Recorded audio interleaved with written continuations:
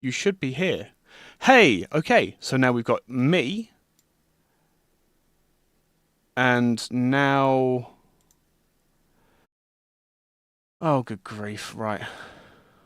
Right, okay, so I have audio now as well. Hey, there we go, right. Mr. Wall.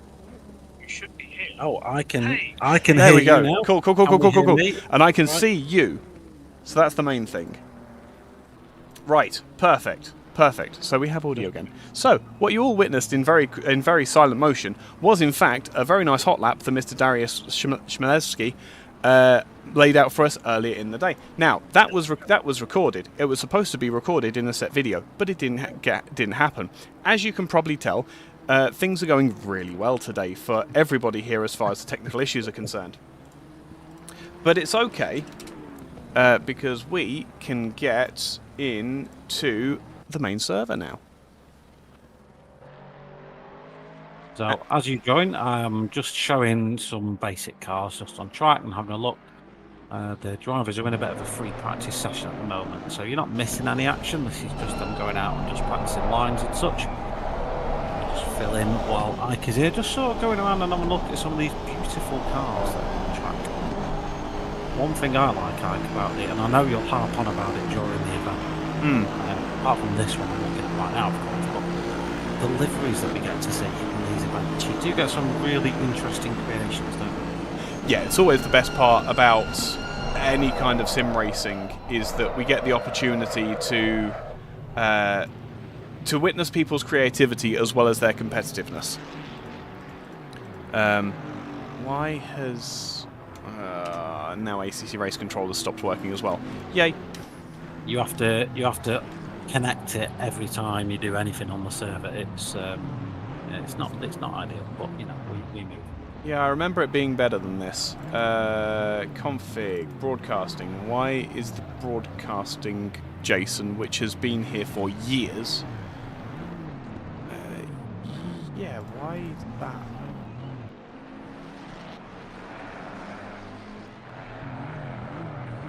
Someone's just sat in the pits revving. Right, work? Hey, you worked this time. Good on you, ACC Race Control. Although I can't be too angry, because let's be very real. This is a system that has been modified entirely by the by someone outside of Kunos. There we go. It's double click. It is a good bit of software. It's a lovely bit of kit. Okay, so you get used to it. Yeah, exactly. Couple of carbon fibre liveries around the place, unfortunately. That's not something that we can really help with. but we are using Awesome Sim Racing. Mr. Christian Fengler pulling off to the side to get back into the pits. That's understandable. We have a Bentley. We have a Barbie Bentley now, nonetheless. We have a Barbie Bentley, no less, and I think that's the most appropriate car for Ken, as well as the mirror finish. Rear end. That's a thing of beauty. Huh? That's a thing of beauty. I'm not going to say that it sort of looks like something you find in the top drawer at my girlfriend's house, but no, it might just do that. Yeah, there's some really nice. There's a Toga car there, Toga McLaren. Good to see the Toga guys. In this one. Good to see Toga back on the grid as well. Recently made contact with Toga through their 6 hours that we ended up having of the Nordschleife. That was such a good race. That it was an incredibly fun race. Really enjoyed that. Really good commentary as well. Really enjoyed it, and it's nice that the Toga guys have joined us for this one, and hopefully they stick around and we can do more things together. Absolutely. Lot of collaboration going on up and down the field as far as Audi. That's the Gen 2 Audi as well for Mr. Moore. Good to see Blake entering again and having issues with the Audi's rear diff. As is normal. We'll see that car backwards a few times, but in the very nicest way possible. It's nothing to do with Go on. What's he done to it? I don't know if you noticed that when he was cornering, then the back end is just bouncing up and down like you wouldn't believe. I don't know. That's what min-maxed dampers will do for you. Right. Let me just very quickly. That's in the right program. That's going to the right place. Let's put a little bit of gain on here, because apparently my ears are slightly more sensitive than I remember. Right, we have the very fun game now of doing a track walk, which again, oh god, my favourite time of the race. So, if we go to it's that one. We have the number 751 Nissan. The Fat Geisha has rejoined the grid. On the stream, I don't know if you might need to just shrink my screen down. What's that? Oh, why is that still there? I turned that off. Down now. Streamlabs or whatever you're using being a bit fussy. Yeah. This is wholly new. Alright, whatever. Let's have this blank. So, first bit of art that we get to see is the 751 driven by Darius Chmielewski in the initial... why it really is stealing my cursor today. I don't know why it's doing that. Because it shouldn't be. Taking pole position really quite handily by a tenth of a second or so. The 38 will be driven by Hanovic to start out. Then third will be the 21. It looks like that's a Mahada Racing. Very nice livery turned out here. It'll be Merry who will be starting that in the 21. The number 100 Ferrari of Yantiri will start in fourth position. Fifth place will be Mortensen in the second of the Mustangs. We'll be needing to watch those go down towards turn 1 for the first time. First, the Aston Martins, the 99 of Macy, will start from 6th position. 7th position will be the first of our McLarens, the 900, driven by Pakiri, will start from 7th. 8th will be Western in the number 19 Ferrari. Very nice T1SR livery there. The Barbie Bentley that we were speaking about earlier of Davis will start from 9th position. 10th will be Use in the 556 Ferrari. Another Ferrari of Peters will be the 97 car. Looks like a livery has not. Is that the server had died? Oh, great. I think I know what's happened. Do you remember the 4 hours of Nürburgring? Yep. Remember how we had that stint timer issue? Yes, we did. I wonder if that reared its ugly head again.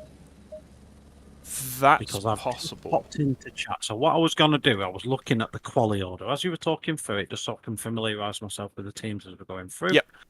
And Rafe, Rafe's just confirmed we've got to do a bit of a server restart, just to just to get that sorted. So someone's just asking for the stream, so that's on that. And that means that what I should do is... So we'll probably restart with probably little to no wait time. Yeah, there'll be a couple of minutes of practice to get everybody back in, and then there will be... and then we will get going straight away again. These server issues, they're a constant bugbear, aren't they? Yeah, I'd love to say that they're exclusive to sim racing, but real life racing has hiccups as well. It's just unfortunately in sim racing you tend to encounter the same ones a lot. So yeah, if you're hosting an event, this is the sort of thing you have. And I can't remember the last endurance race I had that didn't have at least one server restart before you actually got underway. There's always something that. There's always something, yeah. And as much as we would love, like I've said in on a couple of occasions, both on and off the record, the first developer team to get a fully working system together that doesn't crash and that has a reliable online system is the team that will dominate the sim racing circles. If you can make a game that is just reliable, you'll be far ahead. Well, this is the reason why iRacing is so dominant. Yeah, that's true. Given its cost, you wouldn't think it. Looking at that, when you think you can get ACC, you pay what, £30 for the game, £10 for the occasional DLC, but it's free to just log on and play, and you get the cars and tracks pretty much for free. I know you have to pay for some of them, but it goes to. And then you look at iRacing, and it's like £10 a car. Yeah, how's that work? It's so popular. It goes to show how important that reliability is concerned. I've always said you either pay in money or you pay in blood. And I'll be perfectly honest, I've always been one to pay in blood, but like as in time and effort and getting it all working and that sort of thing. It seems as though I'm even like all of us are kind of running out of energy for that. Yeah, I've just seen a question pop up in chat. Where did the quali? We'll run through quali order when we sort of form the grid, Martin. Yeah, we'll probably have to do a quicker version of it this time. It's just we'll have as much time. Oh, it's just but this is practice though, so you never know. It might change over. Hang on, where do you see that regarding the quali times? In the server announcement, scroll up, and it's the multicoloured box in at 12:50 today. So that's your team name with their average lap time and race number. So we can use that. Obviously, that's depending on them being here. So there might obviously be cars that haven't actually turned up. You never know. He's doing it solo. Who's doing it solo? Lambo Maniacs number 30, obviously. That's very brave. No, they're not doing it solo. I didn't think so. Lambo Maniacs. What I also need to do is put streamer mode on, because I didn't do that before. Yep, that's all fine now. Right, so we do have... Oh, Aaron Manchett. That's who Riley's in here supporting, so that is... Where is he at the moment? So what's he driving? Let me find him. So he's in the 999 Ferrari doing it solo.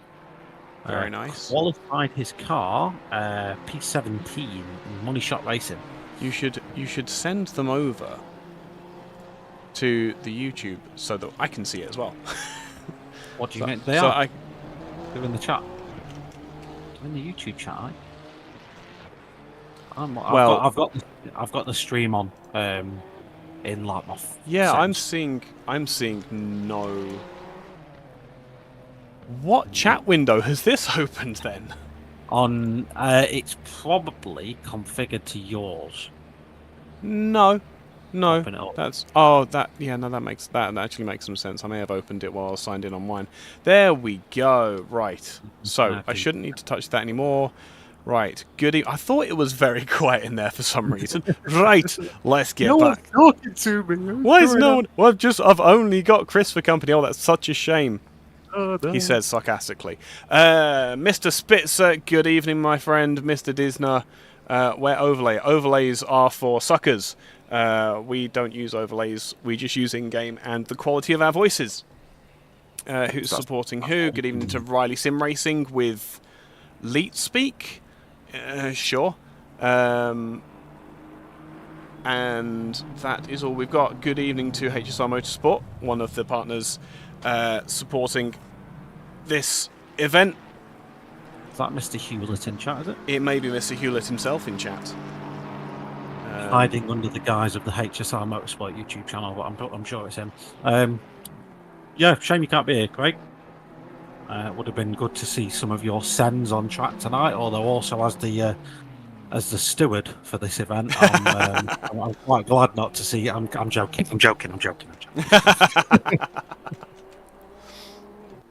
Right. So we don't need any of that. Some serious rain at Indianapolis at the minute as well, haven't we? It'd be interesting if it starts under these conditions now, though. Right. I can't touch that. It is indeed perfect. Right. Well, I will trust you all to keep us on the straight and narrow. If we do start to wander off course, we are going to wander off course. There's no way around that.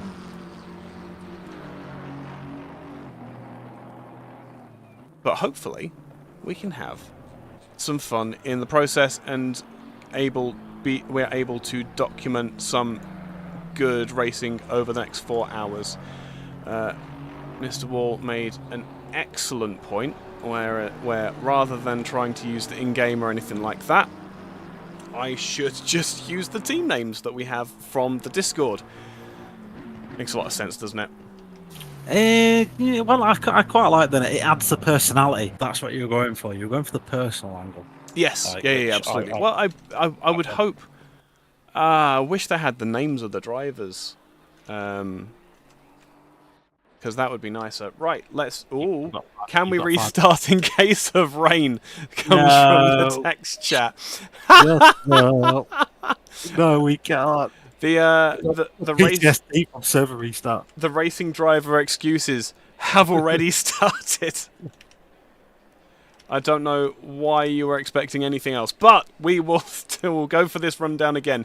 We can hurry through the top 10 in reality because we've got most of them sorted here. So the LNR Bouncy Boys start off in first place. Turn 1 Sim Racing in second. It is Palinka Power in third. Oscar Kadinla. I'm not pronouncing that. I'm sorry. Number 100 car.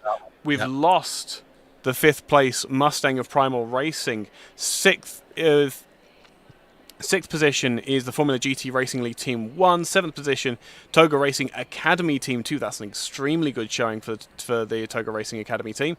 Turn 1 Sim Racing T1SR Ferrari for Team 2. DGSR Team Purple. That's a very DGSR livery there. Dutch Sim Racing Team in 11th.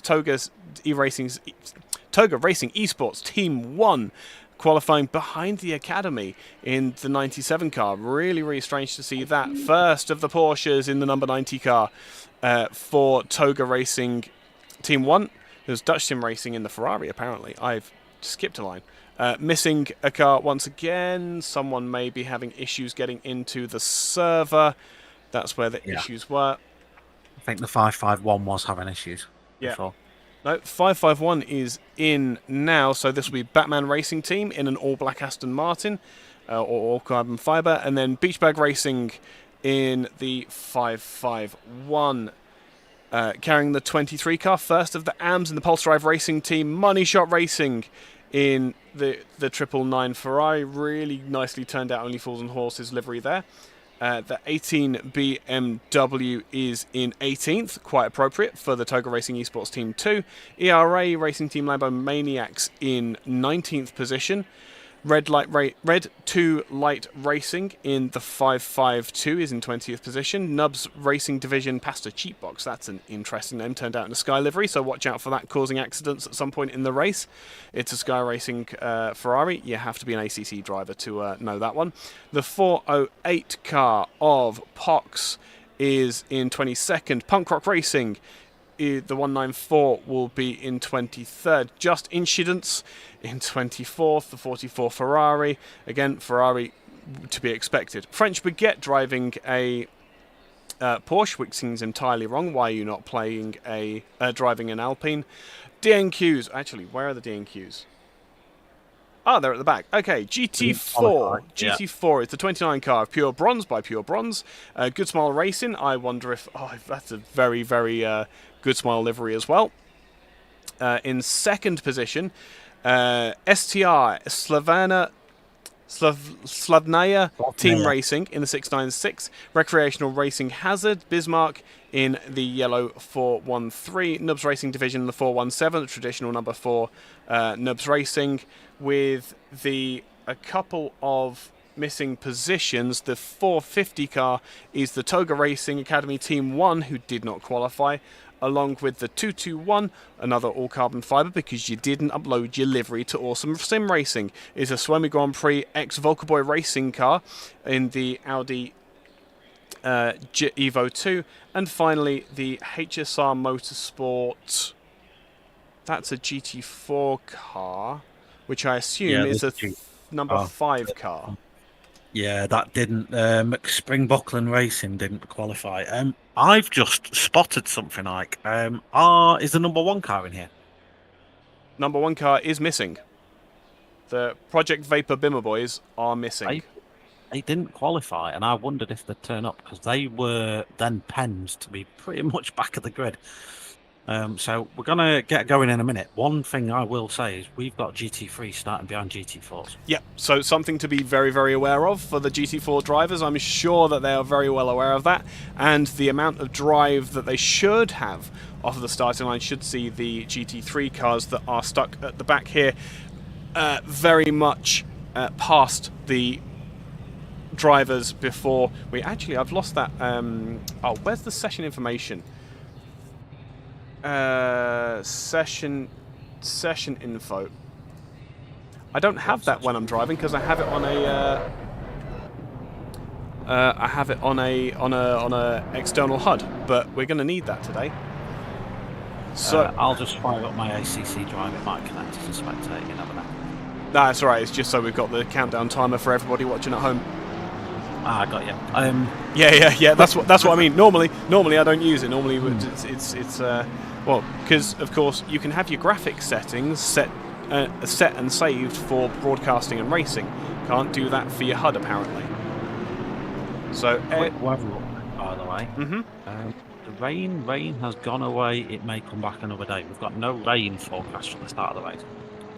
Well, that is a beautiful start for all of the drivers and a sigh of relief, bearing in mind the practice session that we were looking through. As I say, we've got a full 4 hours of racing, so if you weren't already aware, the lesson of today is going to be patience. You've got to be patient with the cars around you, you've got to be patient with yourself, you've got to bring the tyres up nice and warm. There is a stint timer, if I remember correctly, it's a 75-minute one. Correct. So it will be those who can make the tyres last longest who will have the advantage come the end of the race. A 75-minute stint is 1 hour and 15 minutes for those of you who are otherwise mentally occupied, either by driving or by anything else that you might be doing in the real world. So, hour and 15 minutes. The secondary camera works, by the way, before we get underway. Yeah, of course. We have already had this work, I believe. It was full screen before. Yes. Let's go for this, and of course it stopped. Why is it not working? I had you turned on. Why did you turn off? Oh, right. It's... Okay. Yeah, it's OBS being OBS. It doesn't like us, that's why. That's why. That's entirely the reason. So, lots of different perspectives as they come out onto the banking for the first time under race conditions here. It's going to be a very, very, very tight run to the first corner. Let's go to the widest angle that we can get. It's a beautiful sight when when we have an entirely different top 6 drivers. The first 3 rows are all entirely different cars. The first repeating car we have is Ferrari. Could those Ferraris use that to their advantage? We'll have to see. In the words of many, many great commentators before me, you're paying for the entire seat, but believe me, you'll only need the edge of it. 4 hours of racing at Indianapolis, and we wait for the green segment at the top of the screen. We're expecting it to go now as they come across the line, and it is a clean getaway from the Nissan GTR of Christoph Peterson. Got down into turn 1. We come for the first time. There's already a spin in the background. The GT3 car's getting amongst the GT4s, and it's already gone wrong. That was Roth that got turned round in the initial schmozzle. Let's go. Oh, we can go to dual camera. While we hope that... Oh. And now I can't... No, it should go... That'll be okay. Oh, that was a big incident. What was it that caused that?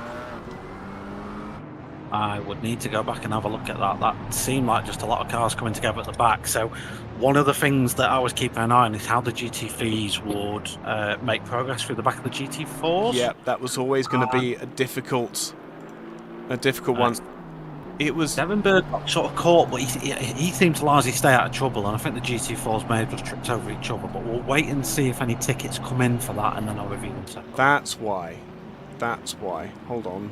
I need to go to sources and remove that from here. That's what was causing us issues. There we go. Right, so a terrible start for the GT4 cars, but nothing else happening at the moment. There's Torn has lost some positions. Fierro, there's a lot of fighting around the middle of the GT3 Amfield around the... That looks like a GT... No, it is a GT3. It is a GT3. We have had some carnage a little bit further back. We've already got the 552 and the 5 in the pits, presumably to damage. Yeah, that the GT4 McLaren with some battle scars already, and the 417 also in the pits. Yeah, followed. It could be the 417 that was involved. Give me a second. I'm just going back to the replay. Thanks for the freezing. Go to the 417. So the 417's right underneath the Mercedes, the white Mercedes GT4, pulls out at the green flag. And that was just the tiniest of taps, but I believe... What about this one? That was 1 minute and 9 into it.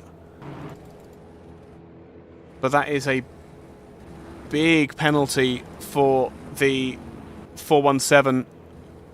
Connection timed out. Cool. Right, so what's caused ACC to the server sorry, race control to ACC. Right. Yeah, it seems to not be working too well. Right, let's get a catch up on what's going on at the top of the field. No, it is refusing. It is absolutely refusing to work. Well, I'll, if you want, while we're going through, I'll just go through where we're at the grid at the minute. So, Peterson leads from the front. He's got just a small gap over the number 21 Ford Mustang, I think that is. That's staying in position off the start. One, sorry. That's it. Spot on. Yep, and then we got Jan Tui in the Ferrari, also gaining position. The Honda lost 2 positions off the start, but some of the big winners there, the Ferrari of Peters and Lagun, they've both gained 6 spots off the start as well, so they've been the big movers early on in the race, as the McLaren gets a little bit of a wiggle on coming out of that corner, but gathers it up quite nicely. So you've got Lagun, Botex, is that are you Valtteri in disguise? Dvorak in P8, Hagen, not to be confused with Hagen, in P9 in the Porsche. Spanu in P10, that rounds out your P10. He has dropped 3 places from his starting position though in the T1 Sim Racing liveried Ferrari. Manchip, solo driver in the lovely, is that the only Fools and Horses? That will Ferrari? be Yeah. He's in the 999, he's in P11. Benedek in P12. Robert in the Aston Martin there, number 69. Wahey Giggity in P13. Then Fengler, car number 30, 4 spots up from his starting position there. He's car number 30, running 14th at the minute. Went for a send, didn't pay off. Then you got Rafe. He's one of the HSR drivers, I think. He is. In the 194. Currently in a bit of a sandwich at the minute, having some pressure by Muir, Cedric Muir. He's in P16. 97 car is into the pits. Not involved in the initial collisions, but for some reason taking a very, very early pit stop. I also see a drive-through as well. That will be for being out of position. Hold on. Peters has been DSQ'd already. 97 car. But he didn't serve it. Yeah, that sounds about right.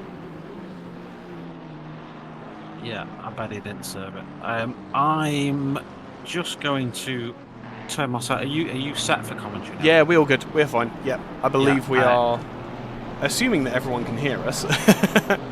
Well, there's comments coming in, so I think we're okay. I'm just gonna disappear for a few minutes. Perfect, no problem at all. As we've said, Chris pulling double duties today, so having a very difficult time of it, having to not only have to put up with me, but also have to put up with absolutely all of the rest of the racing drivers as well. Interesting fight here, although a lap apart, between 2 Chevrolet GT4s. Not too worried about that for the time being. McLaren on McLaren action, bottom half of the top 10. So this is always where the action comes for the drivers here. Looks as though Gwen's got a good drive off of the final corner, and that's given him a bit of a reprieve. However, the 555 car hunting the number 90 Porsche is going to potentially cause issues. Is this straight long enough for the Ferrari to stretch his legs behind the draft of the Porsche? No, it isn't. So they will follow line astern, and that, however, oh, there we go. So it was Manchip almost made a position, but outbraked himself just behind this Ferrari on Ferrari action. So both of them similarly well equipped to be able to deal with the braking forces of the 296. Just nothing happening at the moment. The GT4 car of Yar has lost out to the GT3, the waylaid GT3 car of the 99 of Macy. That will have caused issues there. Peter's been DSQ'd. That's why that is causing that. Very, very close battles. Manchip still up behind Spanu there. Very interested, and now the 555 also. This again, bottom half of the top 10 always provides us with the very best fights. We've got 5th and 6th separated by 0.4 of a second, and 7th and 8th separated by 0.3, and there's only 7/10 between them. The Porsche is very much being dragged along by the 2 McLarens ahead. McLaren of the 900 makes a mistake, gets it wrong in the braking zone, that's all it took to push him right into the fight between the Porsche and the Ferrari. Now this could be manna from heaven for the Porsche. It could also be a very, very difficult conversation between the Porsche and the Ferrari, who is even closer now. Jumping on board with Dvorak in the 555 is just going to show his bonnet to the Porsche ahead, just to possibly put him off Hagen ahead, but nothing happening at this point. Really, really consistent and well paced at the moment. But as soon as I say that, the McLaren gets it wrong. Can the Porsche get up the inside and ahead of the McLaren? No, there is just enough traction to be able to keep the McLaren ahead, but Bottek's very much feeling the pressure from behind now, rather than hunting the 550 car ahead. Let's just show what a difference it can make. Lovely double bite of the brake pedal there, but there's so much space there now between the 550 and the 900, and this is going to be dragging the two cars behind up towards this fight as well. What else have we got going on? There's a very interesting fight. 10th, 11th, 12th. Christian Fengler on the hunt with not 2 but 3 cars ahead. I didn't see that at all. This is Manchip in the 999 car, who has gotten past the 19 of Spanu now into the top 9. Croucher Robert is the car that we are watching, and Christian Fengler hunting that Aston Martin. Lots of straight line speed in the Aston Martin. There's even more when you have an Audi V10 powering the mid region of your Lamborghini supercar. Aston goes defensive, I believe, probably for the first time in this race. It's suddenly gotten very close at the top of the field. They go through the end of Sector 1. That Mustang is not being kind to its tyres. The name of the game today is going to be tyres, keeping them underneath you, keeping them cool, keeping them in the right window as well, and being on the right tyre at the right time. Christoph looks like Peterson is looking after the Nissan's tyres, judging by the pace that they're on at the moment. It's still white hot. A 1:36.2 was the time the last time by, but it looks as though Peterson is pacing that Mustang behind. He knows that the GTR has enough straight line speed to be able to get off the corners and keep that Mustang at bay, and the Mustang, a very, very new car to this GT3 class, doesn't have a lot to answer as far as the classic now GTR is concerned. On the brakes into turn 1, Mustang has extraordinarily good brakes. This is one of the only places where the GTR is absolutely outclassed, but then it has the same issue as a lot of the previous or the earlier gen cars, in which that obviously they're earlier gen cars, so they're very much outclassed. BOP bringing the GTR right back into the play though, and I can hear tyre screeching in the background as well. Maybe just winding out a little bit too much as the Mustang goes to go for a look. Peterson not intimidated by that at all. Goes for a big look up the inside of the inside of the GT4 McLaren, and that was as easy as getting to the inside on the brakes. Lots more speed for the GT3 cars at that point on the track. It looks as though that gap is just about holding steady, and there was a 550 car that has run very, very wide there. What's going on here then? What's happened to have the... We love the amount of lag that ACC gives us. Come on. So was this as they come down to abreast? McLaren goes defensive, and is it a tap? It's the slightest of taps, and that was a little bit messy and a little bit brave for this early in the race.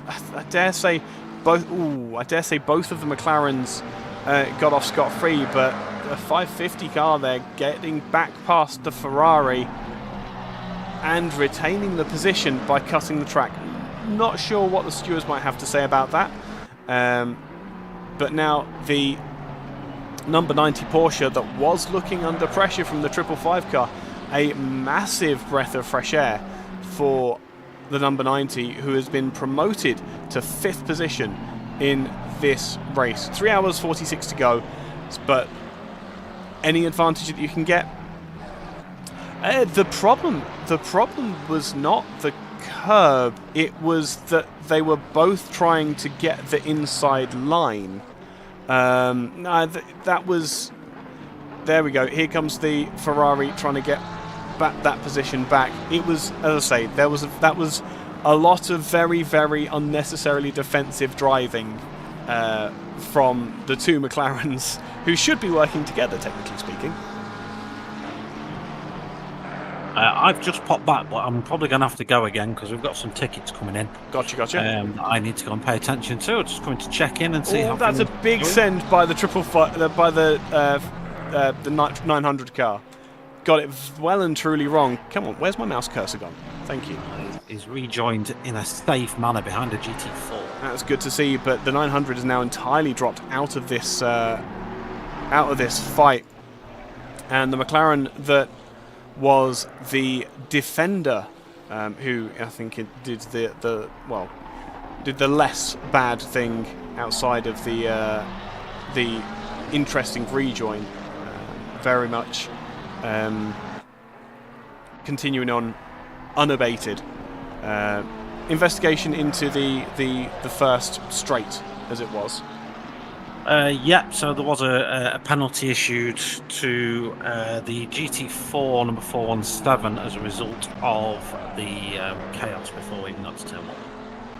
Right, that's understandable, but I'm just going to make a habit of not saying it. No, I'll no, car numbers. I'm not going to give reasons or anything like that. No, you shouldn't. Because they may well be appealed afterwards and stuff like that. Yeah. Oh, there was a little bump like that. Yeah, I've got a few more I need to have a look into. But one thing I've been looking at the data in the background, and there's a lot right now. There's a lot of cars setting their personal best lap times that last lap around. Yeah. Are we getting a bit of track evolution? Because there's a lot of cars sort of out of 10th place that are doing 38s and are sort of matching the pace now, and we might start to see some of these gaps start to close up. Yeah, and the other thing as well is, well, that's, as we said at the outset, that's the difference between those who are pushing at the top of the timing streams, fighting for those positions that they're in at the moment, and those who've been able to bring their tyres up to temperature and pressure a little bit more gently, hopefully running to the end of that 75-minute stint that we have. Obviously, doesn't really benefit them too much to be able to be. It doesn't really benefit them too much to be running to those 75 minutes. You're still going to need to do 3 pit stops, but it gives a whole load of flexibility when you come to the end of the race. In that, if you can run anywhere above that 60-minute mark, you're going to be able to.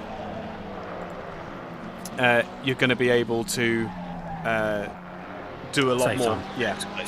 The less time, and this is a long pit lane here at Indy as well. Yeah. So anytime you aren't stationary is a good thing. It's a bonus, mate. It's a huge bonus, and obviously staying out of trouble yourself is going to be beneficial to that. So the less damage you incur, the less time you spend stationary in the pit box. You literally just want to be getting some dinosaur juice and rubber. That's all you want to be doing in the pits. That's it. And therefore nothing more, nothing less. I am just going to mute myself again while I go in the background and do some work. No, you're all good. You're all good. Looking up and down the field, as Chris was saying, we've been seeing a lot of green times coming through. That's a big look up the inside. By the looks of it, from the 550, that was never going to happen there. And that was the 417 taking the escape route to stay out of the way of these GT3 cars coming down into turn 13. If you can hear a cat in the background, there's a cat that's found her toy and she's very happy about it. That's all you can hear. That's all it is. That's your new co-commentator. That's my new co-commentator. Perfect. Oh, and it's a big touch. The McLaren has had enough of the 90 car being ahead and has just pushed the number 90 Porsche out of the way. That's that's a very, very simple bump and run as far as this commentator's concerned. But that is not the first occasion that the 550 has driven a little bit less than delicately. And yeah, naughty that, says the HSR Motorsport account. I totally agree. We'll see if that gets reported. Unfortunately, we can't go making decisions on incidents that are happening just because they're on screen. We have to wait for those tickets to come in. But I dare say that may be a ticket that comes in. Big dive up the inside for Wraith in the 194. The old bump and run. Milano James, you're familiar with the old bump and run. I'm pretty sure I've done one of those on you once or twice. Pretty easy pass for the 194 of Wraith, overtaking the 19 of Spanu, which I believe may have a little bit of damage from the outset of the race, but very sensible pass, very sensible driving from both of the Ferraris, and giving each other just enough space to make this early stage of the race. And that's what we have to say here time and time again. We're 20 minutes into a 4-hour race. This is going to be the first of many fights and many times that everybody's going to be encountering each other. Unfortunately, 555 still up behind the 550, and it seems that given that the 550 now has fresh air, there's not a lot of space being gained from the 555 or the 90 behind. It looks as though these guys are all on a very similar pace. The McLaren is, how do I put this politely, hot lapping as opposed to racing.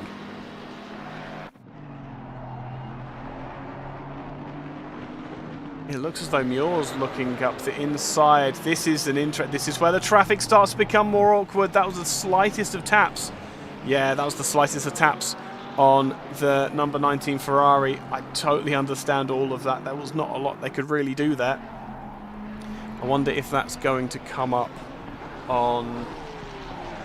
Ooh, that was a big look for Cedric Muir. Didn't come off. Replay time not known. Great. Cool. That's a race control bug. Yes, that's a race control bug. Give us a minute. Where is the closest fight? Of course, it's just outside of the top 5.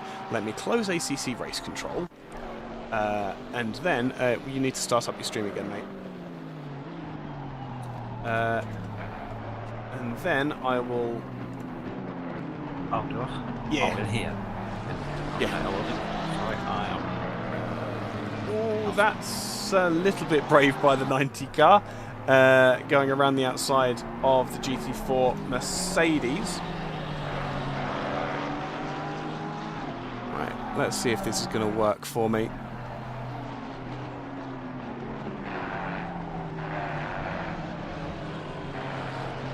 Connection timed out. Oh, please don't do this. Is it being annoying again for you? It's being annoying again. I think I might be stuck. Alright, let me see. Are you still on duties? I am, but I can pause them if you need some assistance. If you could. I may need to alter for ACC. Let me just get back to it. Give me just a moment. Right, I have it, but I can't have the timing screen. No, that's fine. That's not a problem. We can go without it for a minute. My issue, so I'll just. Yeah, sorry about that. I've had some other stuff in the background I needed to sort of work on, but I'm back and doing a bit of commentary for you now. So I don't know if you can see my screen yet, but we'll just have a bit of a flick through. So we've still got Peterson in the lead. Oh, 90 car getting right involved. Sorry, just that I'm still looking. Hold on.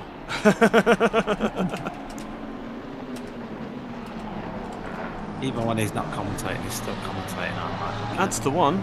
That's the one. Right. I need to be very quick and clever with how I redo this. My Chris cam is blank. Yeah, I know. Okay. That's what I was fixing. Okay.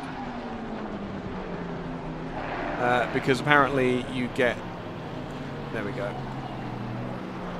I'm just looking at a replay because I just spotted a change in position for P2, so I'm just having a look what happened, but I can't actually see anything that happened, so it's a bit odd. Yeah. So what I was going to say, Peterson in the Datsun running away with things at the minute. He's P1 Gap of about 2.5 seconds at the moment to Merry in the lovely Ford Mustang there. Then we've got the Honda, the lone Honda in the race. Well, we all know that's a little bit of a tricky one. They did apologise, by the way, that they didn't get the livery updated in time. They did have a nice shiny one, but there was an issue with uploading it. So that sounds average. We've got a blank Honda, but we'll have to make do with that one. As far as battles go, we've got Manship. I think he's our solo driver at the moment, isn't he, Manship? Manship is a solo driver. He's running a Del Boy livery as well. So he is currently chasing down Robert in the number 69 Aston Martin. So getting a good run here at the final corner. This final corner, I think, I don't know if you agree, when we get later on in the stints, when these tyres really start to cry, we'll really start to see some drivers get a better run onto the straight. Yeah. So how you manage your tyres in the early part of the race may well pay off towards the end if you look after the tyres well enough. Yeah, well, absolutely. Struggle into that braking zone as well. Whether that's a Ferrari thing, I don't know. What else have we got going on? We've got Blake Moore in the Audi.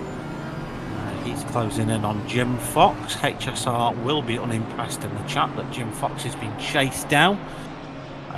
Last lap, Blake was 2 seconds faster than Jim. So Jim's obviously nursing some sort of issue at the moment. He could just be nursing the tyres. He might actually be listening to us, and you never know. But he's, I would still expect. I can hear a lot of sliding in that McLaren. Whether he's killed them early on, I don't know. I mean, you'll be best placed to answer things like this, but yeah, I'm always sort of the opinion that you look after your tyres in the opening sort of 10-15 minutes, and then it pays you dividends at the end. You don't have that graining phase that really kills them off. And round Indy, it's a low grip track anyway. You can grain your tyres up quite quickly because they do a lot of sliding. Yeah. And looking after them in the early part of the race is pretty important. It will pay off the dividends. Long stints as well. 75 minutes is about the maximum stint, and I don't think all cars can do that length, can they? No. A lot of cars won't be able to do that. Oh, as Jim Fox gets just a touch on the grass on the exit there, and that allows Blake just to run round the outside that he needs. Will Mr. Fox then be able to regroup and carry on? It gets a little bit close. I think there was contact, but I can't be mad at that because he stopped himself as soon as he realised it was going to be. So, it's got to happen. Those sorts of contacts, they just happen. There's no harm, no foul. No one's lost any time out of it. The damage for both is going to be mutual. You can't really. It's frustrating more than anything else.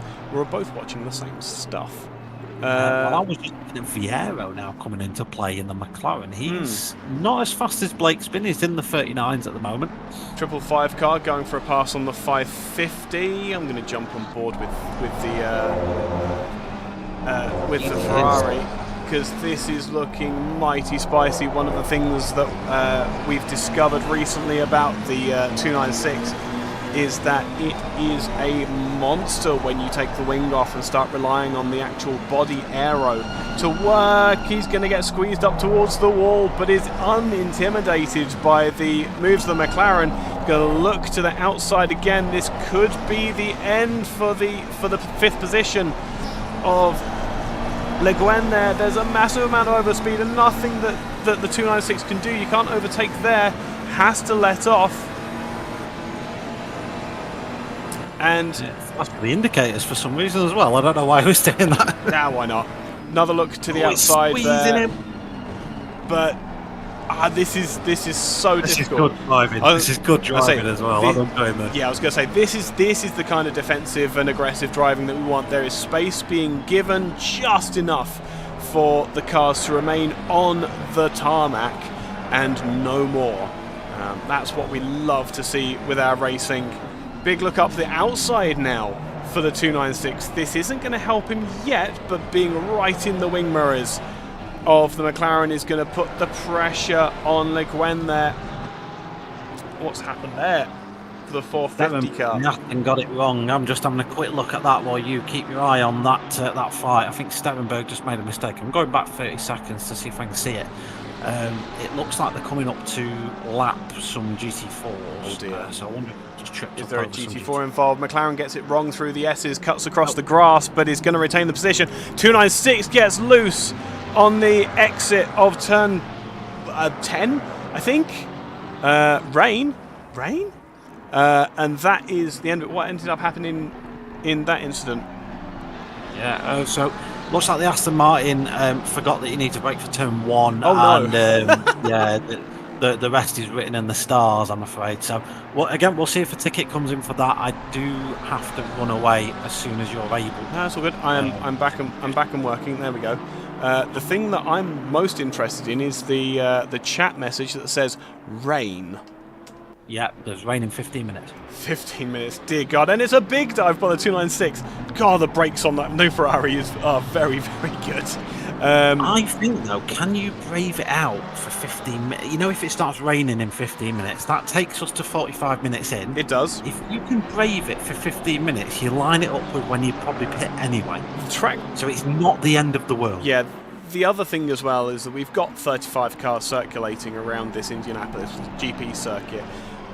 There is a lot of rubber and grip being laid down, and in other sims, rain might be an issue on the racing line, down rubber might be an issue, but in ACC specifically, the grip factor is not too much of an issue, so you can run slick tyres right into them. That 90 car gets a touch again. I can't blame the 555 car that time. They were doing everything they were supposed to, staying on the inside. But that's given the 550 car a complete reprieve from any fighting that they'd have to deal with in the near future. That's a really annoying break in the really good fight that we were having there.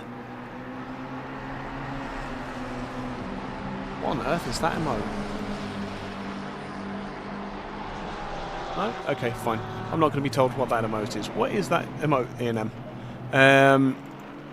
Let's have a look back here. Why is the McLaren flashing? Terry Botex is looking for a way past the 555 car. He thinks he has the pace to get ahead of the 296. Honda has been given a 5-second penalty in third position. That's going to cause issues in the second stint of the race if he's not able to draw out a bigger gap from the 100 car. There's a lot of issues potentially there coming. Botex looking once again through the second complex for that second position in Pro-Am and 6th overall. You could get the full hour, Stinnies. Yeah, absolutely. You could get to the full hour, and I think that may well be what the majority of the drivers are hoping for, is to get to that 60-minute mark. Get a full tank of fuel gone through, and what's going on here? That's the night car losing out to the GT3552, but that is still in reality a pass for position. But obviously the 552 has been quite waylaid in the course of this race to only be passing the 4th position GT4. I'm agreeing with you. Gap at the top's closed up in a big way this time. Thank you very much, MJ, for passing that on. They were as far away as half a second, but Peterson is now going to have to really start to earn his keep at the top of the timing screens. It's going to be a big look up the inside for the Mustang, but going to abort out of that. You won't be able to do that in a GTR. Diving backwards and forwards like that is a good way to find yourself in the rear end of the car ahead. But lots of lap traffic coming up for the leaders now. GT4 is easy enough to dispense with, but that is the BMW of Thornton. Here we go. This should be fun. Let's see how Thornton deals with the battle for the lead coming up behind him. He should be able to get a good run out of turn 15. It's a big slide for the BMW and for the Mustang as well. That's going to cause a few issues for all of them. But the Mustang hides its tyre wear well with a big dive to the inside on the lap down car, and those enormous brake discs finding purchase and getting the car stopped much easier. Mustang in second has done a new fastest time of the race, a 1:35.990, something we would expect to see with the fuel running down or running out. We're about 2/3 of the way through the stint now. Christoph really trying to break the toe of the Mustang behind. I'm sure there will be some German expletives coming from the visor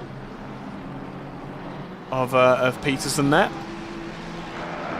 It's close, but I don't think that the Mustang is going to make any insane silly passes. He's going to be relying on traffic to be able to make the move. We're only halfway through the first stint now, so lots and lots of time to make the pass, but got to make sure you're doing it in a clean way. Ferrari sticks on the inside, disobeys exactly what was said in the driver's briefing, and puts another chicane into the final complex for both the GTR and the Mustang. Looks as though they are all... there is pressure being applied here by Merry, but nothing too egregious or offensive as far as attacking is concerned. He's just sat behind the leader, using the fuel, and I think that he's trying to use the GTR as a bit of a ramming spike to get to get an easier pass through this traffic. McLaren doing the sensible thing and staying way off the racing line to let the leaders pass. And now this is making me want to be driving in this race rather than commentating again. We managed a whole half an hour, ladies and gents, before I get FOMO. I believe that's a new record. But that is the gap starting to go out a little bit now. Very interesting fight once again between 5th, 6th and 7th. Is two McLarens and a Ferrari. Is Owner Speed partnered with Peterson commentators? No. Pass. Sorry, Craig. I don't know quite what you mean there. But the 550 car that has been in the wars both on the attacking and the defensive side is suddenly getting, shall we say, a few of the cars that they've had interactions with up behind them. So I dare say there may be a couple of ballsy passes coming for the 550, and no sooner do I say it as the 550 comes across the road on the 555 car. 555 car gives it a big old kick up the backside, and that pushes him back into the 900 car. It's all going off at the head of the Pro-Am class. Welcome back, Riley. The 296 has the draft of McLaren ahead. I dare say that they may retain that 6th position by the time they get to turn 1. There we go. 900 car being very, very sensible and giving both of these cars ahead a lot of space. Peterson is doing this race. Christoph is someone entirely different. Peter is... Only Speed is Peter, not Peterson. Only Speed is, I believe, in one of the GT4 cars. When this fight calms down, we'll go and have a look for him. But it looks... Oh, that is a disappointing touch. What's happened there? See what is it that caused that interaction.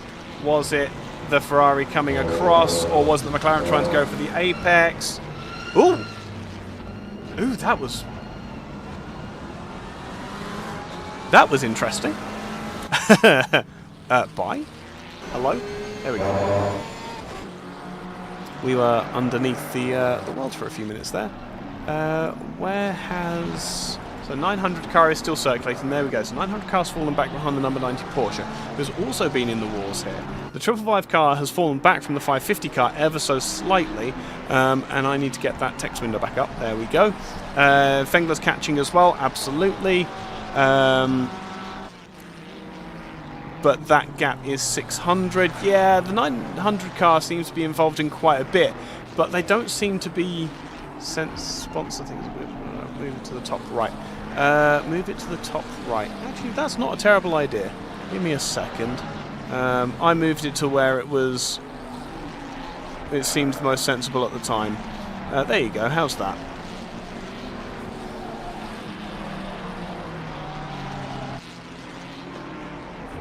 I was trying to keep it so that it was on the left-hand side of the...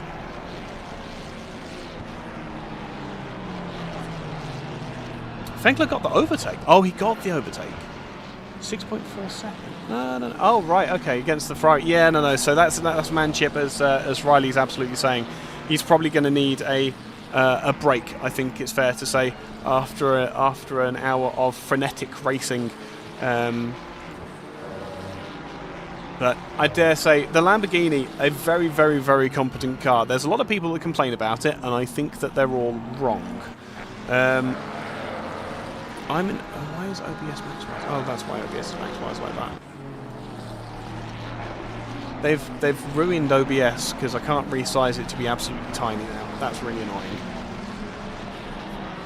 Right, so 555 car back onto the back of the 550 just to check in with the leaders. They're around the same complex where the GTR has no pace and the Mustang has similarly no pace, but a little bit more pace than the GTR has. But that gap's still very, very consistent.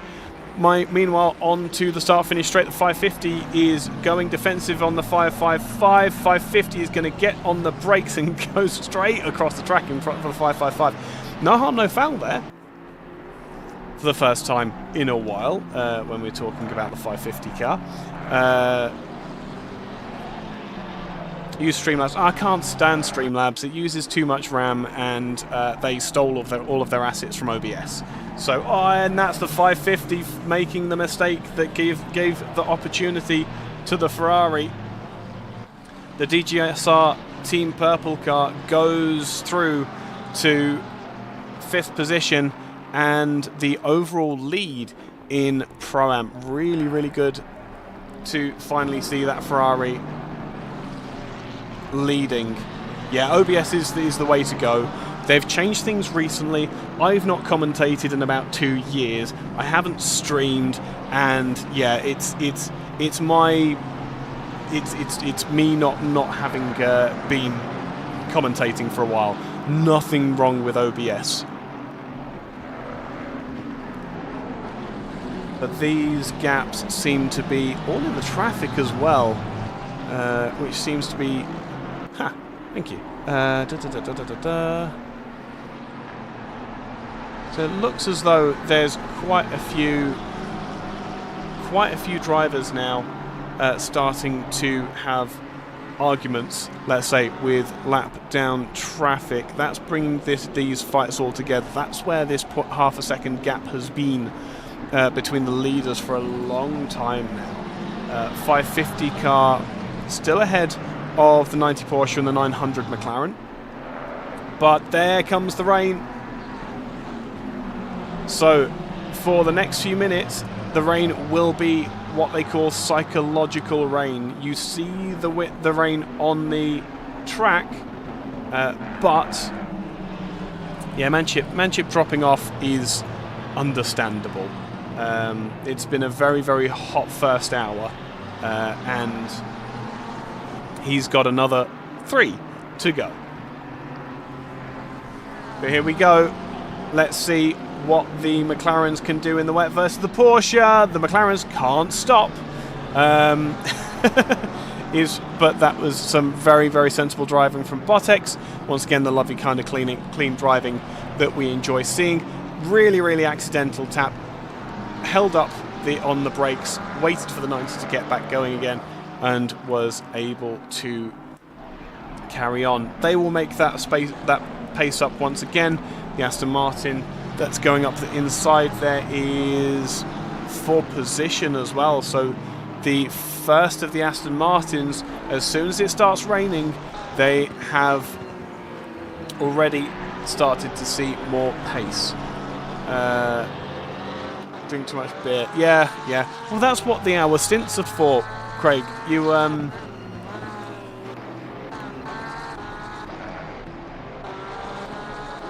don't have to uninstall all the stuff regarding Streamlabs, because that's all stored locally.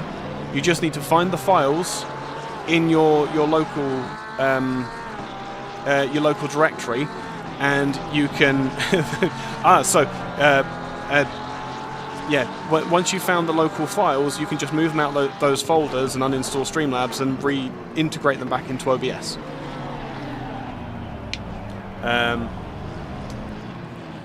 But yeah, speaking of 30 seconds to go to the toilet being a bit of a struggle, totally agree. Tried to do it in 1:30 at the start of a race on Thursday and missed the start of the race. So I can only agree. Mr. Peterson into 12th position. Is that through pit stop or through incident? Hold on.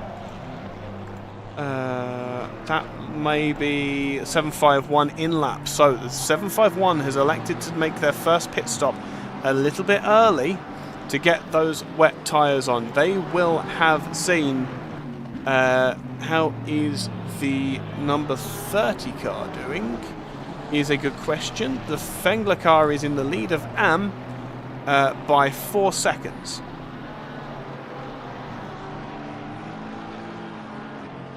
And here comes the first wave of stops. They're a little bit early. I think this might be a reaction to the weather forecast, which is, the rain is going to be getting heavier, which means that it is going to be a wet tyre stop for at least the next 20 minutes or so. Number 30 hasn't crashed yet.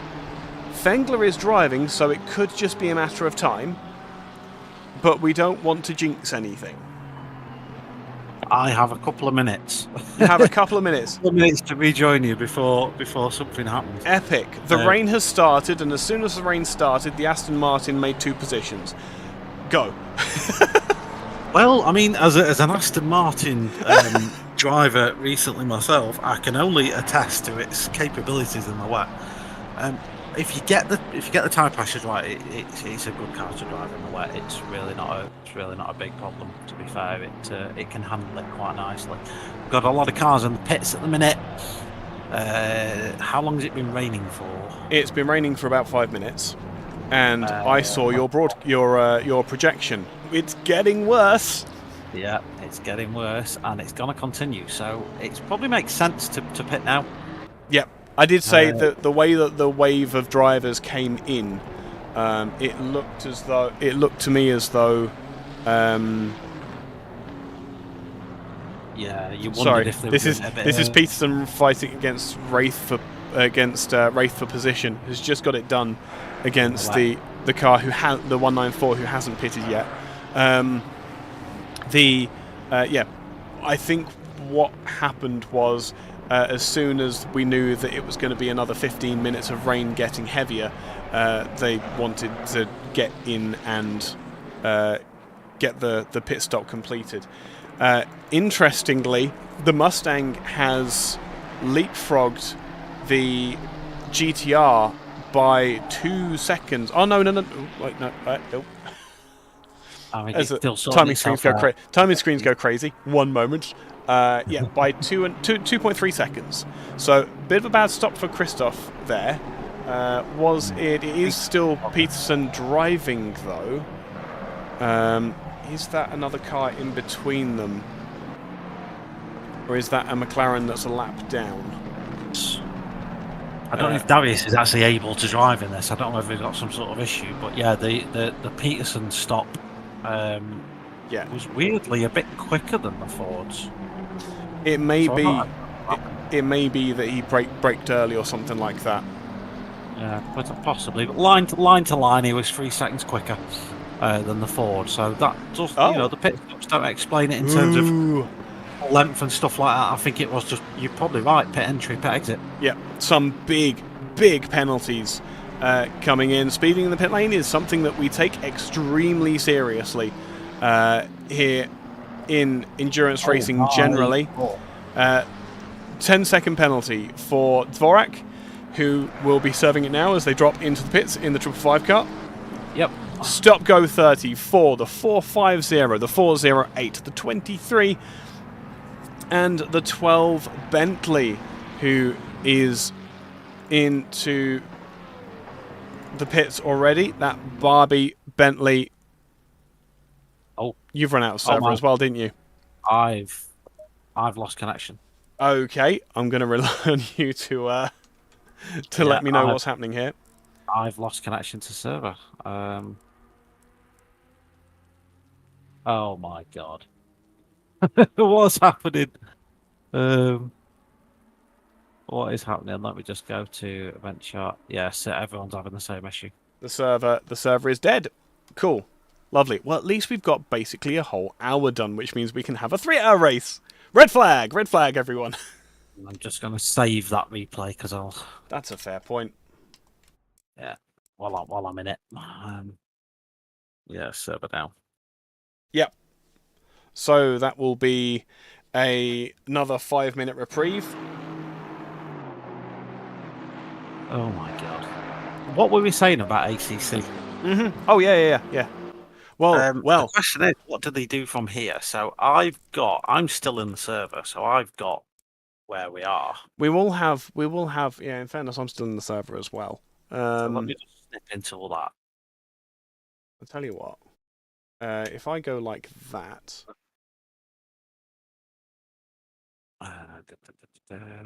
I believe we should be able to... Oh, emergency meeting. Oh, boy. Yeah. Do you want me to go to that and I'll let you know what's going on? If you could, please. I will... Yeah. Someone really didn't want to drive in the rain. Yep. Go on, Chris. Bye. Cheers, mate. So, it is a mandatory break? I was going to say, Manship at least can go to the toilet and get a drink and have loads and loads of fun whilst we get all of this sorted. Agreed. Now, that's the other question is... I have never seen this before. I'm not going to... Yeah, exactly, Matt. Absolutely spot on. Oh, no. Oh boy, okay, so it's Peterson for... It's a commercial break. Hold on a second. I can do this. Hold on. This is really dumb. This is incredibly dumb, but it's going to be funny. New scene, and I want to have... What would you do if you've... Right, just in very, very serious question. Are we speaking hypothetically, or are we speaking as though there's some kind of legal repercussions? I mean, that's the gamer answer. Loot all of their valuables, and sell them to the nearest trader for gold. That's the correct answer. It's browser source that I wanted. It's that one that I wanted. It's yeah, somewhere around there. Hello, Mr. Ike. Hello, Mr. Lewis. How are you doing, bud?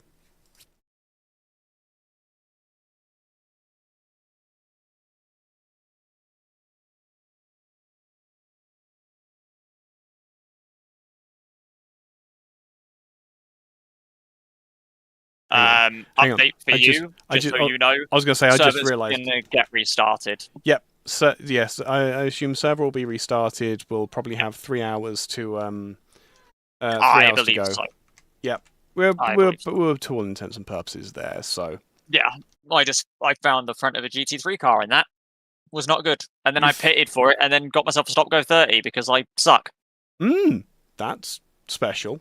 Only you. Well, no, I tell apparently went in at I tell you 90. what. Do you want me to take your place in the rest of the race, and you can do the commentary with Chris? No, I'm enjoying it. Damn it! Surprisingly. Damn it! I managed a whole 35 minutes before I was like, I really want to be driving. Bonjour. Oh boy. The stream's still going. Yeah, the stream's still going. Yeah. I didn't have an internet issue. Yeah. No. It's the server. I think the decision, the question/decision is to restart with 3 hours or whatever it is to go. Yep. But Makes as sense. it started raining, half of the drivers had pitted. So, But there'll be new conditions anyway. So do we do it? And Craig, we're aware this is live. We are transparent. We are broadcasting our inner circle to the world as a show of kinship. So shut up. Oh no! They're talking about the stuff we were talking about. Okay. You were just chatting nonsense. Chris, They- can I just borrow you for a second? Yeah. Do you want me in a private voice chat? In my channel. Yeah. Cool. Okay. Ooh, they're going for a private chat. Wait, am I on my own now? Did I get abandoned? I got abandoned.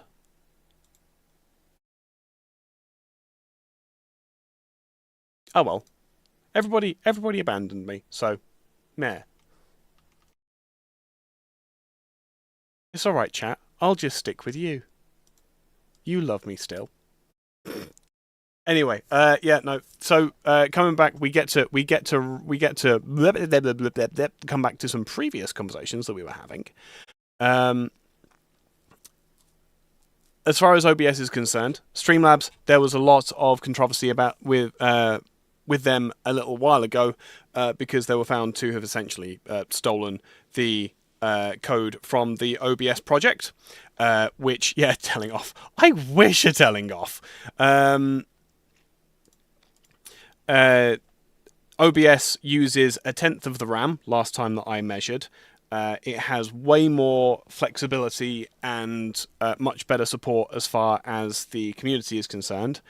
And it just runs so much better. I mean, I'm currently streaming at... I'm streaming at 10 megabits per second through OBS, and you should be able to see all of the lovely rain droplets if you're set to full quality. And because I'm streaming in 2x1, if you are... It hasn't been sued yet. No, it has been sued. Streamlabs was sued by the OBS project. It was a couple of years ago now. So they have to use a much older build of OBS. They aren't allowed to use the up-to-date build. So Streamlabs doesn't have a V1 encoding support. Streamlabs doesn't have a HEVC encoding support, which is the encoding that I'm using. It took a matter of seconds for me to go off into... Oh, hello, bud. Hello. How's it going? Hello, it's me, Blake, and I've spawned on the I was the guy who got taken out the first corner, not first corner, the first lap. The first lap. Yeah. What happened? Yeah. Yeah. Honestly, it was a bomber because first of all, I got a really good start. I passed all the GT4s down the main straight, and then next thing I knew, I was being cautious in turn 8, and then out of nowhere, poof, in the back of the side of me, into the back of me goes the Ferrari. Just no! Out of nowhere. Yeah, it was just the worst feeling because I know I would have gotten more places, but if that instant legit killed some part of my race because I had damage on the rear, which basically had to nurse that I basically have to be even more careful with the throttle than it already is bad because the Audi is very well known with the being very loose at the rear. So, I'm but gonna ask you a question. yeah, We in ERA, obviously, you're very much liked at ERA, and yeah, we were having conversations with you. yeah. Or apparently you were going to take another car, but you're back in the Audi. What's happened there? It's the reason why I took the Audi because one of my teammates, Florian Volker, knows the Audi pretty well, and it just became like this trademark for the Volker Boy Motorsports team. So it's for me a different challenge. I'm used to the Porsches and Mustangs, but I feel like the Audi is a completely different challenge. I want It to challenge is. myself sometimes, Fair. and I want to push myself out of my comfort zone and see how I do. I mean, to be honest, I have the pace in the Audi, but it's just some unfortunate stuff happened before the server crashed. Oh yeah, no. That was absolutely not what I was saying in the slightest. It was Yeah. It was very much a case of just wanting to understand what was happening, because obviously we miss you in the Sunday races. We've been hoping that your life has been going well and we'll be able to see you back soon, especially as you say, since the Mustangs come out. It's been very nice. It's been nice to have another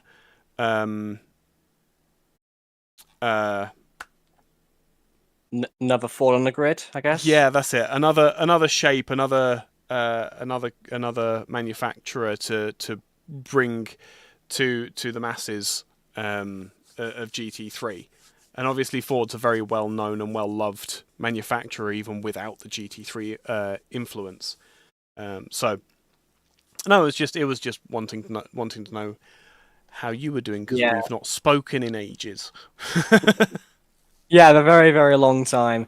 Mm. It's like I said, it's just that I want to push my boundaries, and Focal Point Motorsports is about the Audi, to be honest. So, yeah, Yeah, absolutely. And that's the thing, is that you have to learn to be flexible, and if you can develop that flexibility now, it'll serve you way better when you get back to racing on a regular basis.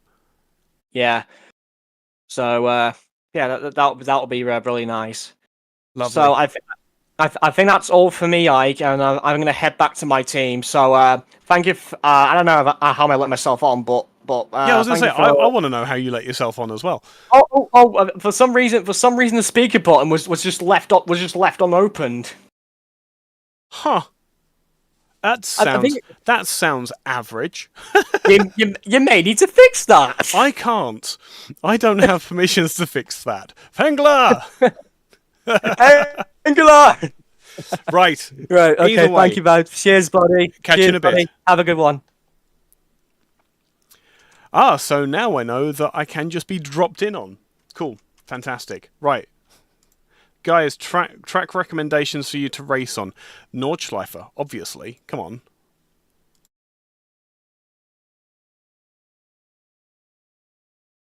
Like, clearly. Which superpower would I not want? Oh boy. Okay, this is just a podcast now. Which superpower would I not want?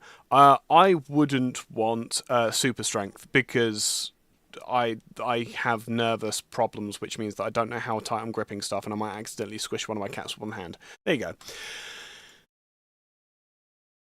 This is that a Mr. Adrian? I'm on streamer mode, so I can't see who it is. Yeah, It's it a is, Mr. correct. Adrian.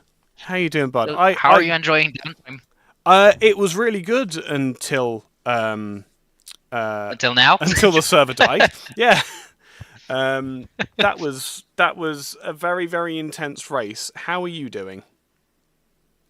Well, I was getting mentally prepared to drive the car, and then I Yes. wasn't driving the car. So talk us through preparing yourself to drive the car. First of all, I'm gonna do what I don't normally do, because I know what you have. Talk us through your rig, for starters. Oh, okay, yeah. So the base of the rig is a wheel stand 2.0, because I bought it when I had limited space. Mounted to that, I have an Aztec La Prima bundle, which I absolutely love. I used to have a Fanatec CSL setup previously that I had to sell because I was financially irresponsible. But now I have a La Prima bundle, and it's been treating me great. It's at my level. I don't need anything more. So with the groundwork set there, you've got a 12 Newton meter wheel, you have a nice GT wheel, you have the lovely Hall effect pedals from ACC, or are they load cell at that point? I can't remember. Yeah, no load cell brake. Yeah.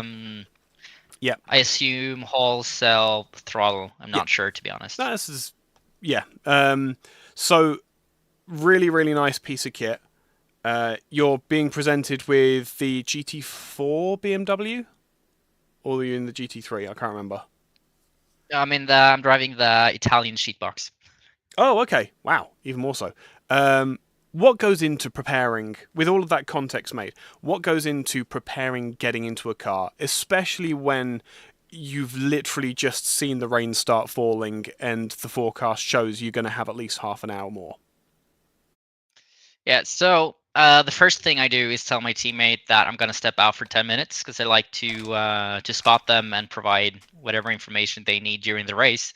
But I spend the last 10 minutes just getting ready. So drink some water, go to the bathroom, all that stuff. Then I like to just rest my eyes, close them, try to visualize the track, try to visualize as good as I can my inputs. I like just going through a lap in my head so that I feel like I have at least some memory of what's going on when I get into the rig. Then restart ACC in VR mode, jump in and get ready. There we go. So that's the whole 10 minutes. So quite a bit of preparation there for you. We've got this impromptu pause that we've been gifted ? But It's a nice way to put it. yeah, it's one way of putting it. I mean, on the server now, it's showing us bright sunshine, which I think is great. But we've been given this reprieve. How much does that cause issues with your prep? Will you still be getting in the car for the second hour of the race, or have plans changed now for you? Yeah, so I'll still be doing my stint now as planned, because we wanted to split it evenly. So now I also have to do race start, which I try to avoid during endurance races, because they are scary. That's when the most shit happens. Yep. But now I have to prepare for a race start, so it's just calming down, trying to breathe steadily. I tend to, what should I say, let adrenaline impact me when I'm doing these kind of things. So it's just like making sure to just calm the body down and make the best of it. Absolutely. And best of luck for the rest of this. The rest of the race. Hopefully, the race restart will be nice and calm for you. Remember, the brake pedal is the one in the middle, or on the left. It's on the left. I have two pedals. You don't have. Yeah. Remember, the brake pedal's the one on the left. That's more important at race starts than the throttle. Especially this one. So. Yeah, it's that turn one is a scary place. Looking forwards, we have the ERA first round of the ERA Championship coming here tomorrow as well. Are there any? Is there anything that you have in mind that this is you're trying to take away from this race in preparation for that tomorrow? Yeah, so I'm driving the same car for the championship. So most of all, I think it's just great practice being out on the track, spending 2 hours in the car on the track, getting the experience, because seat time trumps everything in the end, which is what I'm lacking compared to a lot of the more experienced guys. Yeah, exactly. Perfect. Right, we'll let you go. I believe there's a couple more people. We have some guests. We have some guests. Reminder, like we said in the driver's briefing, gents, if you want to come and talk, you've got to raise your hand. Or you might just be listening because to it. you might just be listening to us as well, which is entirely appropriate. There we go. I thought that might Okay. happen. I'll get Hayden in Yeah. here. Ogre. Thanks for the Helga, shout. where Have is the fun with the mic? stream. Yep. Have a lovely one, Adrian. Yeah. Catch you in a bit. Thank you. Mr. Hayden, I have a feeling Good we've evening, spoken gents. before. How we doing? We're not doing too bad. How are you doing? Well, I'm hoping when the server goes back live in a minute, we are P1. I did I'm notice. hope- Yeah. I'm And I think Christoph is gonna rue that pit stop until the day he dies. I can tell you the order that it's going to be sent in because I sent it. No, let us have the surprise. Yeah, my perfect. teammate. I want to leave it as a surprise when we join. I mean, we'll be happy to be anywhere in the top 3 because that's where we were there and thereabouts when obviously the rain came and everything was happening anyway. So anywhere inside the top 3, I think we'll be super happy with, to be brutally honest with you. But yeah, I don't know if you guys noticed, but we had a car change literally last minute, as I say, Friday. I think it was Friday night. We were driving the BMW and went, this is like driving on an ice rink. We're going to head to the Porsche, and it actually is much better. Oh. Yeah, we won't do it. What I was going to say, and I'm going to really enjoy asking this question, is how much do you regret getting that dedicated box now? I don't regret it at all. No. My bank balance regrets it. Oh yeah, but, obviously. Well, we didn't have this issue at the 6 Hours and Nords, did we? With how many cars? No, yeah, no, we didn't. It's just one of those things, right? Like finding the right server host is so difficult, and getting it right is so hard, and trying to save money at the same time. Yeah. Obviously, being a community owner like I am, and trying to put on races for people, it's so difficult because it has to come at a cost, and that cost predominantly comes out of the community owner's pocket. Yeah. We'd never expect anybody to contribute towards server running or anything like that. I hate begging for money. That's just one of those pet hates that I just despise. I don't like putting those pings out there. Oh, come and subscribe to us. Come and join us. Come and join our team. Like every time I write those things, I cringe a little bit.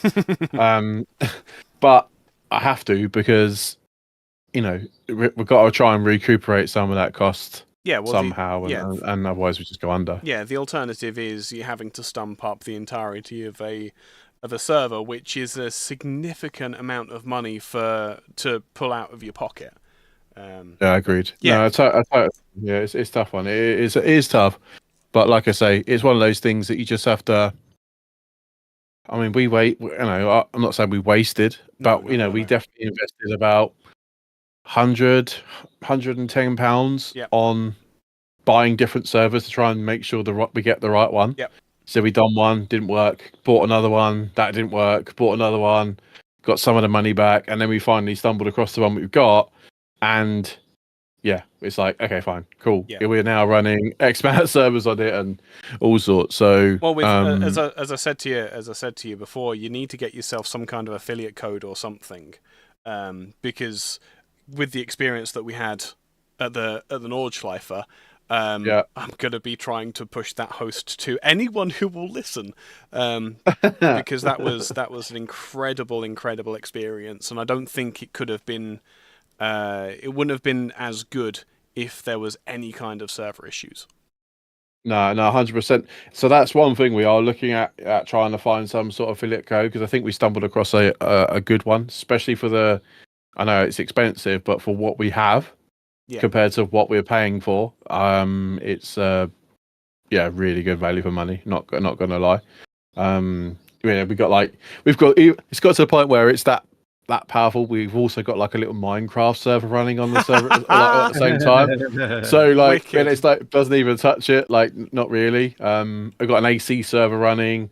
6 or 7 ACC server running. Like we've got this thing's a beast. But I'm sorry, I'm probably gonna have to leave now because I can see in your chat there are people saying that I'm yapping. Are they? No, they yeah. They can suck dicks. They're not coming to speak to us. Hayden's loaded, apparently. No. No, I'm not. I'm definitely not. Well, he Last minute, was. that's- He was, and then he started paying out like 60 quid a month on a dedicated server. Oh, and the rest. Oh no! Oh god! Jeez! Yeah, and the rest. And the rest. It's not quite £100 a month. Oh my but it's close. god! Yeah. It is close. But like I say, it's you do get those really, really kind people that do contribute. And like again, I hate begging and I hate asking for money, but that's why we've set our like. And I'm not promoting this in any way, shape, or form on someone else's channel, by the way. Just make it clear. No. But, like, We invited. we charge. I was going to say we invited the conversation specifically because. I would never do that on someone else's channel. No. Make that clear. As I say, we invited it because like we have like. We've borne witness to your terrible staff and moderators who clearly have no respect for yourself and the hard work and money that you put into it. I'm just the cash cow. I was going to say Sorry. I'm gonna have issues next time I set foot in Toga, aren't I? No, it's fine. You're a marked man, Ike. I just take away their perms. It's fine. Yeah. Perfect. Mr. Fengler, you've joined us. It's a community hotspot here. Community owner hotspot. Looks like it. Right. Just want to announce server's restarting right now. I hope the reshuffling didn't fuck up the grid, but how much worse can it get at this point? For us, perfect, but yeah. Yeah, I've seen you've cheated your way forward. No, they haven't cheated. It's strategy. Strategy, Fengler. Something you know we nothing knew about. that there was a server coming. Yeah, there was a server issue coming. We sensed it. Did you? There was a DDoS attack. Yeah, Dexter has just closed his terminal now. That's what. Yeah, that's Right. that's what the server was. I need to switch to my driver. Yes, go ham. It's all good. To everyone. It's just open, by the way. The server has just opened, so if you're in the chat, Go, don't go, forget go, go, driver go. Driver one, join first, Yes. or you will be spanked, whether you enjoy it or not. Hey, there we go. I need to remember how to do this admin command now. Cool. But I will let you guys. Yeah, crack no. on. Hayden, it's a keep up the- pleasure. I No worries. sincerely wish you all the best through the rest of the race. Hope that everything goes well for you, and obviously you're always welcome to come in for a chat, just as we are at Toga. Yeah, lovely, man. Lovely. No worries. I'm praying for rain, and I don't see any. I am not seeing any rain either, which is. notice it's still 4 hours though. Ooh, really? Ooh. Yes. That's Which going to need a restart. Someone needs to go and shout at Fengler. Lovely. And tell him to put rain on. And tell him to start at rain. can I- Cool. Rain. Yeah, I'm sure we can make that happen. Plus is in your chat for rain. Let's go. Right, catch Yeah. you in a bit. Catch you in a bit, Hayden. Have a good one. There we go. That is Mr. Hayden Sweet, one of the the owner of Toga Motorsport. Don't be like that, Barry. We love drivers who yap. They make our job so much easier. And especially when you've got gentlemen like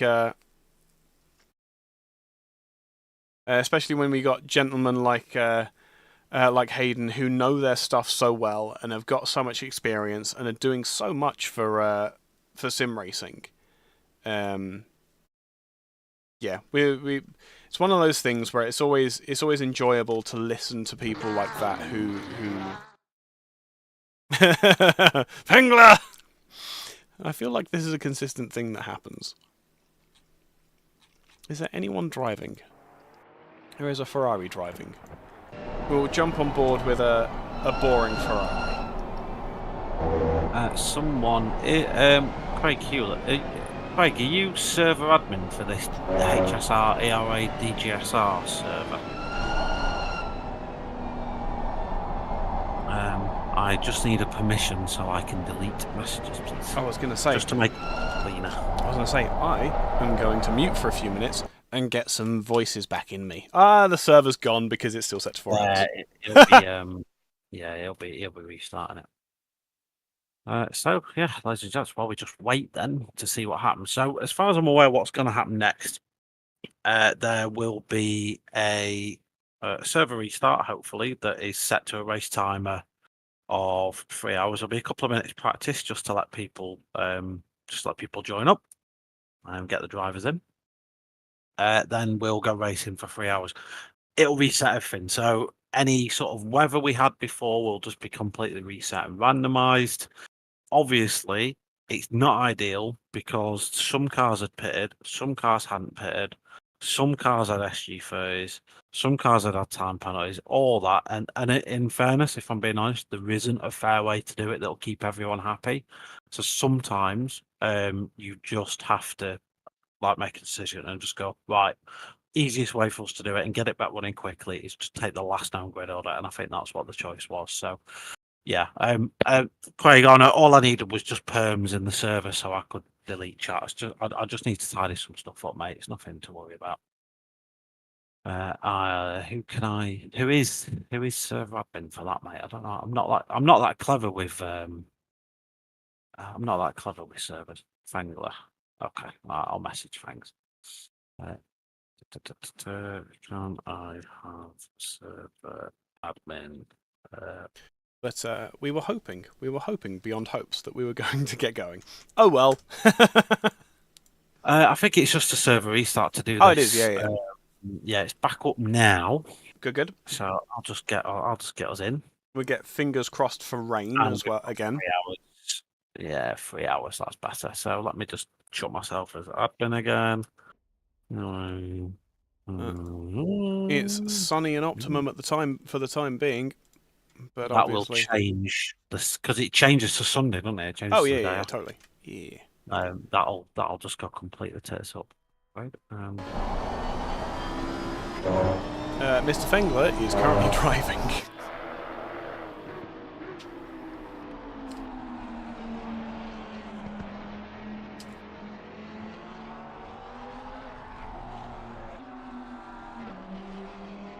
Yeah, I just need to be able to tidy some messages up, that's all.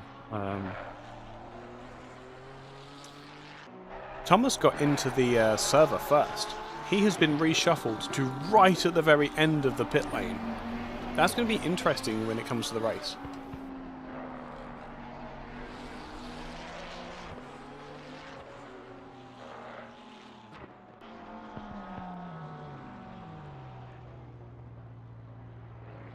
Right. Let's have a look, because assuming that this server is going to stay where it is. DW-racing, Craig, please. I've asked Fengler to read my DM anyway. I think he'll probably get round to it if he can. Yeah. So this is he's already jumped back to the pits. So this is a suddenly very interesting lineup that we have here. It's the GT4 car that's at pit out. The car that was running in 4th, 5th position, the 38 Honda, in second. We've got the 30 car that's going to be running in as the camera gets hit with the. Thank you very much. By a Ferrari. The 30 Lamborghini third. So all of these cars. This isn't the starting order. Pardon? This isn't the starting order. No. So, no, okay, but the way that they have joined.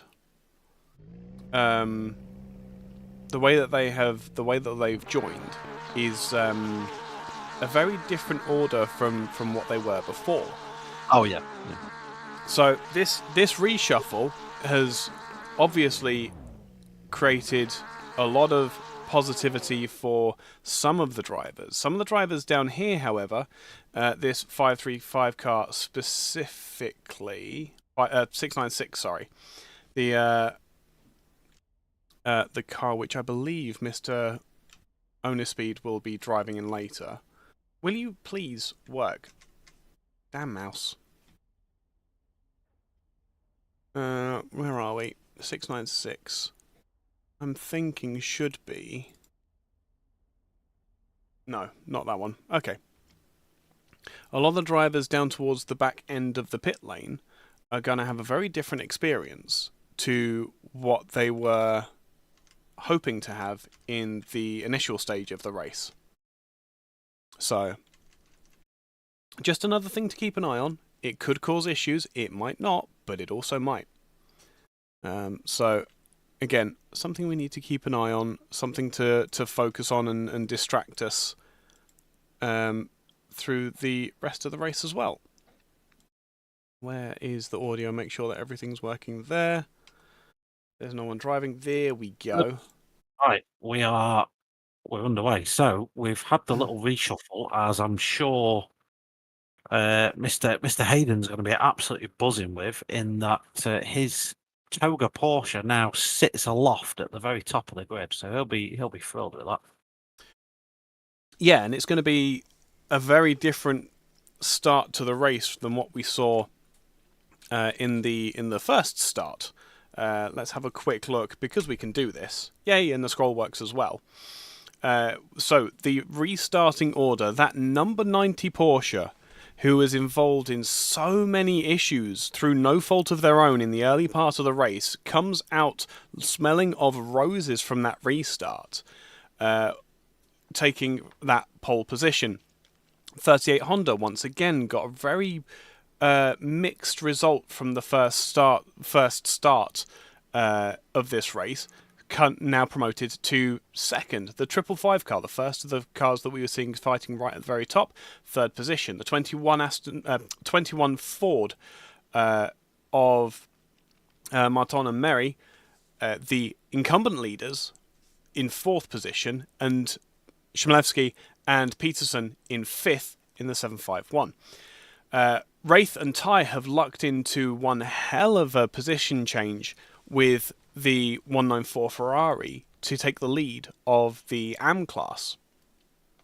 It's not AM, it's yeah, it is AM. It's Pro Am and AM, yeah. With the 100 296, a clump of 296s who should, by rights, work together to try and get some positions gained between them. 720S Evo, number 900 car, will start from 10th position. The 69 Aston Martin will start from 11th. 12th will be the 550, that car that was involved in so many incidents in the initial run, and we now can see why, with the sole driver being Mr. Le Guin. The 30 Lamborghini of Fengler and Stewart will be starting from 13th. Muir and Corneli in 14th.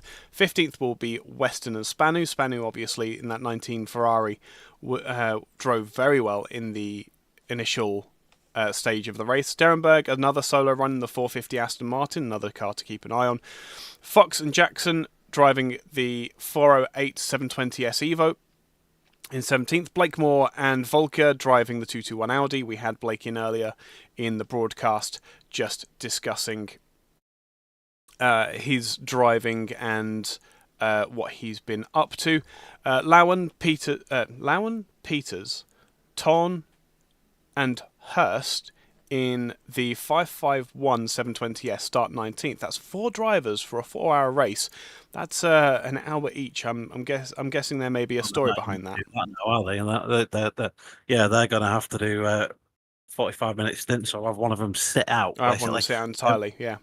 One favour I need of you, just through the race, because of the unique way my system is funded. If we get any drivers that get a drive-through or anything because of driver stint, can you let me know?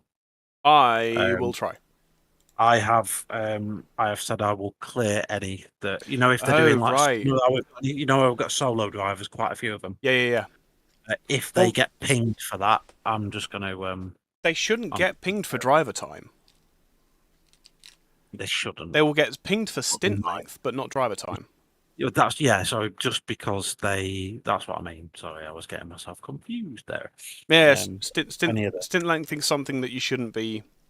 That comes after the race, doesn't it? Basically, it fucks you up for that. Yeah. It messes up at the end of the race. Yes. Anyway, so I think it's pretty much going to work the same as before, in terms of yeah. So it's going to work pretty much the same way as before, where the GT4s are going to be mixed in a little bit as well. So there's a couple of those guys that are sort of floating around in positions that are higher than their car should allow them to be. So hoping we don't have any start chaos either. Well, more critically, and I think this is a very important one, the majority of the GT4s, 4 of the 6 that are here, are actually at the back of the grid. which is ideal. It's what we would want to have. The GT3 cars can make their way past 1 or 2 GT4s quite cleanly. When you have an entire GT4 field in front of you, it can become quite a bit of an issue. But where's the countdown here? Why are we not moving? We are now. Oh, there we go. I must have literally just missed the countdown.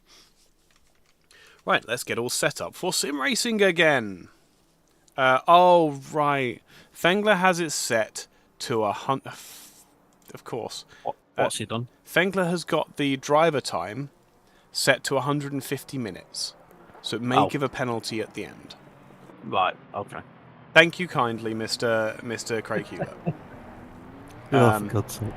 I really wish that I could say that any of the technical issues were of our making, but they weren't. None of this was our fault. I know we've got a few people that this is sort of annoying, and I get why. I'd probably be a bit annoyed as well, to be fair. You know, if you're running in like a good position, or you just made your pit stop, for example, stuff like that. I really genuinely, bottom of my heart, understand why people would be annoyed at that. Yep. But I think at this point, it's just about, let's just get a race on. It's for fun. This isn't a championship, really, is it? It's just we're just doing this sort of multi-community race event series thing, and it doesn't really matter for anything. It's just get out there and have a good race. Yeah. So absolutely spot on. Nothing's happening. Like, this isn't the FIA against the world or anything like that. It's just we just want to get a race on and have some fun. Yeah. And get to, ultimately, I think what this is all about is bringing communities together, bringing drivers in. Maybe it might be the first enduro event. I mean, we've really showed them what can go wrong. So, they're equipped now. We're just giving them the equipment to deal with all these things that might happen. Yeah, exactly. This is the worst that can happen. The only way from here is up. The other thing as well is that this won't be the first time that we will have seen races red flagged for weather conditions, for any number of things in real life. As Mr. Hewlett has also adequately described, it's out of our control. It's not been done on purpose. Anybody who has been negatively affected, this sometimes bad things happen and you can't control them. Yeah, as the field do their very best to mess up forming up into 2x2, it's going to be a very, very, very tight start to this race once again. But everyone has gotten to the start line at least. So we get to do this all over again. You thought the first hour was frenetic. Now we've changed all the drivers. We've changed the conditions. We've got everything back set just how it was. And all the damage has been repaired. We've had a full Formula 1 red flag condition. There's a McLaren in the pits already because of course they are. But once again, this is the racing equivalent of a draw 4 in Uno. Exactly. If you thought that it was frenetic before, you've got even more coming. The Nissan has pulled out of position already as they come away from the green flag, is going up the outside towards turn 1. It is Porsche and NSX, Mustang, GTR towards turn 1. The GTR is looking fantastic on the racing line. May well be hunting for that position back on the Ford Mustang. Absolute hell has been unleashed towards the back of the grid, I'm afraid, Ike. Oh, you're kidding. Yeah, what I can only describe as a gangbang of racing cars, I'm afraid. Right, what's happened here then? There was contact between, because I don't have your replay, I don't have your stream again. Oh, right, let me fire that back up for you. Let's see if this does anything. You know what I was saying about the GT4s and GT3s generally getting on? Oh no, it was a silly mistake. Oh, there was 2 mistakes there. There was 2 mistakes there from that. Was it the 550 involved in another collision again? I'm really sorry that we're not looking at this head of the field. It looks as though the Porsche's already lost out, but I'm just trying to see, because that GT3 field is looking ultra competitive. 5 wide into turn 1 was not the way to go, and it's a big touch from the 550 on the 100, I want to say. Yeah, the 550 as well live. I don't know if you're watching this. Yeah, live. I just saw that. It's just been. I just caught the tail end of it as I saw it plummeting down the grid. So I don't know what actually happened. I might have to go back and have a look at that. But yeah, he basically just got sent, and I have tickets pouring in right now. So I bet. I'm going you, to I was going to. You go and do the other thing that isn't quite as much fun to do. I'll continue to. Why is that? Why does that say? Oh, of course it says it's a GT4. It's a Mustang. So the order becomes the 90 car has already dropped out of the overall lead. However, it is still 4th position, leading the top of the Pro-Am class, with the 100 who is in the Pro class directly behind, and then it's the 69 cars. So it's 90 versus the 69 with plenty of space between the two. Bring back rain, cries HSR Motorsport, and I don't disagree with you. Unfortunately, that's not something that we can force. Is it? Is there a command to force rain? Because we have admin rights, we can do that. And the... Where have my splits gone? Why are my splits missing? There we go. So it is still Mustang versus Nissan at the top of the timing screens. They're separated by half a second. It's a very tight fight just outside the top 10. Porsche versus McLaren versus Ferrari. Adrian Marod, who we had early on in the race, goes for a big dive up the inside. The Porsche is going to be completely unsighted. Very, very well behaved from all of them. That was a wonderful dive by Marod there, but just the Porsche just didn't see him there. The track was so wide that there was no way that he could possibly know that that attempt was coming to leave the space. Sukorevsky has lost out to... It looks as though they've had a bit of an incident and is just trying to make their way past the leaders in the GT4 class. Lewis Knight has somehow gotten himself right to the top of the GT4 field. Someone needs to have words with him as the McLaren goes to look up the inside of Mara. That's another big look up the inside, but he's not going to make it stick. The Mustang may be big, but the Camaro's even bigger. And it's very, very heavy. 3 wide they go into turn 4, and the GT3 car thinks better of trying to make any kind of issue there. Big fight here now between the 570S, who gives best for the time being. I think he's realised that he's pushing himself back towards the other GT4 cars. But runs wide as well. We have 2 audios running on ACC because I do have the Discord broadcast muted in the background. Well, no, I do have the Discord audio in the background, but it's fine.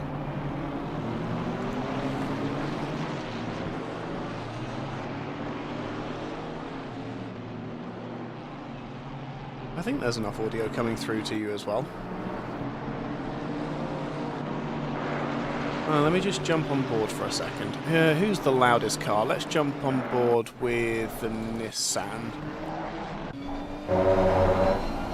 See how much audio is coming through to you there. Yeah, loads of... You've got plenty of audio there. That's fine. That's all we were just making sure of. Battle for the lead is, as you can probably imagine, spicy.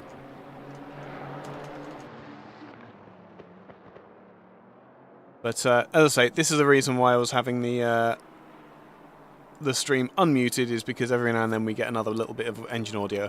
It's fine. You can cope. You know what you're looking at. But what we need to do now is get back to... Yeah. It's... I can either keep it muted or keep it unmuted. If I keep it muted, then you get a second camera with no audio, or you get audio with no camera. I think the latter is more fun. Mr. Fox has made up a position on the Porsche.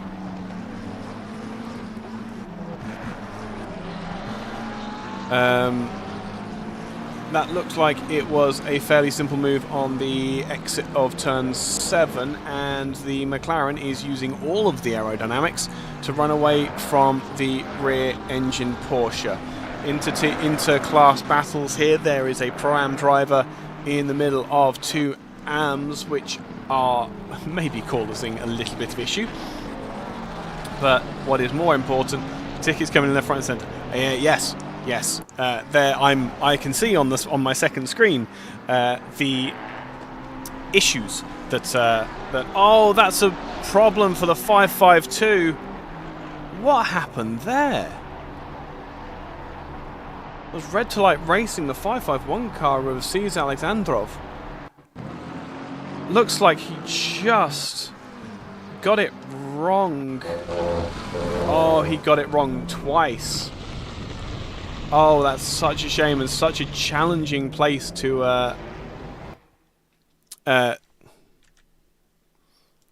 ACC, why are you like this? There we go. Look at that, a driver driving on the correct side of the car. Ain't that lovely to see? There we go. A big look up the inside of the Porsche. The 68 Porsche gets it wrong. That gives the Bentley the opportunity to get alongside. The Porsche does not have the straight line speed of the Bentley. Neither does it have the platform stability or the...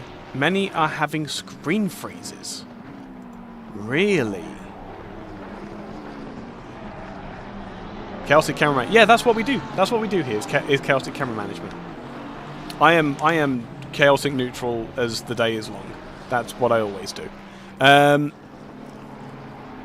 Oh, this is a potential pass for the lead. Mustang versus Honda. The Honda has quite a bit of straight line speed. The Mustang has more. The Mustang also has brakes on its side as well. The NSX is going to try and hold the inside in towards turn 1.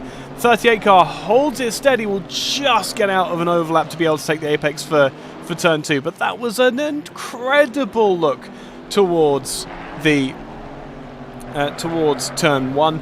And that is bringing once again the Nissan GTR GT3 of Dariusz Chmielewski back into this fight. That is Honda, Ford, Nissan, Ferrari, Porsche, Aston Martin, your top 6. Once again, the first of the repeated cars is that 296 Ferrari. Although I believe I need to just have a quick check here, because I'm sure that I saw a 488 somewhere here. They're all 296s. That's 296. I must have been wishing. But hey ho, it is what it is. Good grief, that's an interesting traffic jam. But yeah, that was very, very difficult. A lot of gaps have opened up in this restart that didn't before.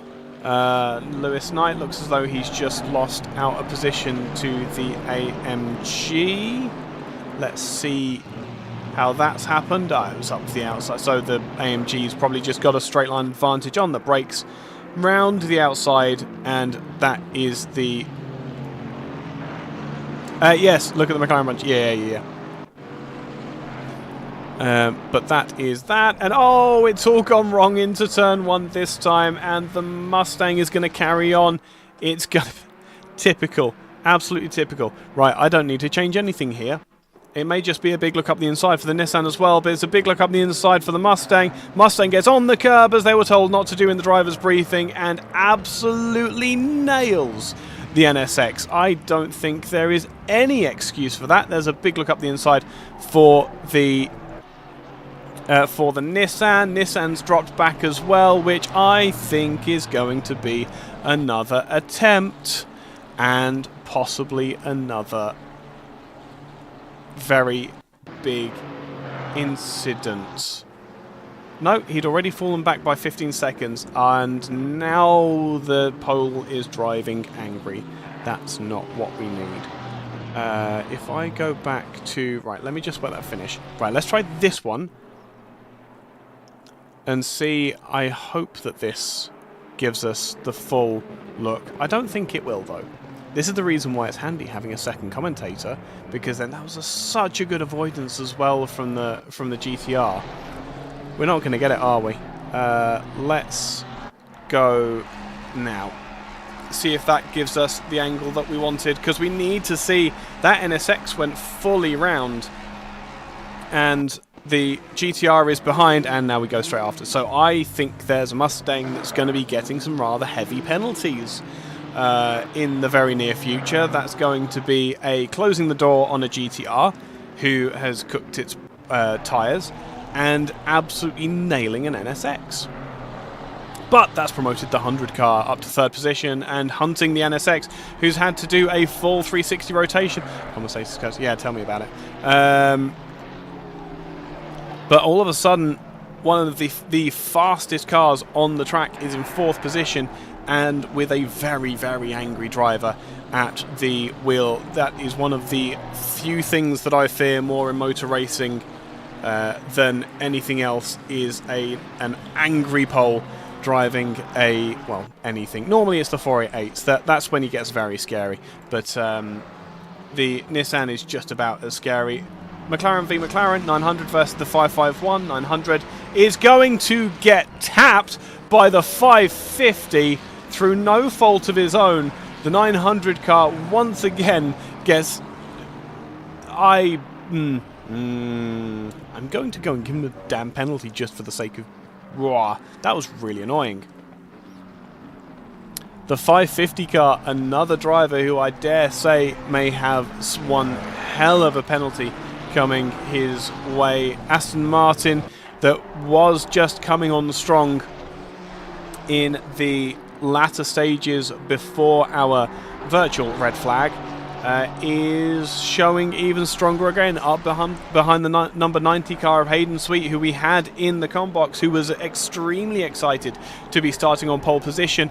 This could well be, if he nails his braking, gets down in towards turn 1. Porsche's going to defend to the inside, well and truly entitled to do that, but it leaves you slow on the exit, and that is the pass made well and truly by the Aston Martin.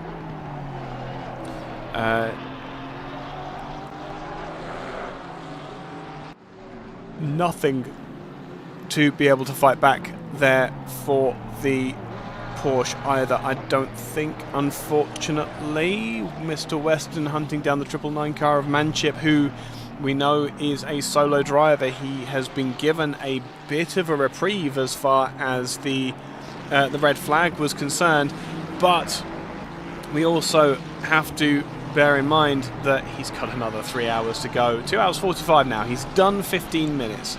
He's done an eighth of the race now. There's only 2 hours 45 left to go. And maybe he'll get another opportunity to have a bit of a break as well. But Weston doesn't look as though he's able to push too hard into the lead the Manship has at the moment. The fight for second position is getting extremely tight behind the Honda NSX. Looks like they may be on the start-finish straight.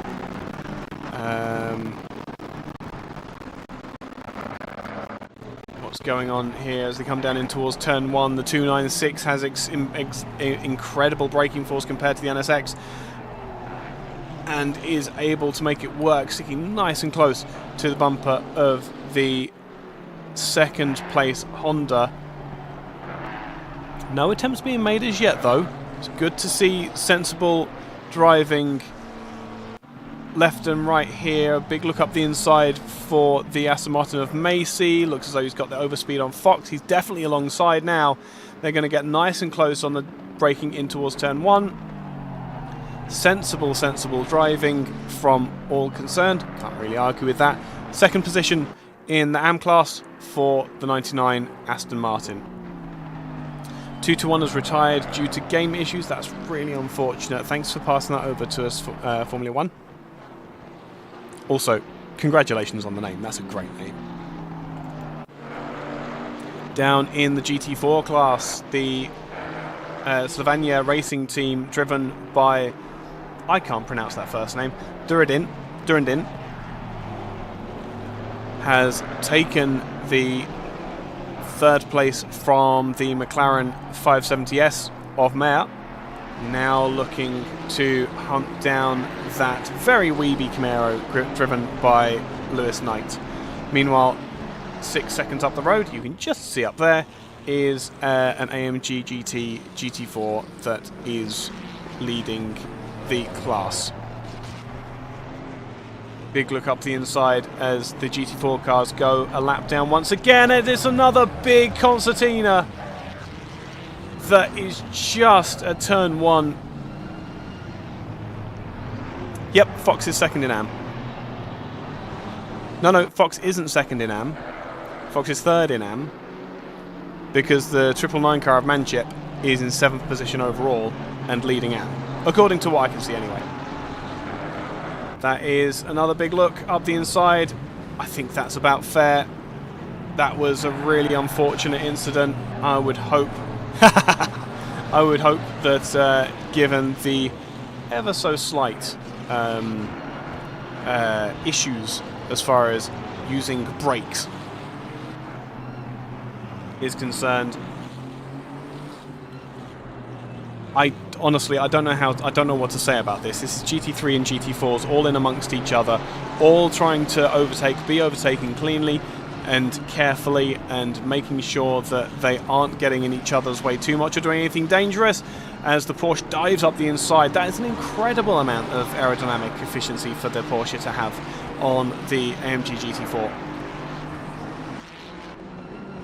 As the Chevrolet of Lewis Knight gets a brief moment to actually take a corner. The 696 gets no such opportunity and is forced to give up even more real estate to the leading GT4 car. Bentley making his way past the 900 car.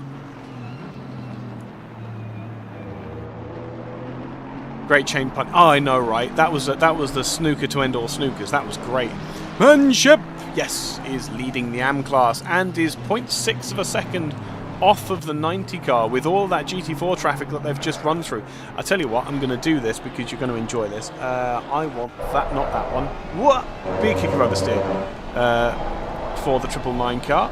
Is it that one? It's that one that I was looking for. Let's see how a 296 hunts down a Porsche 911 992 GT3R. That's how that works. All these names are getting very silly, aren't they?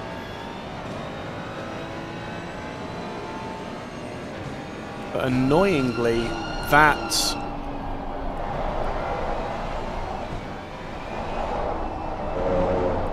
collision and subsequent collisions that we've seen in the meantime during the race has given the Mustang 21 a 7-second lead pretty much as far as the current race is concerned. I think there's going to be some penalties coming for that though. Let's see what's going on further down the field. This is for 6th in AM. BMW versus 296. BMW absolutely has the braking performance to keep the Ferrari at bay, but the 296 has some fantastic aero efficiency. Oh, is Manchip HSR versus Toga? Ah, it's even more. Oh yeah, it is, yeah. Manchip's a solo driver as well, if I remember correctly. Yeah. So, lots and lots and lots of kudos to Manchip being able to, hopefully, keep it on the road for 4 hours. He's getting closer again. Ah, it's the GT4 traffic. Look at this. This is the problem with mixed class racing. You've got the GT3s and the GT4s and ACC physics handling all of it, not being able to touch cars, because obviously if you touch a car, it goes into space. Yellow AMG getting right out of the way, as is understandable, honestly, to let both those cars past. And the 999 car hunts a Pro-Am class car for 6th place overall. Well, pass on the message that he has bigger balls than a lot of the drivers here. And he's got our respect regardless. If he's able to do something about that Toga Porsche, though, it's going to be very, very interesting. He is closing up. He closes up on the straights. I wonder if that Ferrari is running on the floor and running a medium to low aero setup to get the balance on the car. Because that Porsche is very clearly running a high downforce setup. Please no Punterino. It won't happen, don't worry. We don't do that. Well, Manchip doesn't. Manchip's been really good, to be fair, during the course of this race. He's not been doing a 550 McLaren. I think the Porsche is running a high downforce setup. Yeah, no, he's doing absolute massive respect. See if he goes for a look up the inside here. It's not going to be the case, but he's going to be given a hurry up in a minute because the 19 Ferrari that you just saw off to the background there, that is the number 19 car. So this 2-car battle is slowly becoming a 3-car battle, a 5-second penalty to the leader. That's going to impact the order. Yep, Porsche's a higher class car, so if he does fight, then the fight is not really worth it. I dare say that Western is going to might be a little bit more aggressive on the 999 car. With it being a different class car, there's no competition here as far as the 296s are concerned. He's just fallen back ever so slightly from the Porsche that time around. I wonder if being in the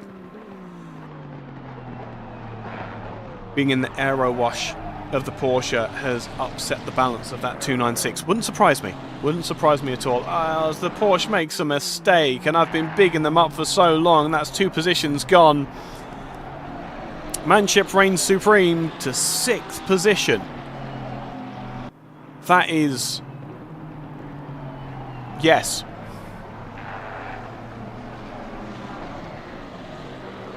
Five seconds have been there a while. I've been paying attention to the racing, not the driver tower.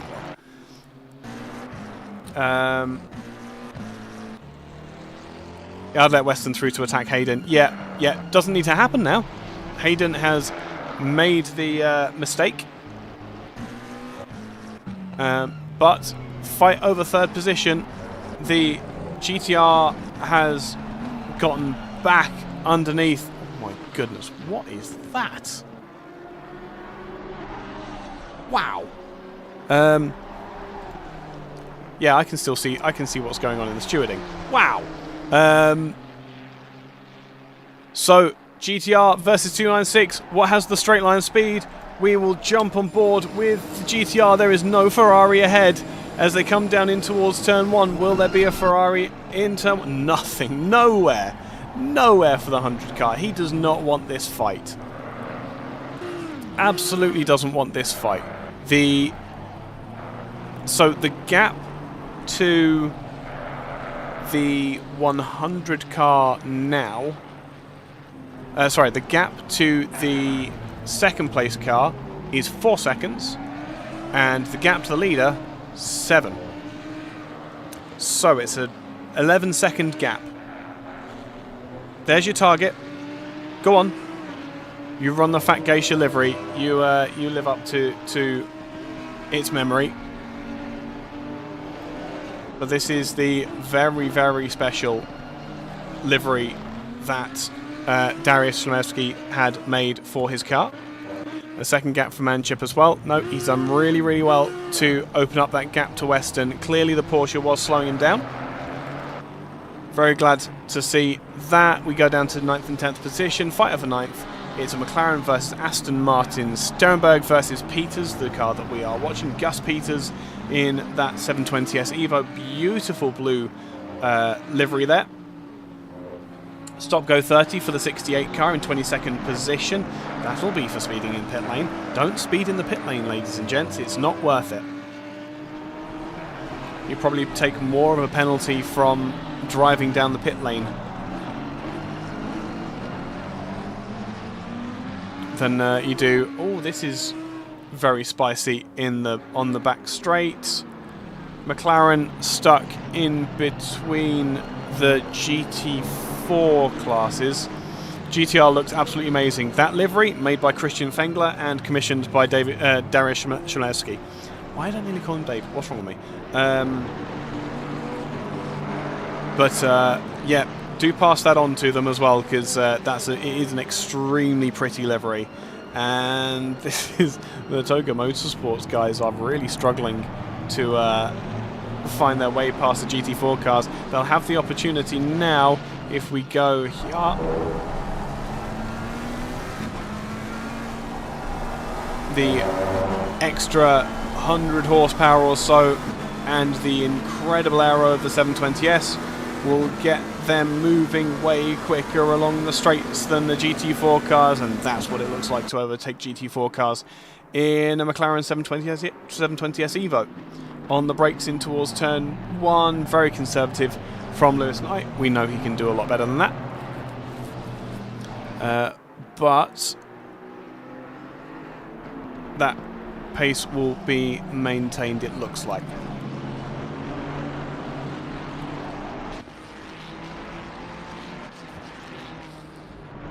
Meanwhile, this fight over 9th and 10th position still rages on. We're only halfway through this second stint now. So plenty of opportunity for many things to go wrong still in the course of this race. And it looks as though it already has for a lot of people. Thornton looks as though he's pushing up on the back of the 44 Ferrari, who was balked coming out of the second complex of corners. It's going to be the McLaren 570S that causes issues for the BMW as well. 18 car trying to get a big look up the inside. Unable to do it because of that curb,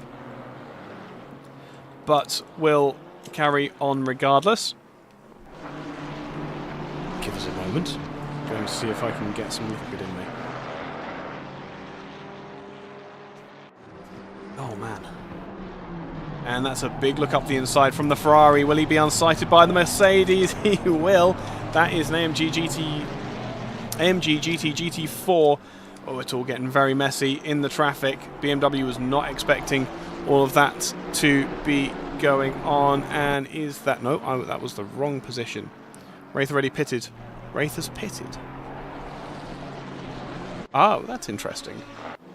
So that may be for damage. He may have tried to run with some of the damage that may have been incurred in lap 1. Oh no, he's back into the pits.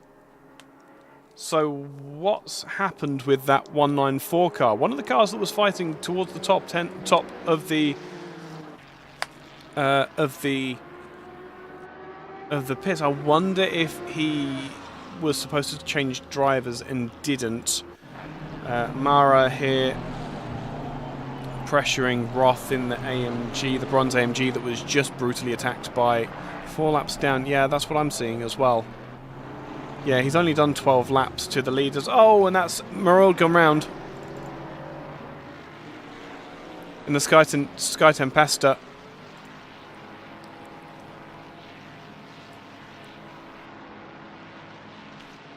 What is it that's caused this?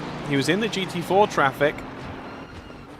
He's been very, very sensible, using all of that experience of being lapped and lapping to give the GT4 car a lot of space. He's going to look up the inside and spins and double spin and doesn't quite get caught by the AMG. So a bit of an unforced error there, I think. He could have gone a lot calmer into that corner. But now Manchip is starting to feel the pressure. I believe he's holding up the 90, the 551 and the 450 all behind the solo Toga driver now. But they're all starting to fight amongst themselves, letting Manchip get back that second gap that he had for a while. I'm sure Mr. Hewlett in chat is screaming Manchip's support with these teams of drivers hounding him in the background, but he's keeping them all at bay. That is Porsche, McLaren, Aston Martin, all behind the 296. And hopefully, Manship's been able to keep the temperature about right in those tyres and keep some life in them.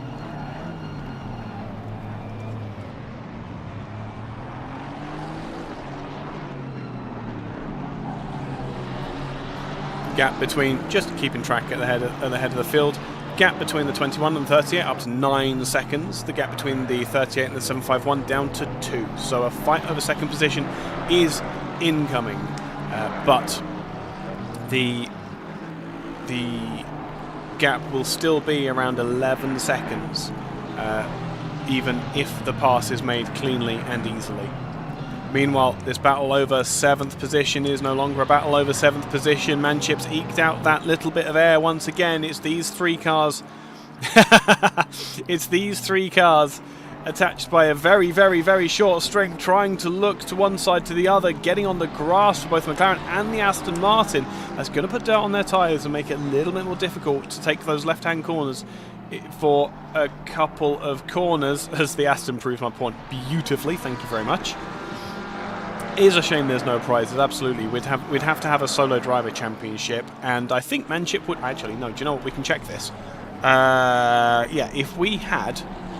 No, he wouldn't at the moment, because we've obviously got Hanovitz in the 2nd position at the moment. I assume that's one driver. Yeah, it is one driver in 2nd position. But he would be getting 2nd. He would be getting silver in the solo driver award.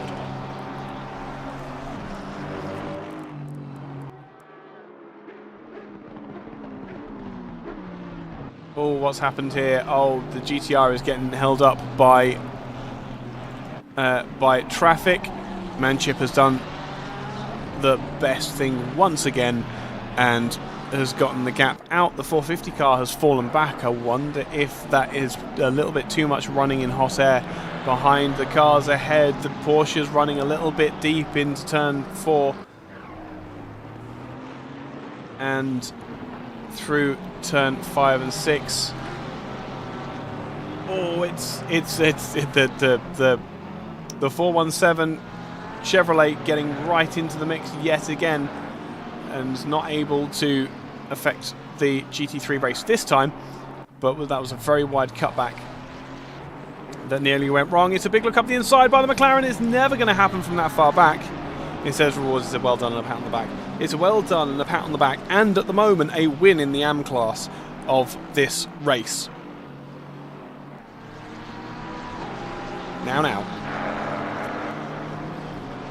So the gap has gone out ever so slightly, and I do mean ever so slightly, but Western in the Ferrari 296 looking up behind the 69 Aston Martin. Is this going to be the opportunity for Western to take the lead in the Pro-Am class? Can't quite get the drive through the final corner. I wonder if that aero balance is a little bit too far back. They're not able to get the turn in that they're looking for from the modern aerodynamically efficient Ferrari.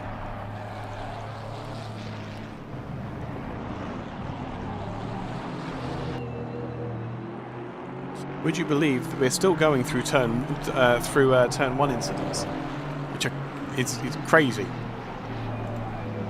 Everybody got a little bit too impatient there. Peters getting really close to the back of the Porsche now. Hayden Sweet, we spoke to him.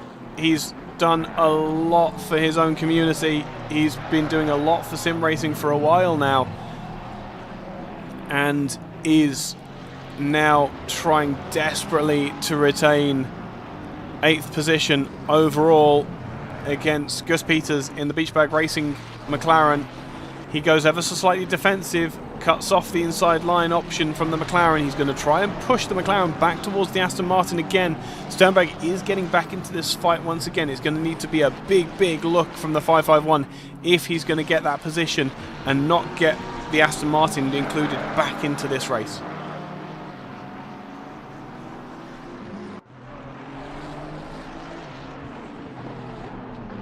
Oh, it's a big look by the Aston Martin. Really good avoidance.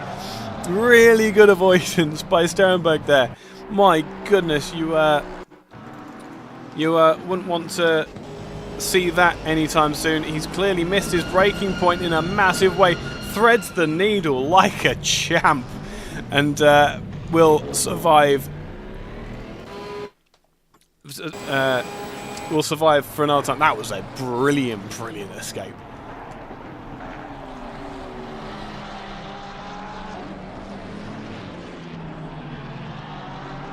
Yep, this is, well, that's the other thing as well. Sweet's just been given a massive reprieve as far as his fight is concerned. What on earth was that? You get to see it again from perspective in a minute. That was a missed braking point, I think it's fair to say. But this is, once again, fight over 10th to 12th. We are with Kieran Macy in the Toga Academy car, chasing Sebe Le Guin from DSRT, who is also just on the cusp of being the aero effect of Mr. Sterenberg, who just made a mistake. It's a big look up the inside for the Aston Martin, and contact was made. I think there was space warranted there for the Aston Martin, judging by the overlap that we saw. Let's go back once again and have a look from the top. It's a fairly fair pass. I think it's fair to say that was a bit unnecessary all around. Mind you, all the collisions that we've seen so far have been a little tiny bit unnecessary. I think it's fair to say. Manship now on the back of the 551. He's lost out, unfortunately, only on the road. He still retains that AM class lead, but the 551 has made it his way past the 999 Ferrari. I dare say that may just be, that may just be a case of giving up the fight. He's got to preserve his energy. He's still got 2 hours and 20 minutes left to go. Durandin, once again, the 696 car up behind the 6 of Lewis Knight with once again the number 19 Ferrari. The T1SR trying desperately to find a way past. Does so very, very well. Mr. Marriage has just been given a 15-second penalty as well. That's a really difficult pill. That will be a really difficult pill to swallow for them.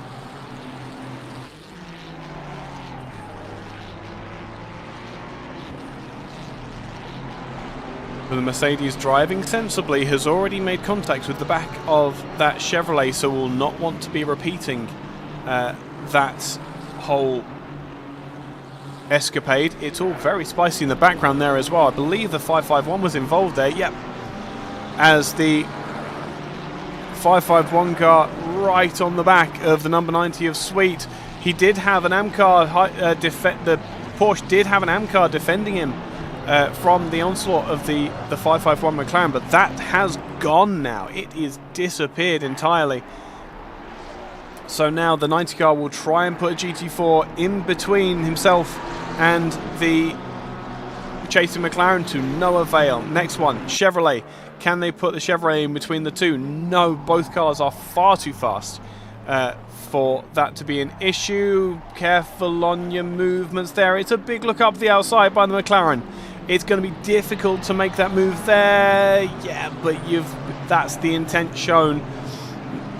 Hayden will have been expecting that move, but knew exactly how to defend against it as well. What we need to be sure of is where the other moves are going to come. It's a look to the outside, maybe back to the inside if you can get the nose up the inside of the Porsche. No, sticks right to the inside. Does Sweet. And out onto the back straight they come. And we all get to take a very, very, very brief breath. Back to the racing line they come on the brakes. Porsche has some very, very good brakes, but the McLaren is just as good. Through the S's they come. And it remains line astern. They're so much slower than Formula One cars. They are ever so slightly different as far as their performance is concerned. Up onto the banking they come. Down off of the banking they come. With Indianapolis being such a big oval, that is a perfectly flat transition at that point. in the track, and it looks as though that attack has ever so slightly been thwarted by the Porsche. It only takes one mistake for this to all become a very, very, very tight battle once again, though. Looks like the Aston Martin is hunting Manship as well. I dare say that Manship might be running out of energy and or tyres and or all of the above. He's had his break, but he's still got a lot more time that he has to serve at the wheel of that Ferrari 296.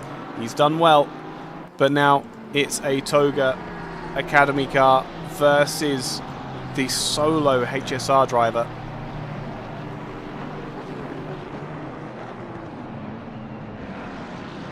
And penalties have been coming in. I have totally missed this. 10 seconds to the 100 to be served the next pit stop. 5 seconds for the 450, who we're looking at now, will be... I believe we watched that, but it's been a while. 10 seconds for the 550, that is ever so slightly unsurprising. And 20 seconds for the 416 of Adrian Marod. 5 seconds for the 900. Let's just have a look at the rest. And then Mr. Roth with the 10 seconds as well. All those to be served at their next pit stop. We aren't too worried about that. But now we come back to this 4-car train that has been attached by varying lengths of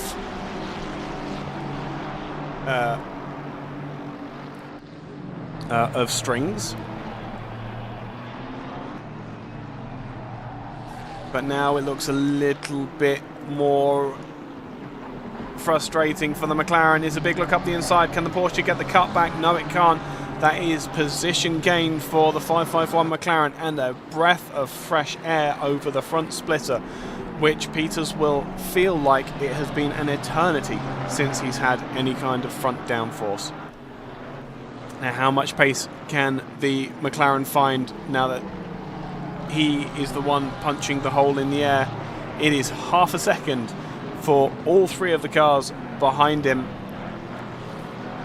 Incredibly, incredibly tight racing here.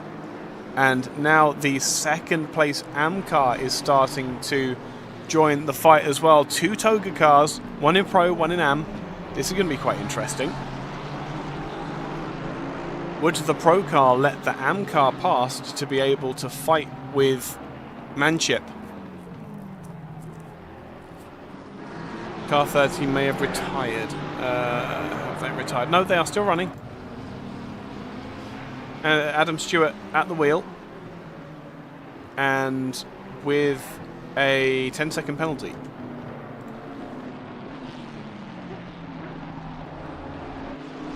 But it's a fight that we have to be keeping an eye on as it gets broken straight away.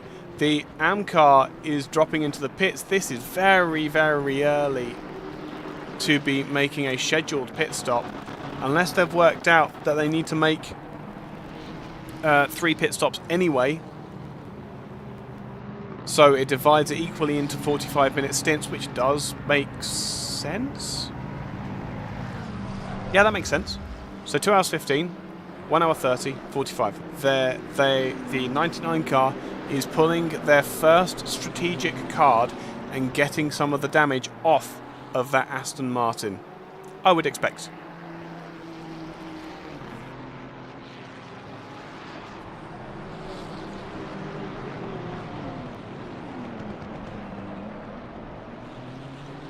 Meanwhile, the gap between 7th to 10th remains at half a second each.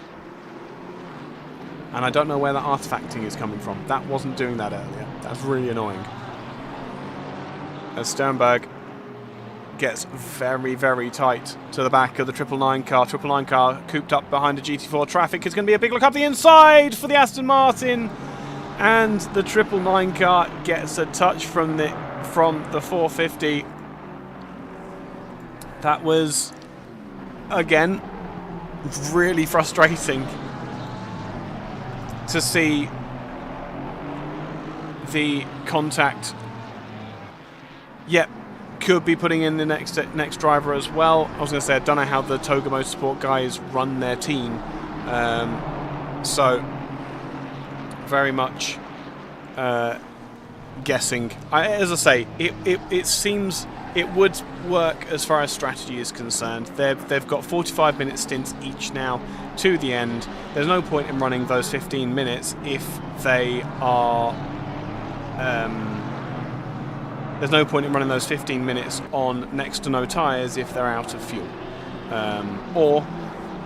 If they're starting to run out of tyres, they can go quicker with the fuel loaded back up and run lower fuel levels and be quicker overall if they've worked out that they have to do 3 pit stops. There will be some drivers here, some teams here, who will be looking and trying to stretch the fuel out to 2 stops.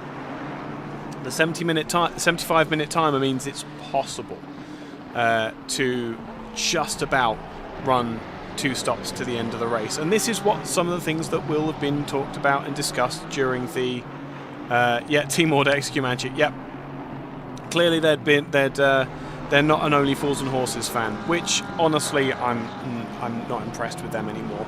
I don't like that attitude. I think Only Fools and Horses is great.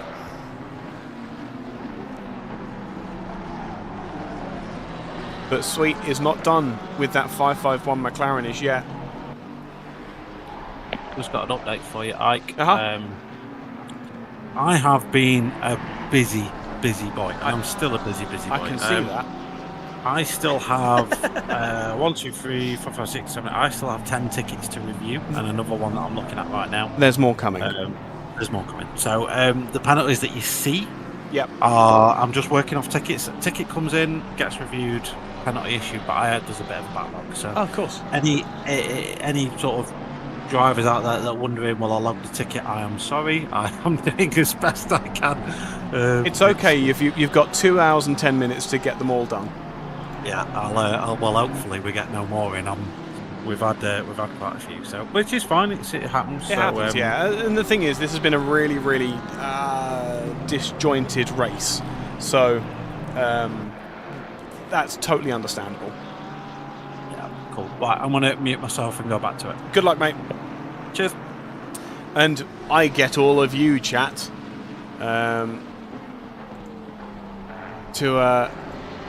to enjoy. Right, let's get back to it then. What's going on? There's a pit stop for the 550, so they will be serving their penalty. That will be gone. I've got to say, it's a very pretty livery, that 550 car.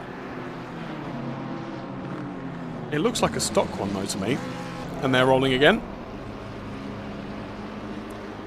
And Mr. Sweet also still just on the cusp of annoying the 551 car. Takes a very, very... Do you know what? We can do this. Let's do this. That one. Let's take a lap on board the Porsche 911 992 whilst hunting the 551 McLaren, who's just overtaken it for position, but trying to keep in contact with it during the course of this second stage of the race.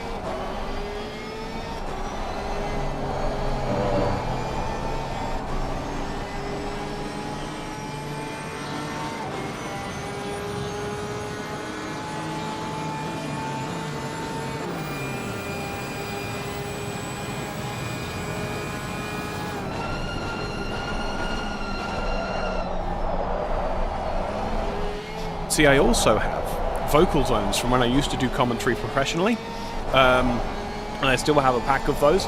So I just spent an entire lap just sucking on them. I have a little bit more throat now. Actually, yeah, I should probably do that. Give me a second. Hold on. Get rid of that. There you go. That's what we love to see. This is the closest race, well, it's just about the closest race if we exclude the GT4s. Fengler's right in the GT4 field as well. That's interesting. Yeah, but yeah,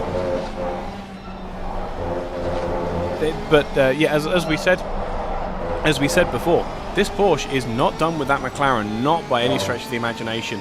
I have a feeling that what's happened is that the Porsche, because it's not as fast on the straights, I'm 100% convinced that the 90 car is running a high downforce setter. That's where it's struggling, that's why it's struggling, and that's why the McLaren was able to make up the position. Now that the McLaren's in front of the Porsche, it's being dragged along the straights, but it's still got the high downforce aero effect going through the corners. So, in reality, having the McLaren pass the Porsche is exactly what the Porsche needs, because they're not losing any time to the cars ahead. In reality, they're gaining positions, but it is a big look up the inside by the 90 Porsche. That was a brave look. It's not going to come off, but that's the first time that we've seen anybody successfully defend. Let's have a look back at that again. That was incredible.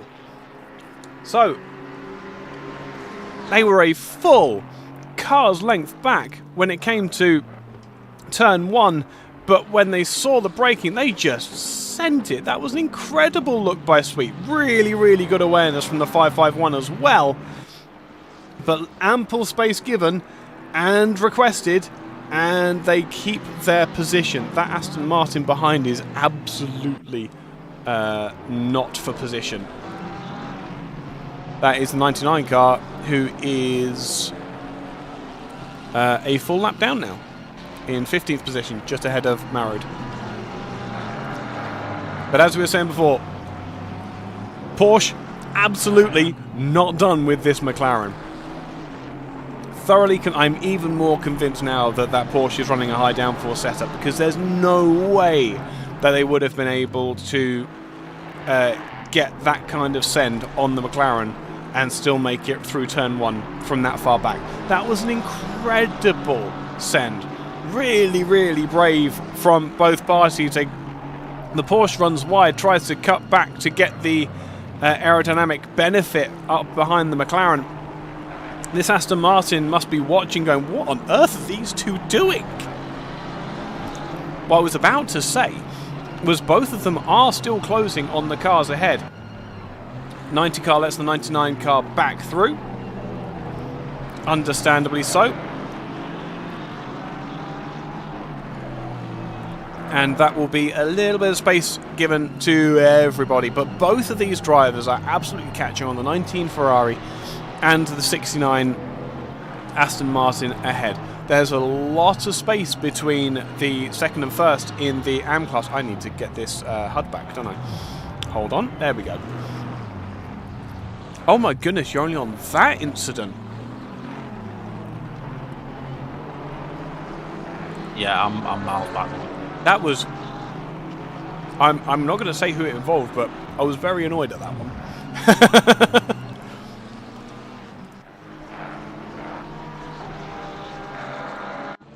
Oh, here we go. Oh, wait, what? Where is the car? This car is supposedly... Oh, there we go. 555 versus the 408. 555 car that, once again, was featuring quite heavily in the early parts of this race.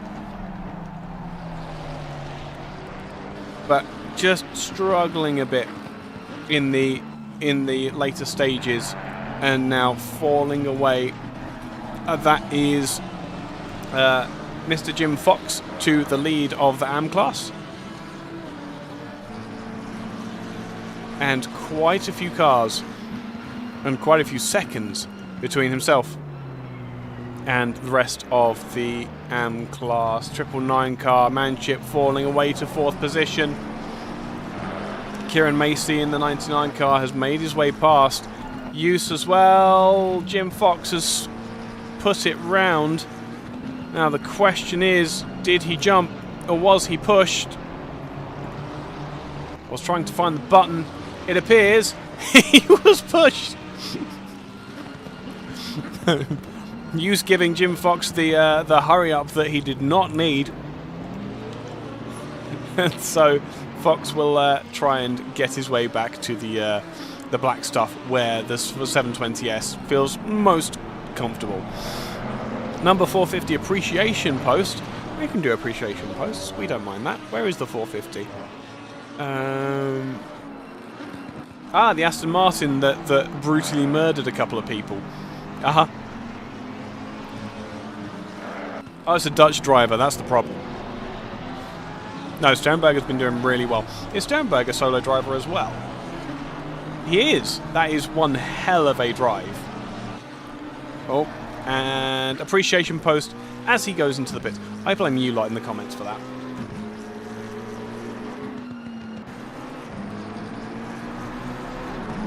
Oh, Fox is a solo driver as well. Good grief. The amount of dropouts that we've seen from this race. It goes to show how challenging it is to get everything together. Do you know what's really annoying is we were on the old YouTube. Is quite the term for just an incident. It was quite an incident. It was quite an incident. But it is your academy team. Very noteworthy there.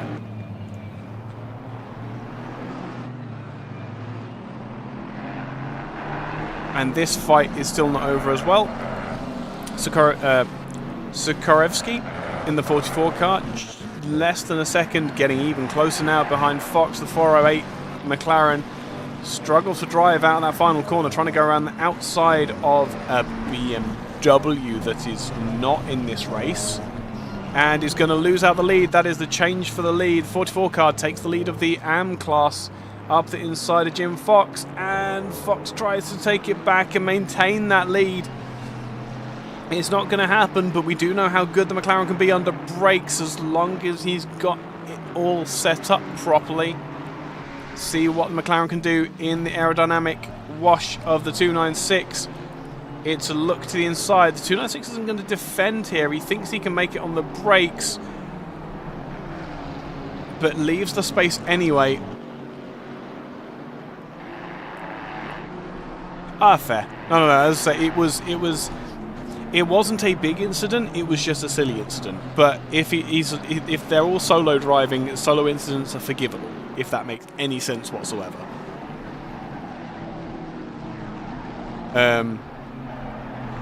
There's been a lot of questionable driving. It could be impacted by damage. It could be impacted by mindset. There's any number of things that could be going on here. It's just a case of that's... I remember it as being a little bit... speaking of a little bit, that was another big look up the inside from Jim Fox. That didn't come off. I'm pretty sure it was on that corner as well. It was kind of a nose up the inside that was never going to come off. McLaren, no, right, okay. I will not have this slander said against my baby. The McLaren is fantastic under braking, as long as you have the brake bias set to like 49 or 48% and you brake in a straight line.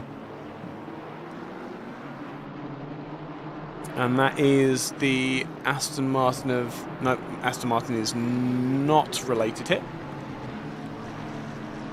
Mr. Fox struggling a little bit with the driving. Oh, it's a big look up the inside from Manship on Sterenberg. Gets the position back. Made 1,000 an hour before the race. His teammate was responding. Oh, man. Yeah, no, that sucks. Oh, that really sucks. Okay, he has a lot of sympathy from me then. That's awful. It's horrible when a teammate doesn't respond like that. As the 999 car gets the pass initially, but isn't able to do it. That's the 19 car as well. Is that 19 just leaving the pits? 19 was just leaving the pits, has maintained his position. Either that or he's had an incident. An actual small incident. That's the brakes. Oh, the brakes are great. The brakes are great. You just need to don't use 47%. 47% is too far back because it locks the rear axle down. You need to use 48 or 49% in the dry. That's where the peak braking, and you can test this theory because at 40, that's a big look up the inside from Stamberg as well. That was very slow for both of those. You've got me off on a technical tangent now. You really shouldn't have. These guys are going at it hammer and tong with absolutely no quarter given. I tell you what, as boring as the Ferrari is to listen to, we're going to jump on board to see if he's going to be able to pull exactly the same move as he did last lap again. I dare say that might not be the case. 570S had no idea where to go there. And now the Ferrari is a little bit too far back to make its aerodynamic move that it did in the previous lap. But these two are fighting hammer and tong. It's quite substantial, this. What is going on with Hagen? Hagen is coming out of the pits, trying to maintain a position. He is behind two AM-class cars, the 99 and the 408.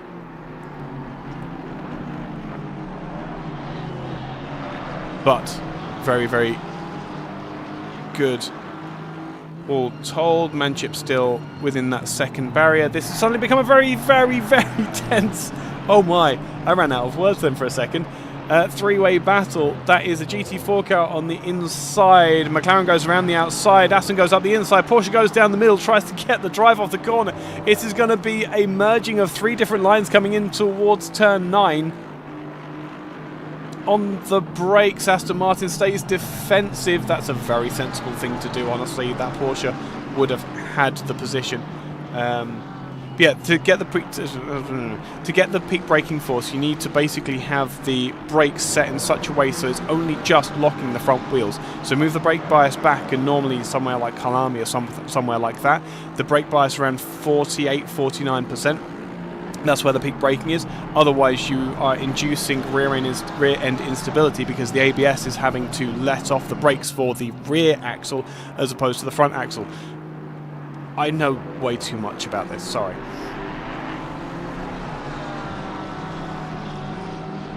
This fight is, I believe, a little bit, yeah, where we are now. Hagen needs to find a way past 159 at Bathurst, 147 at 49. It was terrifying. Terrifying?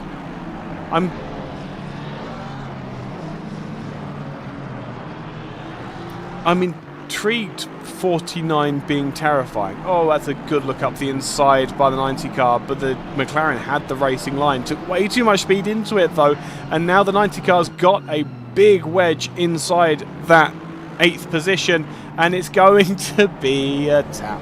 Because of course it is, and that's what on earth happened there? What? What happened to Charlie Thornton? There were several arguments being had there, but is this another assistance? It's another assistance from the 44 car. And that was a fight for position. Yeah, you give that Ferrari a knock. Whoa, that was the closest of unsafe rejoins, but that was no words, honestly. Sternberg's doing great. There's a lot of really, really good driving going on here. Jim Fox lost out position to the 90 car. That's totally understandable. Hagen in the 90 car. Fresh driver into the 911 992. Has been able to get a position back. And all is well that ends well. We need to be very careful about what we're doing here. That is a Ferrari in the pit. That is Marton into the leading Ford Mustang. That's going to be a formidable car through the next stint of this race. Meanwhile, battle for the lead overall second. It is the NSX versus the Skyline. The GTR, sorry, it's not a Skyline. Very explicitly not a Skyline.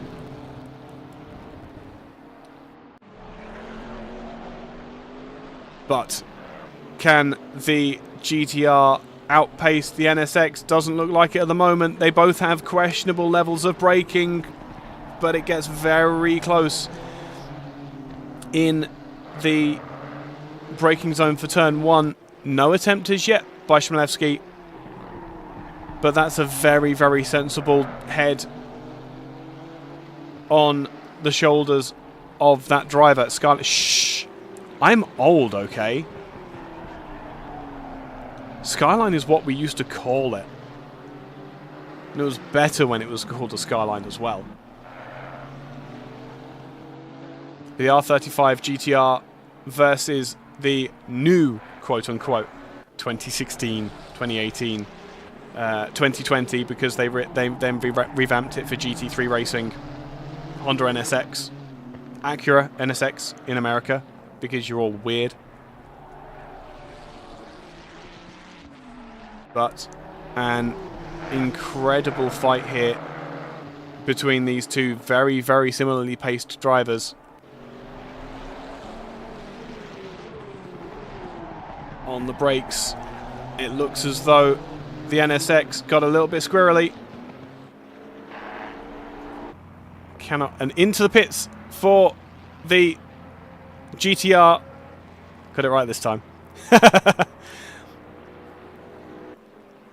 And down to the 50 km/h speed limit as well. Absolutely on the marks.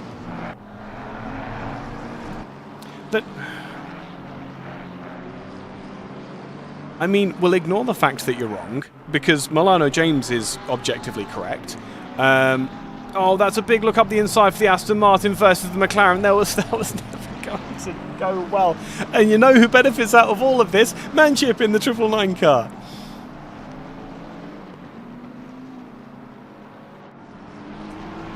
Seven, eight, no, what? No. Right, okay, no, look, right, okay. You're all lost your mind.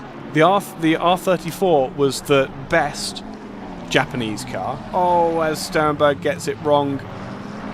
RX-8 isn't even the best Mazda. Absolutely spot on, Scrub. Oh, this is going to be really painful. Oh my goodness.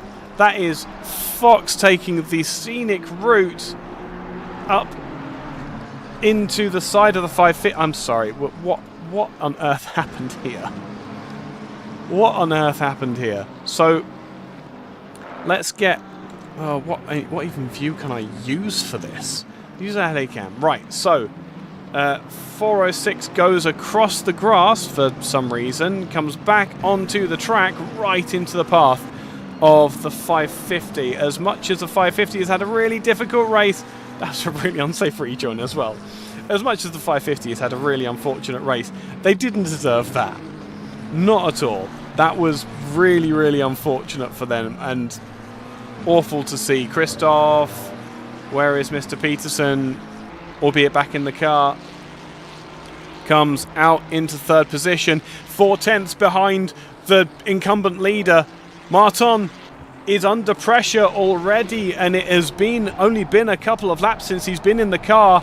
Peterson will be fired up for this fight. Let's jump on board with the Datsun. See the inputs. That 296 we do not care about. It is not a concern in this fight. How much does Peterson push in this opening stint, and how much does he look after his tyres and just make sure to get those tyres to the end of the stint? I'm sorry, I've been ignoring you, chat. No. Yeah, right. Sternberg moment series brings everyone loses their vibe. Truly, yeah, absolutely. Looks as though the GTR is not quite up to performing yet, but we've seen the Mustang. We've seen the GTR lead. I went to call it an AMG. We're picking all of the names today, apparently. We've seen the GTR lead, we've seen the NSX lead, we've seen the Mustang lead, but we've not seen the GTR chase the Mustang yet.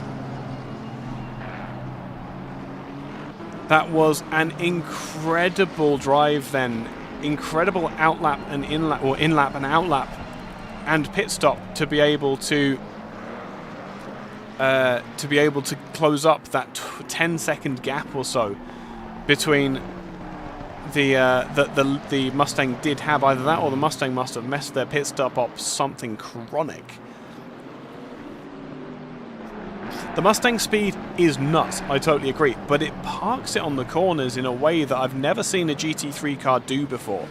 It seems to have zero aerodynamic capability, and it's just all horsepower. It's just power and go burr. As we're about to see soon, when the GTR... don't try it, no. Honestly, you're better off driving a Bentley or a Lexus. I'm driving a Lexus at the moment because I didn't want to drive the Mustang. The other problem with the Mustang is that it's basically a BMW M4 as far as the physics is concerned. And the only thing it does is it goes and it stops. And it has to stop because it can't turn.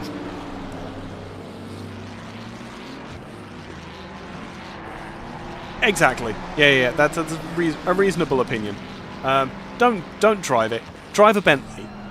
Bentleys are prettier. Hang on, no. I was going to say the Bentleys are prettier. The Bentleys are far prettier. Not that Bentley specifically, but the Bentleys are. Yes, I'm racing Sunday season with ERA. Yeah, I will be. Oh, Peterson's got it wrong. What's happened there? That was coming down in towards turn 1. He's got on the brakes. He's tapped the wall and tapped the Mustang as well. After saying the Mustang can stop, apparently the Mustang can't stop. Apparently the GTR stops better than a Mustang. And Barbie Bentley! Yes. Where is there only one Bentley? I'm really annoyed that there's only one Bentley. Ah, Bentley on screen. You can hear Bentley in the background. What's going on with Peterson? He's pushing really, really, really hard. That's what's happening here. I don't think that he was expecting the Mustang to brake as early as he did. Because that was a very, very, very slight touch. That caused the issue there. What's happening around here then? That is Davies on the back of. This is going to be a fun view. Hold on, am I on 2? I am on 2. Are you ready for a very, very funny view? Hey, look, you can see the Bentley above the McLaren. Proper car. We like these cars. How many Nissans are there? There is one Nissan. There is one Nissan. There is one Honda. And there is... Oh, there's the Honda. Yeah, there's one Honda, one Nissan, one Bentley. The only thing we're missing is a Lexus. Why couldn't one of those Ferraris or McLarens be in a Lexus? Then we would have had a full and happy time. This is a pass for position. Lewis Knight taking the fight to the AMG of Duraden. It's going to be a brave he who stands on the brakes latest. That's a double lift on the braking. Yeah, drive the Nissan instead of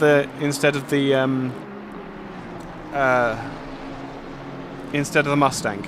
It's a prettier car. It's a better car, and it's not understeer. You just need to set it up right. If you need help, then have a conversation with Rafael Souza in the ERA Discord. He is the god of that car and will be able to get you set up. Right, gap is back down there. Sterenberg's hunting down that 551 McLaren.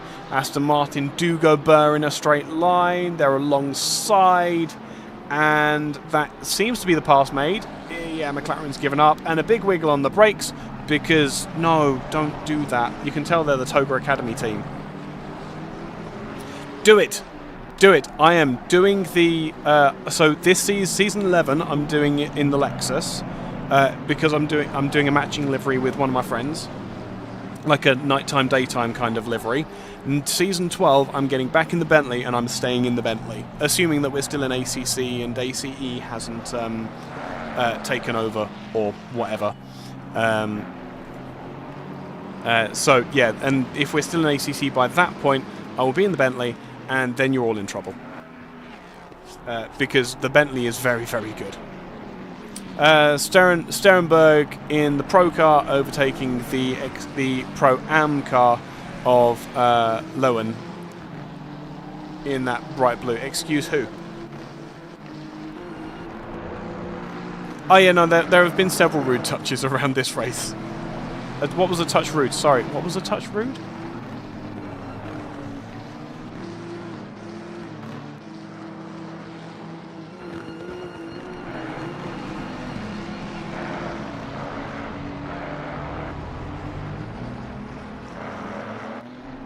I'm having a lovely delayed conversation here.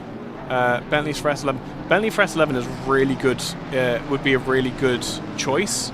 They are, for those tracks, very, very stable platforms. Really nice to drive.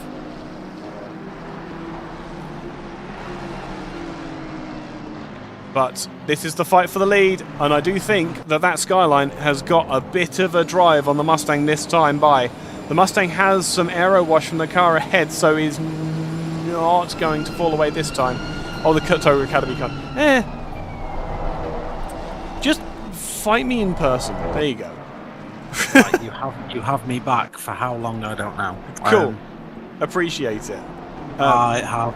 Yeah, my brain is fizzing. I bet. What this incident? I know you were joking. I was only joking as well. Hence why Skyline. The Skyline. Oh, did I say Skyline again? God damn it. My brain's going as well, but that's from. Peterson getting it very wrong on the exit of turn 7. I think it's 7 or 8, one of the two. But the Mustang got it wrong too, and now they are separated by 0.3 of a second. And this is all going to get very, very messy very soon. It's going to be great. Yes, the Sky. These two have already come to blows, so these two already have had a collision. I know, we saw. What happened there? Did you? It's one I'm reviewing currently and considering my options because Peterson actually slams himself into the wall to try and avoid the Mustang. Yeah. Well, he did also stop and wait, if I remember correctly. So I'm sort of tempted to NFA that. Yeah. Was it the? See, now my voice is really going. Did the Mustang brake early or did the Skyline brake late? No, Skyline brake late. Okay. Yes, it's the Skyline. Get over it. Technically, it's a Skyline. Bloody Gen Zs and their GTRs. You know what? We've got one of my favourite people in this Ford at the minute. Oh, I love Tamas Martin. He's a beautiful human being. Yep. I've got an awful lot of time for him, so it's hard to say. But obviously, I've got to support my teammate and stuff on that. Well, yeah, absolutely. It's a bit bad that.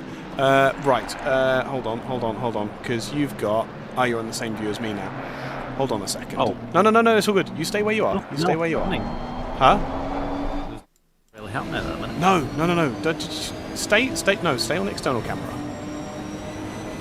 Yeah, look at that. There you go. Now we get this is the reason why we did all of this setup work, is so that we can have images like this going on. What we should have, though, I mean, me multitasking with stewarding is really messed things up because it's basically taken me an hour, I think, to go through all them tickets. Oh yeah, of course. And I'm still in progress with about 5 of them because I'm waiting for responses from people. So yeah. Once I know. The Mustang's got it wrong! Oh no, he's got it wrong, mate! Oh, Christoph has the opportunity around the outside. The pressure was too much for Martin, and that is the incumbent lead passed straight over to the Nissan. I'm going to give you the replay as well. I'm going to give you the replay. Heck yes! It's the Skyline to the lead.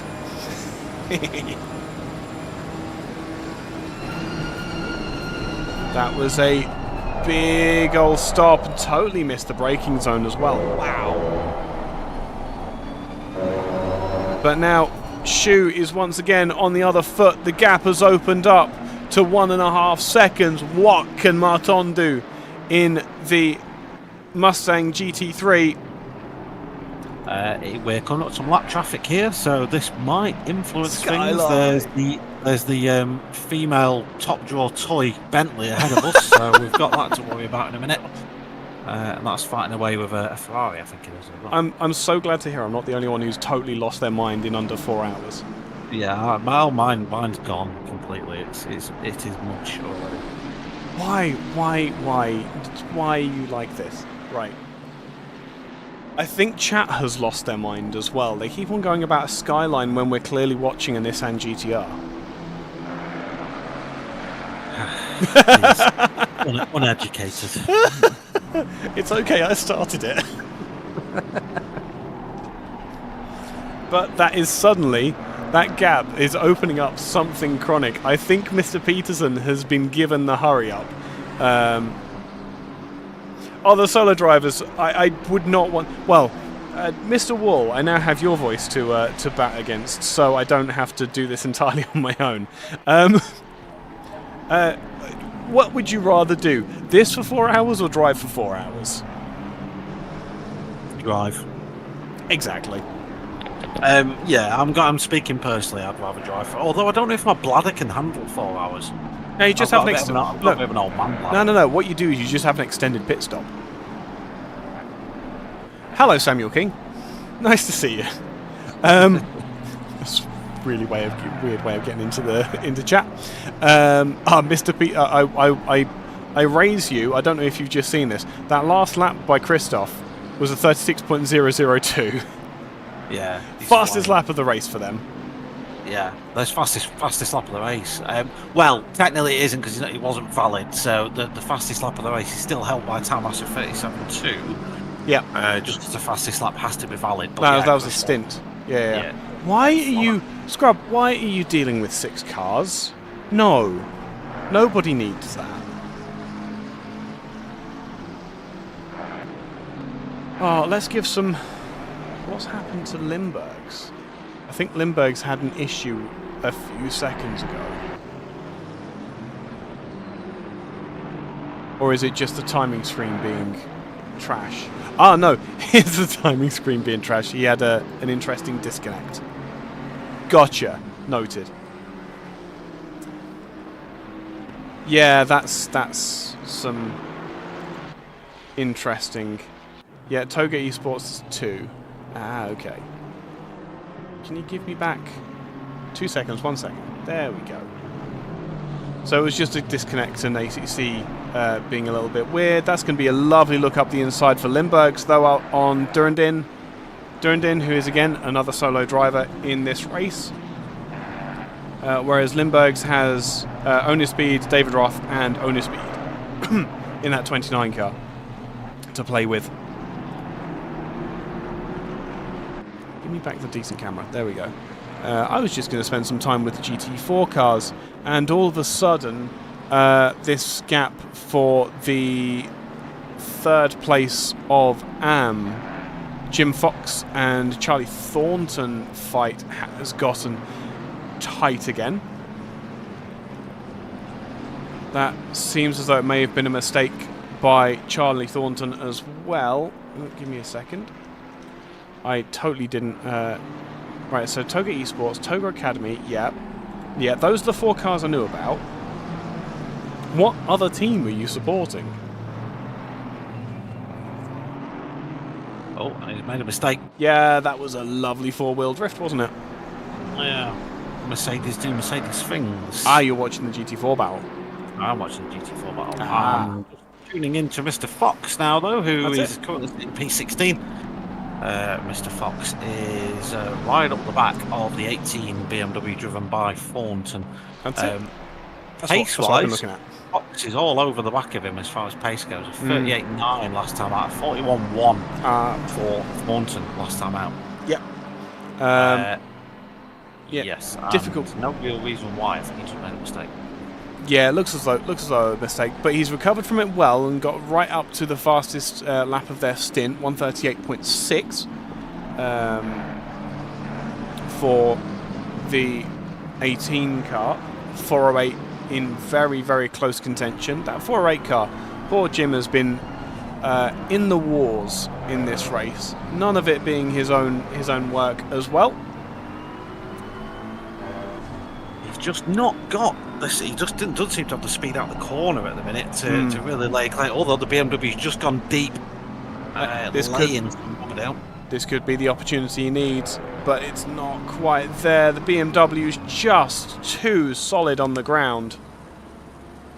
You say that, and he's immediately swept over to the racing line, although, yeah, the Toga car did get the good exit there, so the BMW able to recover quite nicely. Going a little bit deep again on the entrance to the chicane, but it's quite hard to pass through here, so he should be safe. He just needs to set up a good exit out of here, though, and he does that quite nicely, although Fox gets an even better one, and Fox, with the superior aerodynamic strategic abilities of that missile McLaren, able to get himself parked on the right hand side of the BMW. Can he outbrake him? Yes, he can. That looks like move made for Fox then, who will now go chasing down Dvorak, but he's got a long way to go, unfortunately, to get to him. Absolutely, and the next car in class that he wants to be chasing down is the 999 car of Manchip, who is many miles away, up in 8th position overall, so doing really, really well. With that, just reorganise my windows because I'm silly. Nobody's using a controller. No, I don't think anyone's using a controller. Using a controller is less good than just getting hold of a G29 or something off eBay. You might as well control your car via lunar movement. Yeah. If you're using the controller in this game. ACC is very, very good when it comes to controller configuration and things like that, but the controller specialists are so few and far between. It's all about even low-end wheels nowadays can put you in a much better position than a controller can. I mean, one of the gents that I was speaking to in the red flag session that's just GT4 car. One of the gents I was speaking to in the forced red flag that we had, Blake Moore, who's driving in this, actually on my recommendation switched from controller to wheel, and said it's the best decision that he's made. And as a young racer himself, he's very, very he's making the most of his early indoctrination into sim racing. Pedals on an Amazon box. What? What? Fun. I'm gonna say Pixar it didn't happen, Riley. I'm really sorry. But, you can't come into a sim racing chat like that and start talking about Amazon boxes.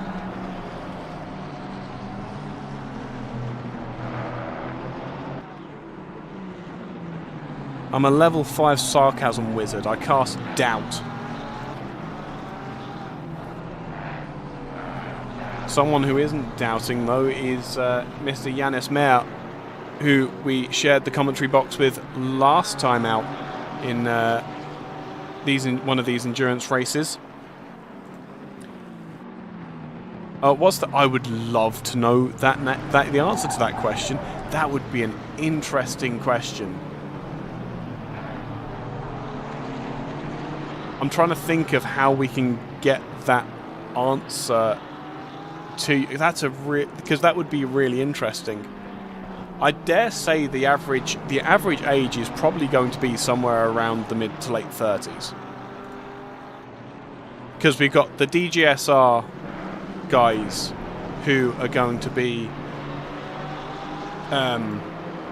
typically a bit older. A teeny tiny bit older, but no less capable. I don't know things like that. There's 12 communities here. Yeah, it's hard to say.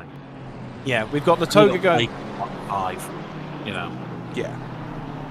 It's going to be a fairly broad spread. We know that much. I mean, we do have teenagers in the grid. we also have grandparents and grandfathers in the. You're welcome, Sam. Adjust the level accordingly, depending on how sarcastic you're needing to be, because a level 5 sarcasm wizard would not bother with some of the easy fodder that we're going with today.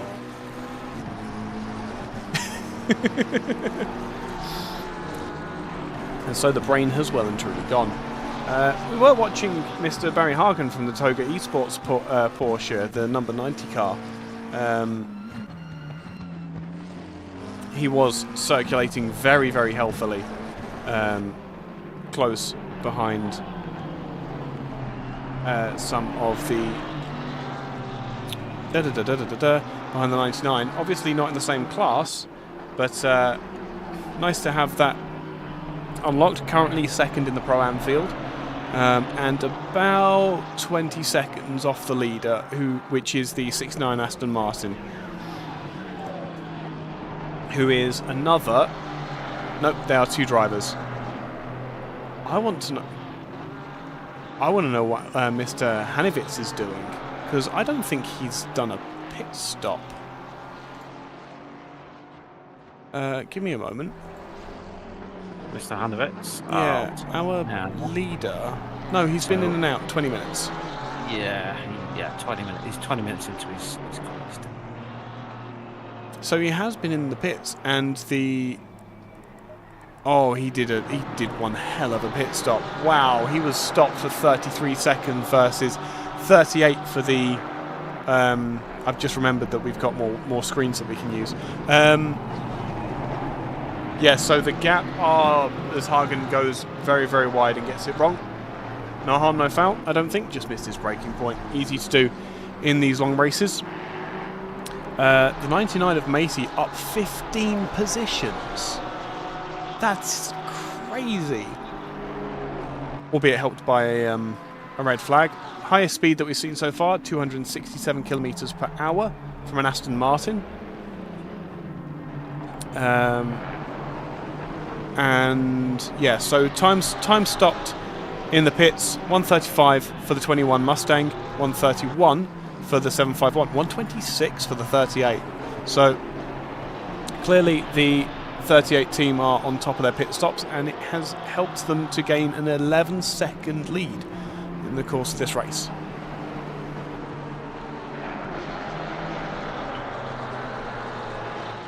Strategy is all. This isn't strategy though. Number 12 Bentley, half a second off the 551 McLaren. We know the aerodynamic effect that the... that's true, Blade Shop. That's very true. I love the meme. Bentley against... By the way, sorry, I was reviewing another incident again that I was just looking at, but yeah, this always going for a send. Always not made it. Yeah, you're not gonna. The thing is that the McLaren's got so much. Part of the problem with the McLaren is it's got so much aero. The good part about the McLaren is it's got so much aero, so it can always brake later than you because it's just stuck to the ground more. But it chews through its tyres a lot quicker than the Bentley. Which the Bentley's having damage as well. It's got a little bit of a nick on its front end, so that might affect it a little bit as well. Yeah, fortunately for the Bentley, the strength of its performance comes from how big it is. So I'm making excuses for it because it's easily one of my favourite cars on the road at the minute. Yeah. You just take it in era. Come on, do it. Do it. No, because it'll take me so long to get used to being on the other side of the car. You drive in a right-hand drive car every day. Get lost. We've got a Ferrari battle kicking off. That's what I just saw as well. It's a big look up the inside. And yeah, he is. And this, he's made it work though. That's a nicely done move there by was it the 555? Yeah, 555. Yeah. The 555 car we've seen involved in a lot of incidents over the course of the race.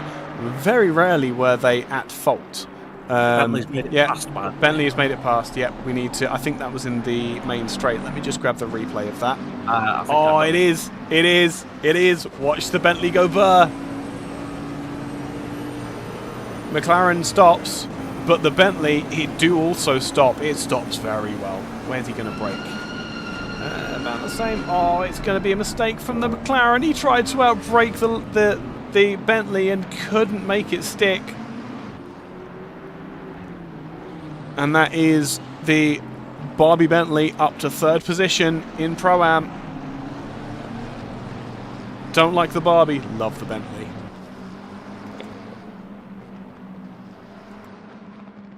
Enough time to do the laps to be allowed to use it. Macro it is. Yeah, no, it's fair. That's fair. It's one of the downsides of the way that the ERA is doing the licensing and making sure that you can keep your cars on tracks. But I think that the overall result has been exceedingly good as far as the quality of racing is concerned. That people are now having to drive cars that they can do consistent laps in before they're allowed to race really adds a level of qualification by the time you actually get to the grid. Yeah, you got to earn your place, haven't you? Really qualify the car that you want to race through the season with, and not just pick whatever's the meta at the time. And you got to earn it, really. So it works, and it's resulted in a really nice spread of cars as well. It has. I mean, some of the fastest drivers that we've got at the moment are in Hondas, and I think we're going to have, and I'm so happy to say this, in ERA Season 11, not only are they broadcasting Split 1, we're also going to have a Ferrari 488 GT3 back in the top split of GT3 racing, which I can't. Big Fengler might be about to do an overtake. I didn't realise he could. Oh, he is. Yeah. Oh, he is. He's going for Big it. look T1, absolute send by the Fangs. Oh, I am. Something's happening in my pants right now. Yeah, that was really nice. I love to see a BMW get outbraked. Yes. Yeah, I think that move was coming looking at lap times. Yep. Thornton's just been losing time to him early in the last couple of laps, and we all know Fengler, as much as we give him abuse, he's quite a good driver. Yeah, I think he's probably a good endurance driver in much the same way as because he doesn't really. When you're driving with someone else, you don't have that space to get inside your own head, which is one of his issues, isn't it? It's the sprint race format doesn't, like, because once he's made a mistake, it's all over. Whereas here, I mean, it doesn't matter how many mistakes you make during the first half of the race, you're going to end up in a fight with someone. Speaking of a fight with someone, McLaren looking to try and get some space on Vieiro in the 416 Ferrari. I'm just going to mute myself for a minute. No drama. As you were saying, Craig, you'd love to with your leagues, but it sounds like a lot of setup. It's not a lot of setup. It just means that you need to have a couple of servers running. If you pick an appropriate track, you don't really need two licensed tracks. We just want to make sure that we're doing it right. And with the way that the BOP with the way that the BOP was for a long time, there was no way that we could have one track that worked properly. But with the lovely new BOPs that we've got, where all the cars are basically spot on, we just need to pick a track which has enough. You'd basically, Indianapolis would be a really, really good track to do races on. It's low grip. There's a lot of runoffs, so there's lots of space and time to invalidate without damaging your car. 10 consistent laps around here is quite an investment, so you must really, really want to drive the car. And this is going to be the sketchiest of overtakes for the number 23 McLaren. Tries to go around the outside of turn 15. I don't think the Ferrari's got the straight line speed. I'm just trying to, and that is the overlap that was needed. Benedek gets the position. Ferrari tries to come back on under braking. Is able to get it done, and there is just enough space given side by side. They're going to come out of turn 3. There's a Porsche on the inside. Ferrari gives plenty of space and is going to have to give up the position, as the 23 was a little bit braver when it comes to their space. No, so that's done that's done automatically. The grading is done automatically. As soon as the session ends, that gets uploaded, and then there's a script that sorts through their times against the fastest drivers and things like that.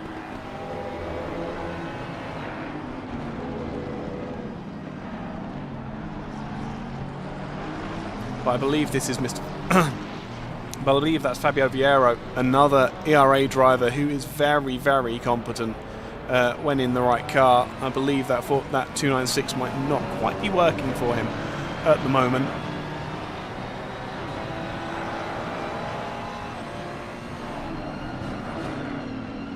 But we are coming down to the final hour. It's been an incredible run for everyone here.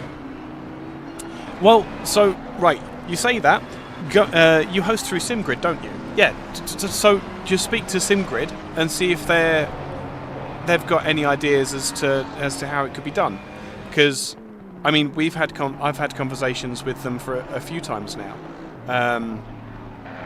And every time they've been very open to adding new features to SimGrid if it's going to be used, like their new crash driver rating feature thing that they added recently that I haven't been able to look into properly, and so it shows how well I'm doing. Is that another possible pass? That is Durandin on the back of Hagen, who is on the back of Lewis Knight. This is about to be 3 wide coming into turn 14. Durandin trying desperately to get the overlap on the Chevrolet. Chevrolet comes back as well as he can. Thomas Hagen doing a fantastic job there to keep the AMG at bay. Yeah, the crashy rating thing. Yeah, exactly. But that's the thing, is that SimGrid are very flexible. They will, if it's going to be used, they'll put the dev time into it. I've got a lot of time for the guys at SimGrid.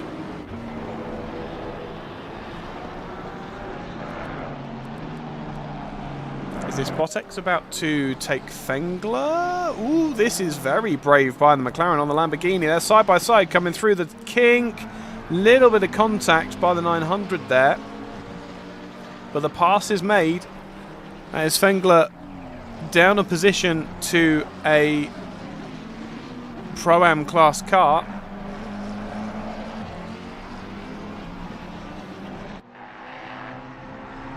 I think that may have been a bit of a mistake by Fengler as well,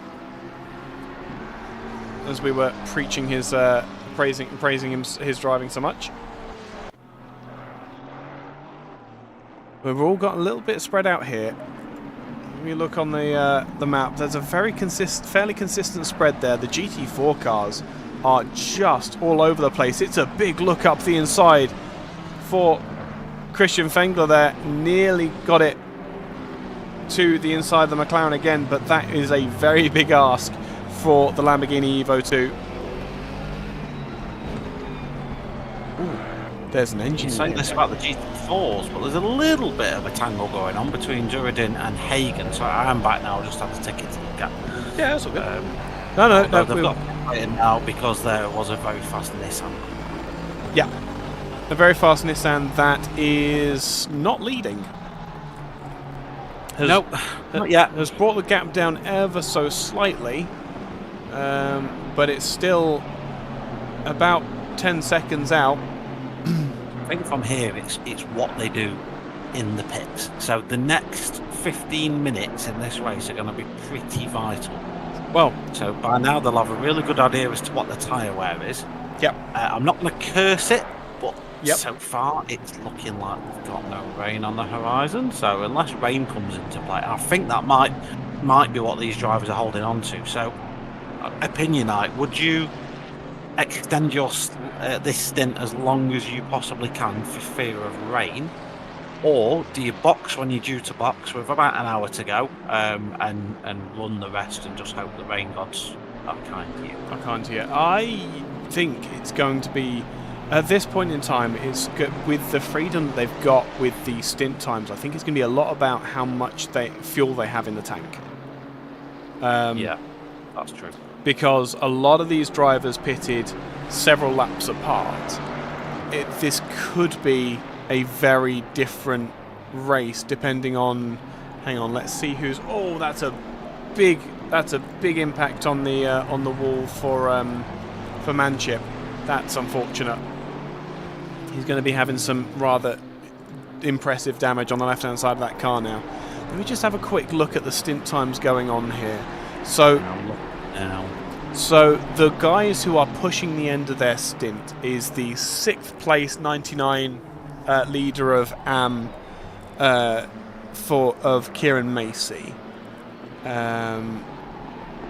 Apparently Jim Fox has been in the car for 1 hour and 47 minutes. He's solo driver now. Say again? He's solo driver now. But this stint apparently is 1 hour 47 minutes, which I think might be a mistake. Yeah, a mistake, yeah. Fengler has just pulled over the hour mark, as has Charlie Thornton, who's 1 hour and 4 minutes. So they're the ones that are being forced into a pit stop. They will have to pit in the next 5-10 minutes, which doesn't matter. They're in the final. We're in the final 75 minutes. We're in the window for that final stop.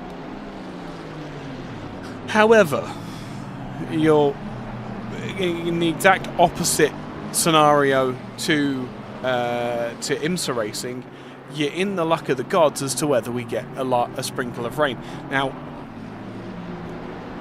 there's a possibility that if we only get a little bit of rain, then it may be inconsequential. Like, you may be able to run on slicks. We've still got 28 cars circulating at varying different paces. The temperatures in the track. It would take a lot for the wet to take hold. I would be running to the end of my fuel, I think. I think I'd be doing the same. Well, yeah, it's a difficult one as well. Hang on, where are we at for the leaders? The leaders are only 40 minutes in. Yeah. So they've got. They'll make their last stint the fastest. I do predict the leaders will extend this to an hour stint, and they'll just make the last stint light and fast. Yeah, but do you take tyres for that final stint? 100%. It's low grip. Indy's low grip. Yeah, that's true. Yeah. Tyres on you. Yeah, so we are. Yeah, we're dealing with. Oh man, it's a difficult thing. It's a difficult thing to be sat in the. It would be a difficult thing to be sat on the pit box and try and make those decisions. Yeah, you sort of need to play it by ear as to what you're doing at the time and where your car's positioned and where you might come out as well. Like, you don't want to try and time it, or so you're going to come out and just get lapped for 20 minutes, because that'll be no fun. Yeah, because that would suck as well. Where is Manship's current stint? 53 minutes. So Aaron's got about he's got 8 minutes to the 7 minutes to the hour. He's got a lot of style in front of his car at the minute as well. Is he? Yeah, he's just gone off and smacked into an advertising hoarding. Ah, rubbish. Yeah, he's got 6 minutes to the hour, which lines up more or less with getting an hour stint. However, it depends how much fuel he's got in the car. There could be, especially in the 296, which apparently sips fuel, from what I've been told. There is a distinct opportunity for the 296 to go as long as he can. That will catch. Hold on. Oh yeah. The gap is 25 seconds. Yeah, so he's got. We're all on one stop to the end now, basically. Yeah, I think most cars can make this to the end now. Given the stint times we're looking at, stuff like that. Yeah, it's touch and go, but it's definitely. Fengler's got past. He's got past Fox again. So that drive. Oh, it looks like Sternberg's had an issue as well. No, that's the Bentley has gotten past. What's happened there? I'll go back and have a No, look. I've got it. It's a big old kick of oversteer through turn 4. There's no tyres left on that 450 Aston Martin. That's what's happened. He's got on the brakes into turn 6 and the car has just given up on him. Yeah, he's close to the end of his stint. It's important this stint chat's happening now, to be fair, because it's highlighting the struggles these guys have with these tyres. So, Yeah. 52 minutes in, those Aston tyres are cooked already. And as an Aston driver, I can tell you I can normally make an Aston's tyres last over an hour. Yeah. It's one of the better cars for tyre wear in the game. So if that car's struggling, it says something. There is also a very weird thing around turn 6 where there's a lot of body movement and roll and a lot of transitional forces going on. And if you don't have the car perfectly lined up, then it will bite. Yeah. It will try its best to bite. Thornton into the pits for the final time. Yeah, he just done his last stint. Our 8 minutes. So he's probably just going to come in fresh set of boots. Fengler. Some more dinosaur juice. Fengler into the pits as well. We'll see if it'll be him or Stewart that does the final stint. If he pits at the same time because of Macy having the penalty, he could bet out in front then. Hold on. No, I think the gap is too big. Yeah, gap's too.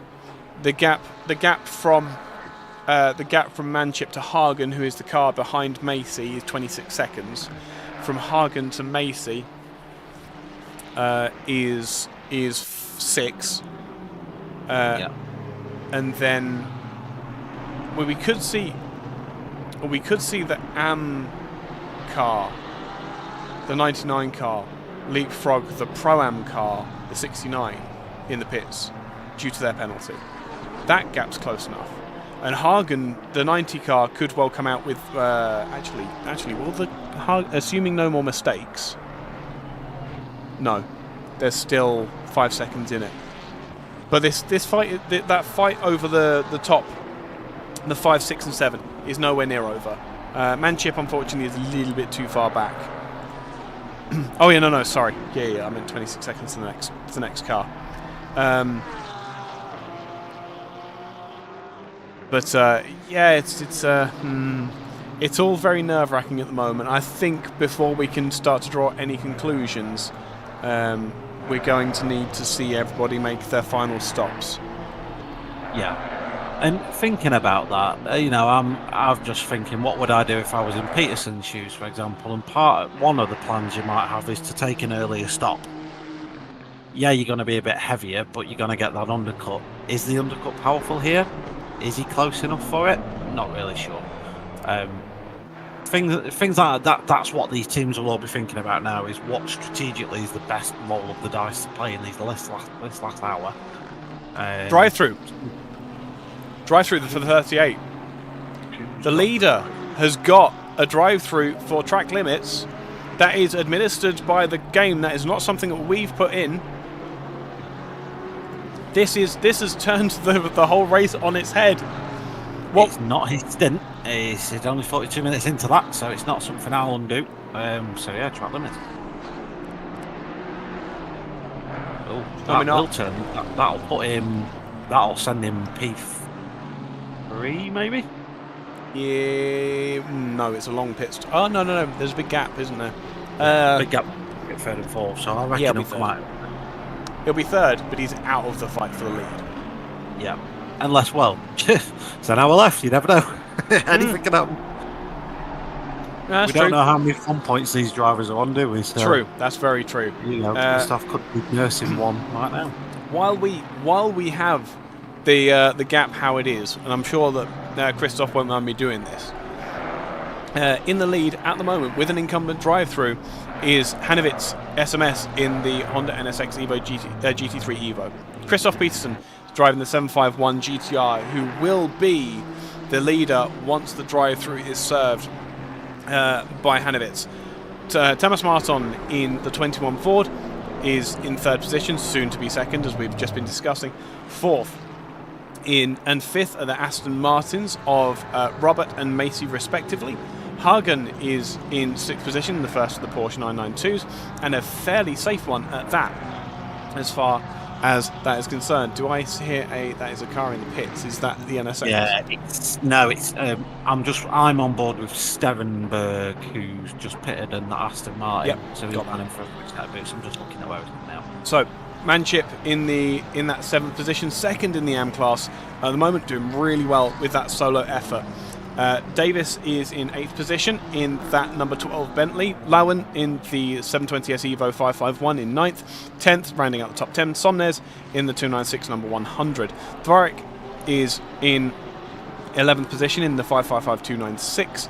Sternberg has just pitted in the 450, leaves him in 12th position, but that is his final stop of the race.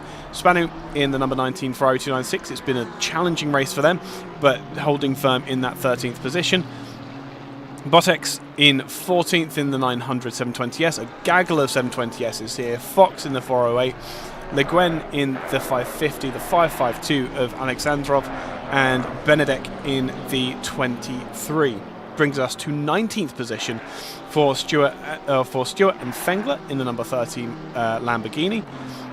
Viero's currently at the wheel of the 416 Ferrari 296 in 20th. 21st for Charlie Thornton, doing another really good solo effort. Their final pit stop has been served now, so they are on their final run now.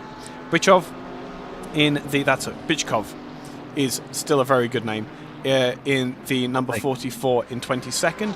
Dorlaz is the leader of the GT4 class in the 414 AMG. Lewis Knight in second position in the number 6 Camaro. Durandin is arguing with Thomas Hagen over 25th and 26th respectively. Cornel in the 992 G3Rs in the pits. That looks as though it may be a retirement. And the 570S of Mayer is circulating, but 8 laps down. That's where we are before we go into the final round of stops. A few small updates while you're going on that. The leader's pitted to serve his drive-through.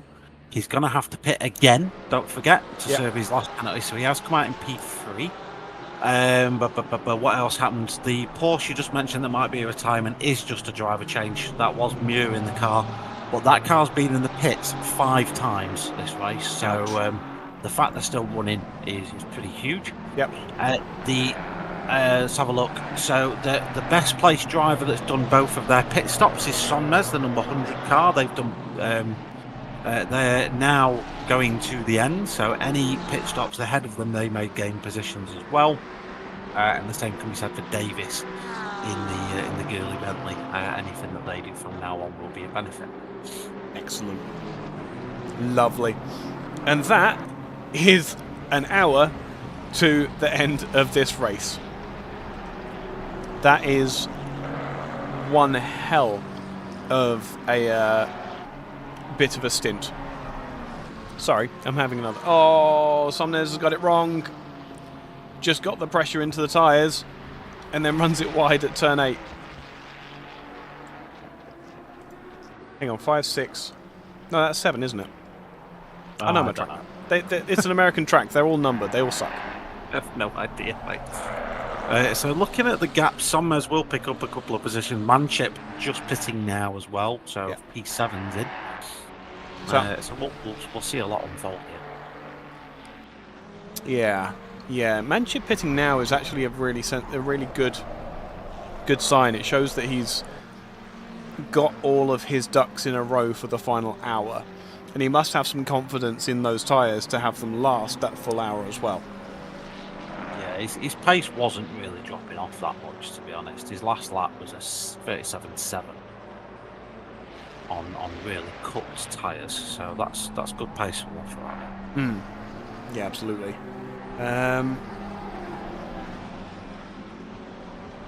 What else is going on? It's all very, very calm all of a sudden, he says. Well, we're saying that. We're in that weird lull now, aren't we? Where everyone's just working, they're all taking these pit stops now. I reckon in about 15 minutes we'll have a really good picture. Yeah, absolutely. I think we're going to get to the point where we're going to get to a point, as you say, in about 10 minutes, everyone will have had their pit stops made, and we can start to pull out a really, really good understanding of what's left in this race. I've just been looking at Peterson. He was just coming up to a bit of a gaggle of back markers, and I wondered if maybe he'd dive for the pits just to prevent himself having to go through, but he's carried on. So 52 minutes into his stint, Peterson. He can go for another 20 if he's brave, but I don't think he will. I think he'll be into it. I don't know if that's because he'll have the Grand Master of Strategy, Darius Schlemewski,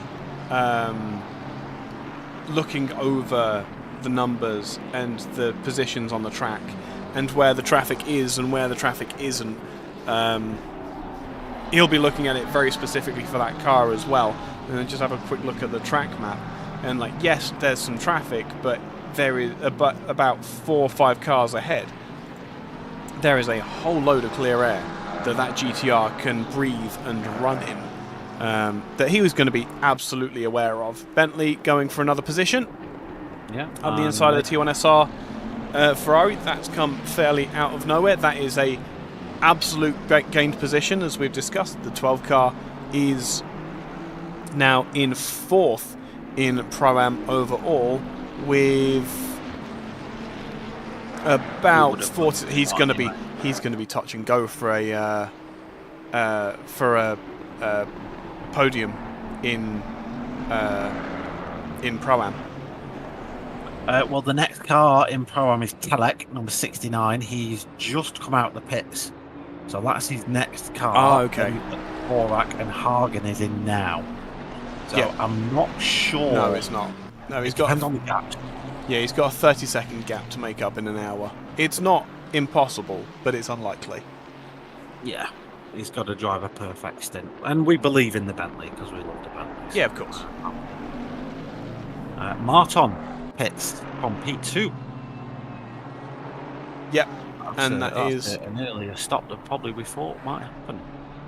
Yeah, there's either that I believe that may be force majeure. Where is? It was an hour on his stint. Yeah, that may have been force majeure. You're thinking fuel? I'm thinking there's fuel. There's a lot of drivers touching an hour now. I'm looking. There's a lot that are touching an hour. Yeah. So we'll start to see a flood then if this is the state of play. Yeah. How much fuel is in that Nissan's tank? The thing is, we kind of have a bit of an unfair advantage as far as that's a drive-through for Le Guin as well. Oh, that's why? Too early to be. Hold on. Do we get a log? I should be able to find out on my race control thing. His stint time is 14 minutes, so it can't be anything to do with stint time. Yeah, it could be drive time. I don't think it should be drive time though. It's not logged on my race control. So it is. It will be. Hold on. there is a lot of scrolling that's having to be done here. Yeah, there's nothing I can find online.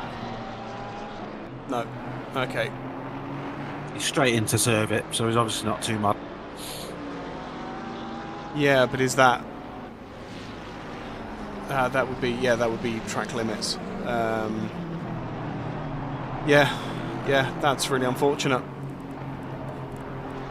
But it is what it is. That will be a gift for... Oh, no one really.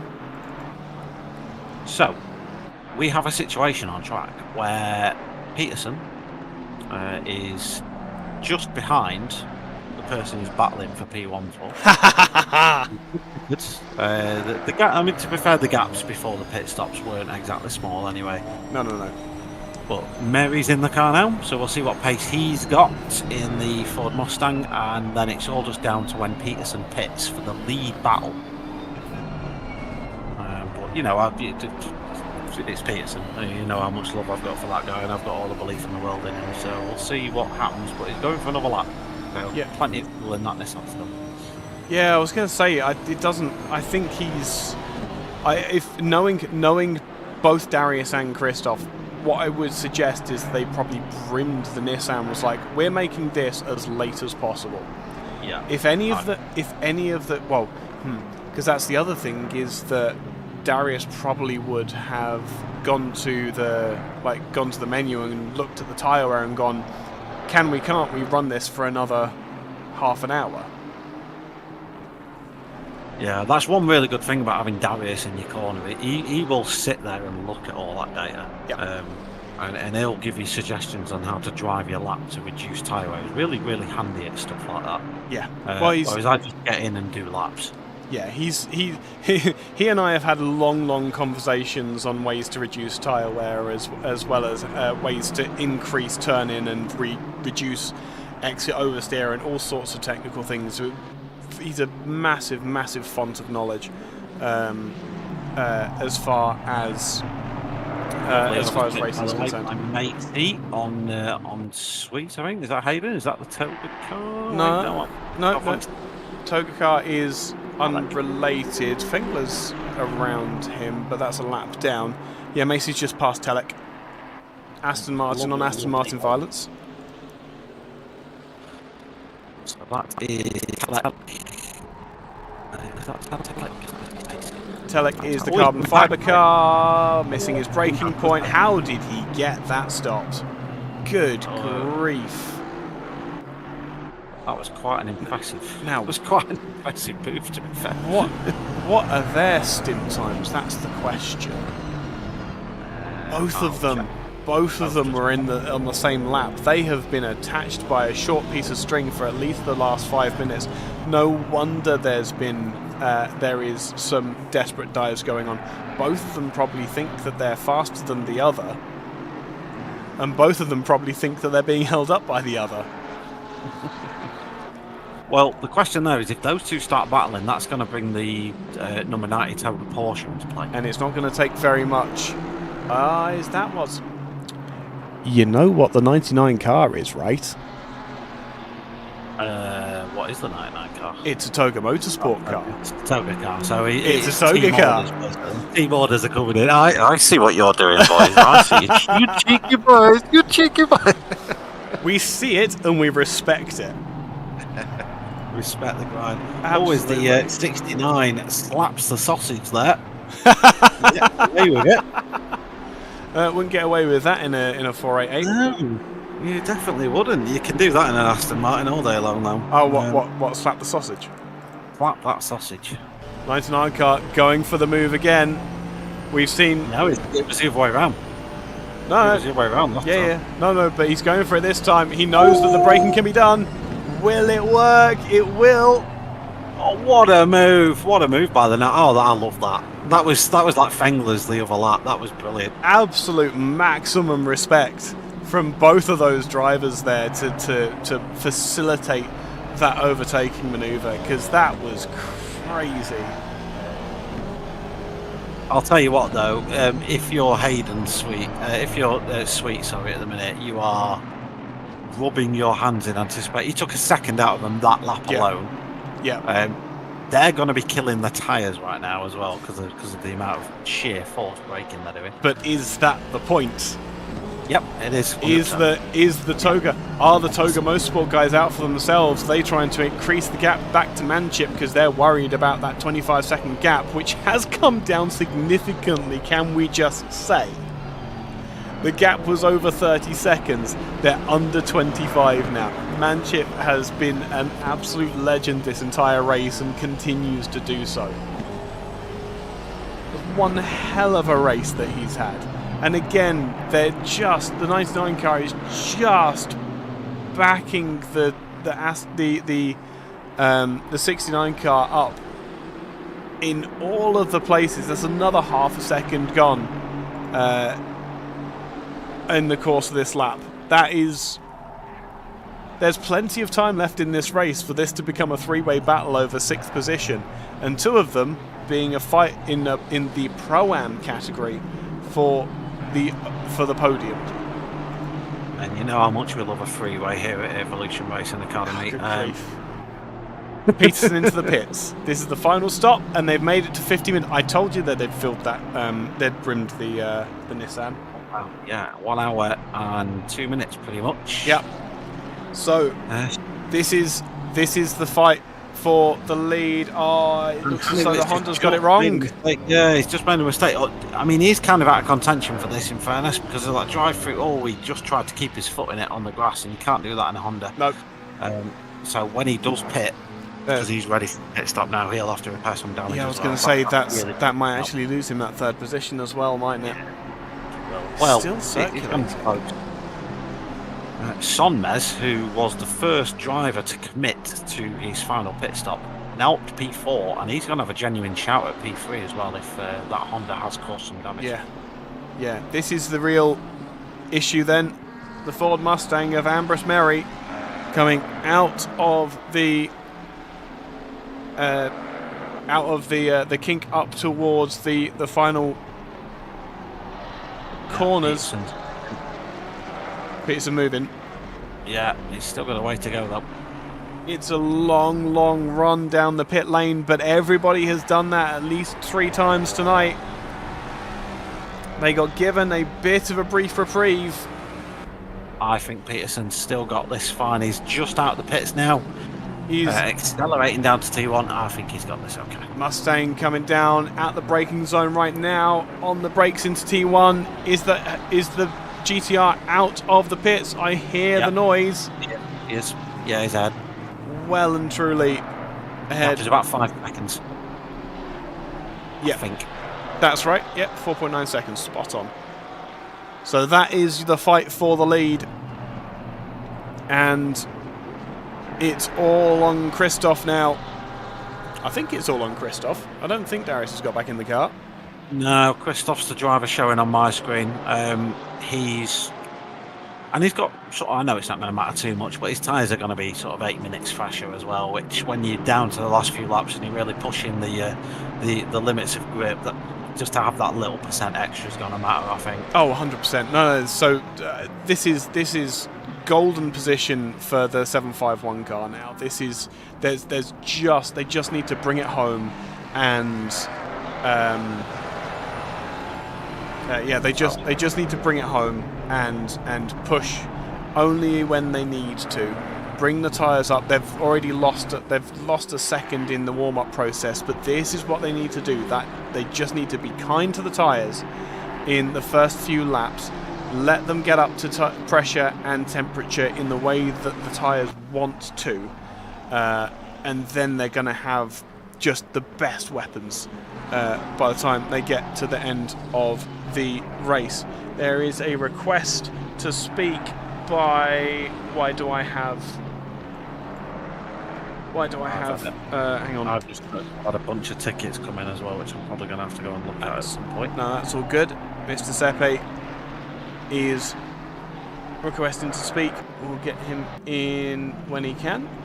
Just needs to accept it. Mute myself then, and I'll go and have a quick look at these tickets so we can. There'll obviously be time penalties for the final end of the race as well. Yeah, that is what it is. Sepe, it's been a long evening. How are you doing?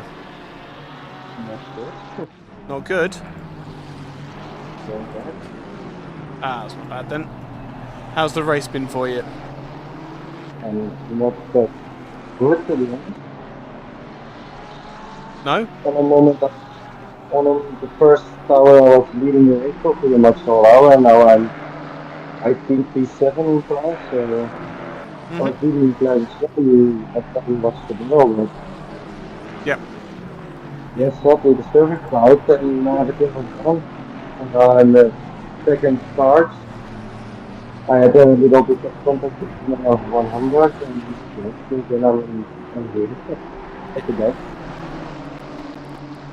Yeah, absolutely. But we're in the final hour now. Be a good run to the end of the. Will be a good run to the end of the race. You got any surprises or anything else planned? No, not really, because my car was a bit broken in front of me.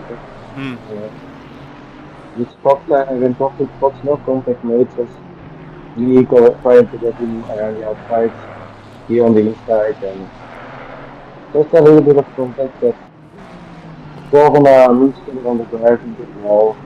Yeah. Never seen my support. Yeah, of course. Of course. Well, commiserations. It sucks that that you've had a difficult race, but hopefully you'll join us for the next one, wherever it ends up being. Oh my goodness! As the leader has to avoid the attack of an Aston Martin, apparently. You have, yeah. I hope you have a lovely rest of your evening, and hopefully speak to you another time. Cheers. Cheers, man. How Hang on a second. Why is it not? I was going to move you back to the audience, but it doesn't seem to want to do it. That's weird. Hold on. No, apparently you need to disconnect from us. Sorry, man.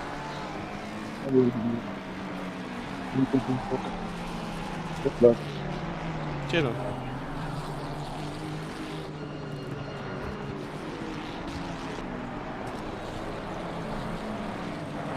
Right, so after that very difficult conversation, yep, Peterson had to take a massive dive out of the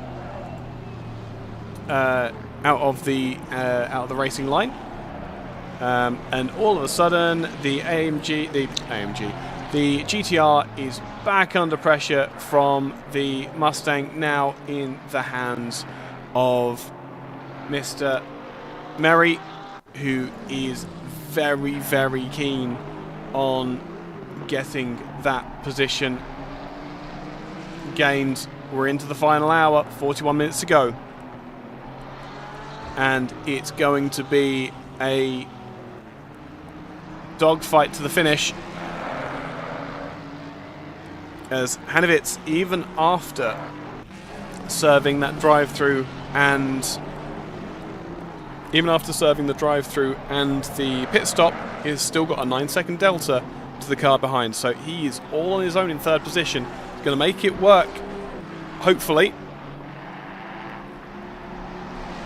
But this is the fight now. What can the Mustang do? He gets the drive off of the final corner. The GTR goes very defensive in the early part of the straight. Does the Mustang have the straight line speed to be able to make it down into turn one? He looks to the outside. GTR does exactly the right thing and stays on the defensive line. Mustang goes around the outside, and it's another touch between the two leaders. 21 car absolutely nailing the back of the GTR. GTR is going to keep his foot in it this time, though. Regains the lead, but goes way too deep into turn four. This is going to be another change for the lead, where it's been a questionable move by the Ford Mustang in the 21 car. 751 is going to go back to the outside, but it's going to be a very difficult fight here. The Mustang's very, very big to try and get past. It's going to be a difficult conversation to have post-race for myself personally. You don't touch that fat geisha. It's a very pretty car, and Mary now has done it twice.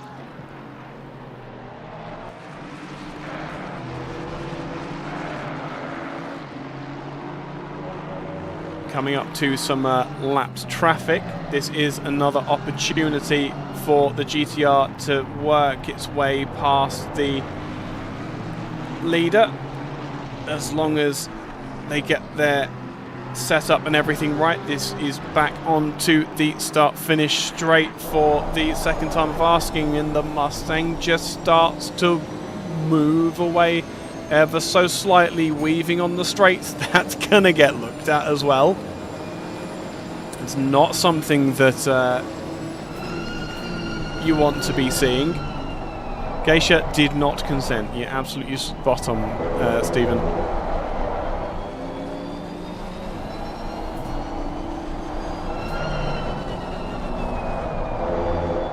But some difficult racing going on here.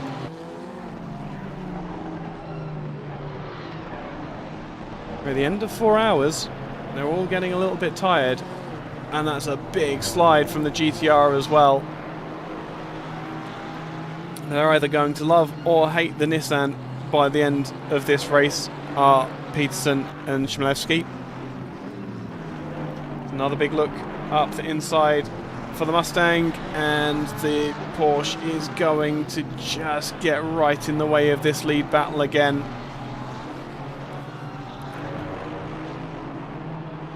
And this is where the frustration might start to kick in for the GTR driver. That's the Porsche trying to come down towards the apex again. Goes super wide, does the 68 car.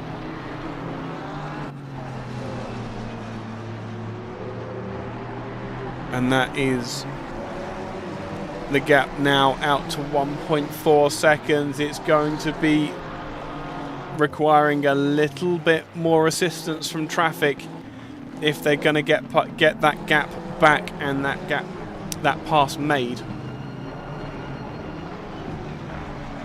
137.0. Oh, good grief.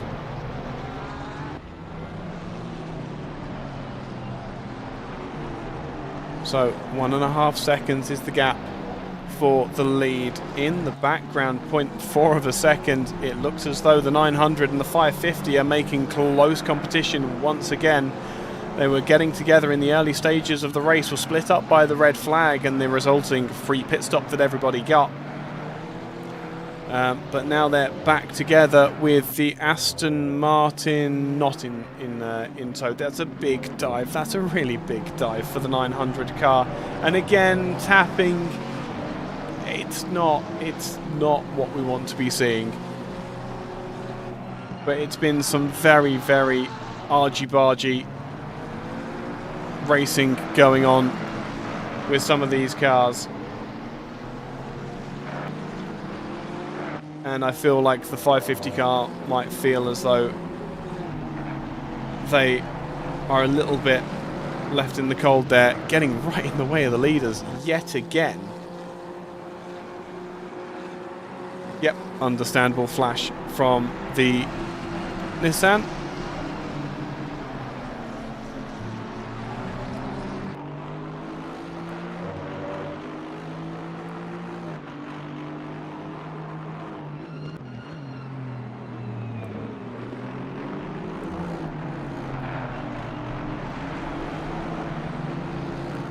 But it's all calmed down. Well, I wouldn't say calmed down. There's a lot of tension here with blue flags interfering. Yeah, yep, a 550 car is a menace. You can say that. I've already said it. Yeah, back markers getting a little bit too in the way. That's pushed the gap out all the way to 3 seconds now, and all of a sudden the desperation and the despair starting to kick in for the Nissan. They can only do everything that they can to get this lead, and if the lap down drivers aren't being responsible and kind, it's very, very difficult in these closing stages of the race. The 38 Honda does a 35.585 and claims the fastest lap of the race.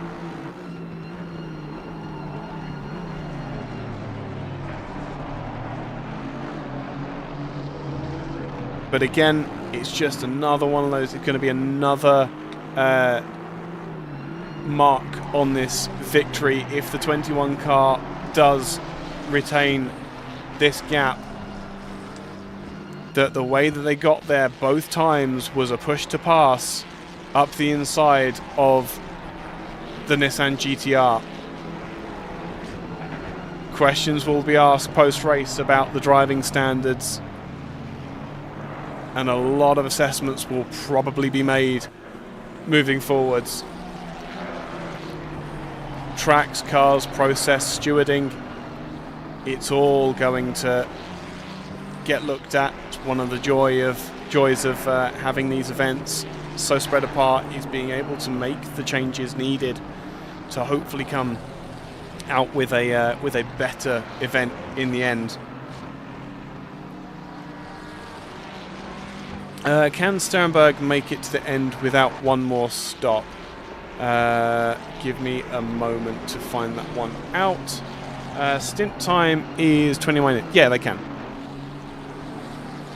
You should be able to. They're in an Aston Martin. You fill the tank up. It should last an hour and 10 minutes or so. So they will probably make it to the end.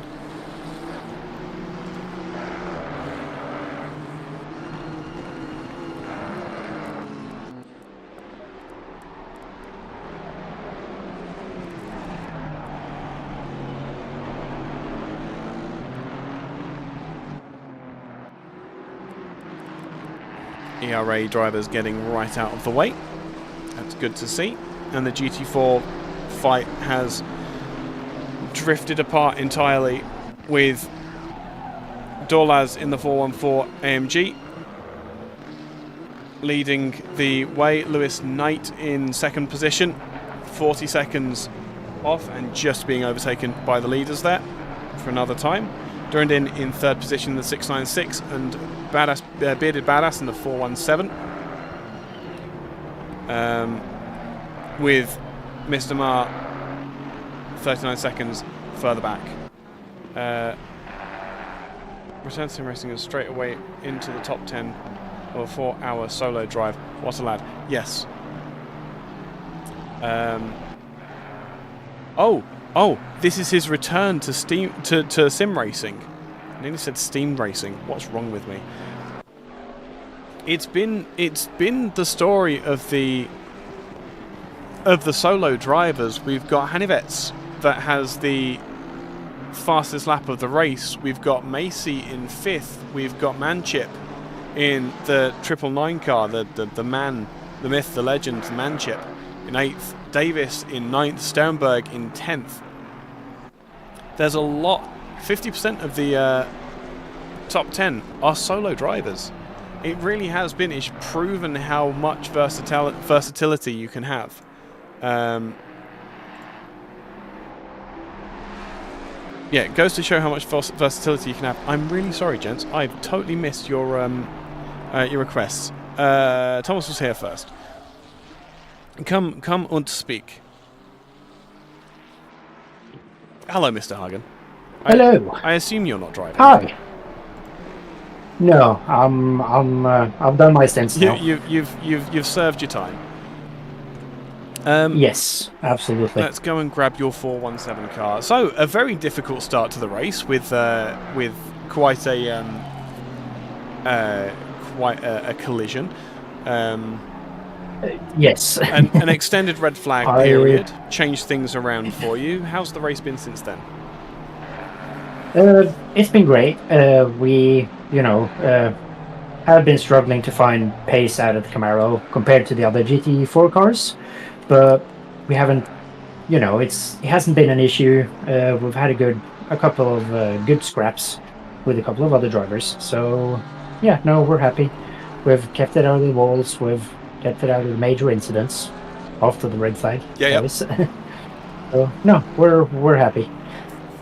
Good, glad to hear it. And obviously the Chevrolet, one of your favoured cars. You love the thing. It's still one of your favourites. Absolutely. I know I'm slow as anything in the car, but it's just the sounds, the personality of the car. It's just amazing. As you get a love tap from one of the GT3 cars. What's it been like with the GT3 and GT4 traffic? How have the GT3 cars been treating you? We've had a couple of repeats, what I'd call crowbars. Mm-hmm. They're a little bit argy-bargy. They want to get through, understandable, but for the most part, they have been very patient, very respectful, and we try to return the favor by letting them go earlier. Yeah, absolutely. Do you have a naughty list and a nice list that you're more what's the word? You're nicer to the nice ones. Absolutely. I had one certain car on my naughty list before the red flag. I was able to talk to the driver, give him a little bit of advice, and after the red flag, first time I met him, he was so patient. He gave me all the space I needed to do whatever I needed. So I pulled over and politely let him pass as a reward. Yep. That's what we expect. That's the kind of ride we're expecting. We've got 20 minutes left. Bearded has got it to the end, I assume, and it's just a nice chill motor on down to the checkered flag now. I've done my sweating, been in a battle while the race lead was catching up. Yep. Not very fun, but also kind of fun. So now we're just cruising on home. Beautiful. Right. I'll let you go. We'll get on with. We'll have a conversation with Mr. Fengels. Thank you very much for dropping in, Thomas. Yes. We'll catch you in a bit. Right. Bye. Cheers. That worked. Right. And I don't even need to invite you to speak, Mr. Fengler, but I will do you the courtesy anyway. Thank you for respecting our time as well, Christian. It's been an eventful race for you. I think it's fair to say. We were singing your praises earlier. Of just how talented you are both as a community owner and a driver when you're not getting in your own head. How's it been for yourself? Well, yeah, the whole race with the session before the red flag is an absolute roller coaster, I would say. Mm-hmm. We had absolutely insane first start. Made up a ton of positions, managed our way to P1 of the AM standings. Yeah. Then the rain came in, and I was like, "Oh right, this is gonna be a race. This is proper gonna be a race." Simply because you had all these ingredients for away from the standard strategies. You have to adapt to weather. It looked promising. So at some point we called it early in because it wasn't optimal for wet, but you could just tell by the amount of understeer that it's time to change the tire. And right after that, the server collapsed. Yeah. So there goes the red flag. A restart. We find ourselves pretty beaten off. Yeah. Because obviously we have pitted a little bit earlier than the competitors. And on a different mission today, because I have Stuart with me. And yeah, we just... I don't know. It was Martin, I believe, who started it to say like, okay, no, let's take very amateur drivers, take them in for their first endurance experiences. So some of the pressure of finding out how certain things work are taken away from them. Yeah. And it's more for ease into it, and it works really well. I'm really happy with Stuart. He is an absolutely patient guy. And anything else is a learning process. And then he did his best in the first start, but it was very messy. No, in the second start, but I was like, no, I'm not doing this start again. Just finish the stint, and it's you driving now. We want to split it equally. Yeah, I dropped a bit because the tire pressures were not spot on, and he was a bit too aggressive on the curbs. Yeah. But once we figured, he corrected it and carried it as far as he could. Yeah, and then I got in, and I don't know. I really don't know what happened there. This last stint of mine was insane. Not gonna lie, it was so intense. It was so stressful as well. It's been probably the most quiet for me I've ever been in a race. Yeah. No, I totally understand that, and it showed in your driving as well. Being able to, as we were saying, this endurance racing seems to suit you down to the ground. Just because you're focusing elsewhere. You don't have that time to get in your own head because you're driving for someone else as well. That seems to really help. Yeah, it elevates massively.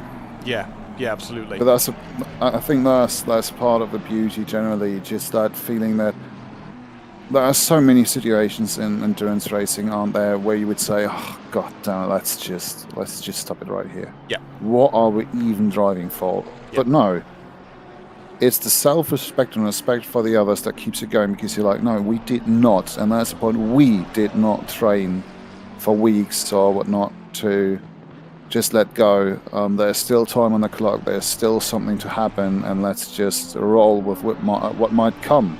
Yeah.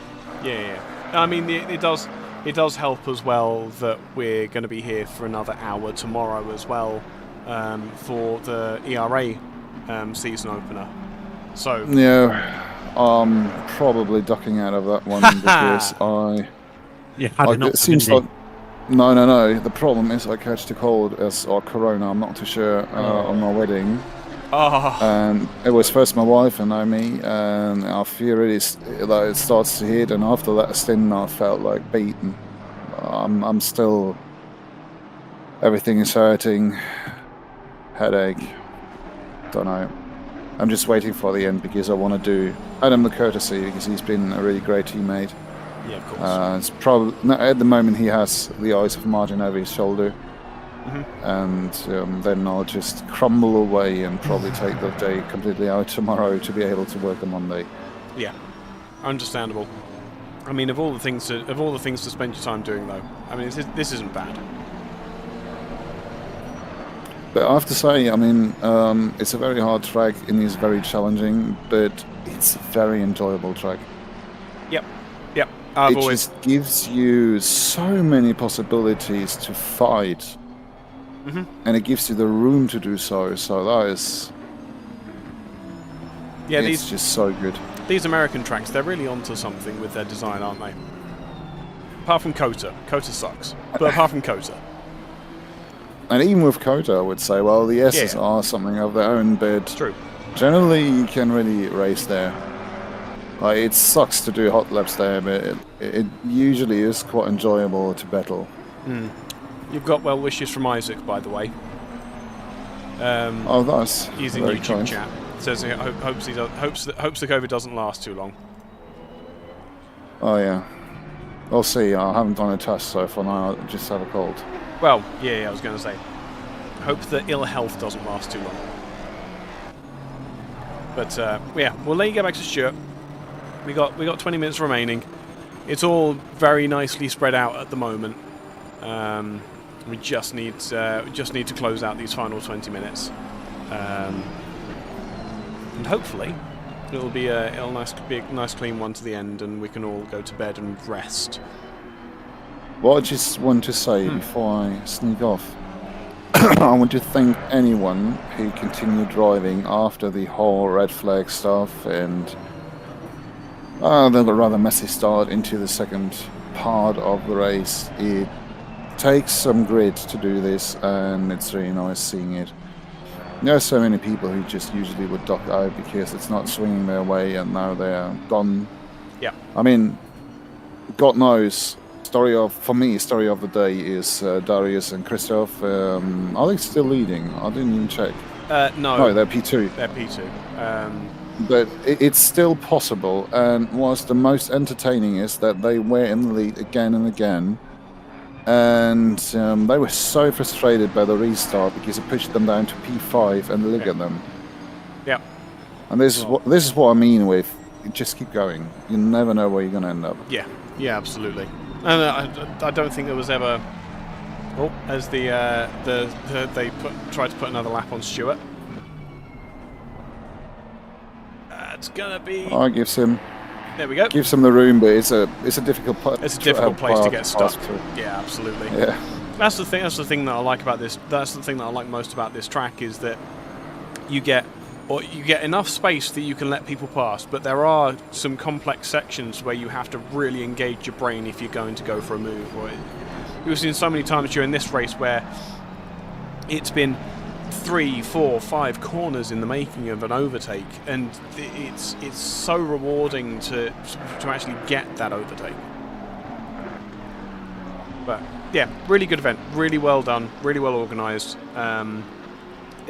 You'll be pleased to know I managed to hold a grand total of 35 minutes before I got fear of missing before I got FOMO from not driving. Well, mate, you lasted well. I was expecting more from you. Yeah, I've got the monster of all headaches from staring at these tickets, but we move. It's been a bit of a chaotic race. All right, guys. Can't thank you enough, but I'll just bugger off now and go and leave it to it. Go and drink some hot lemon and collapse for a night. All right, then. See you. We'll catch you tomorrow.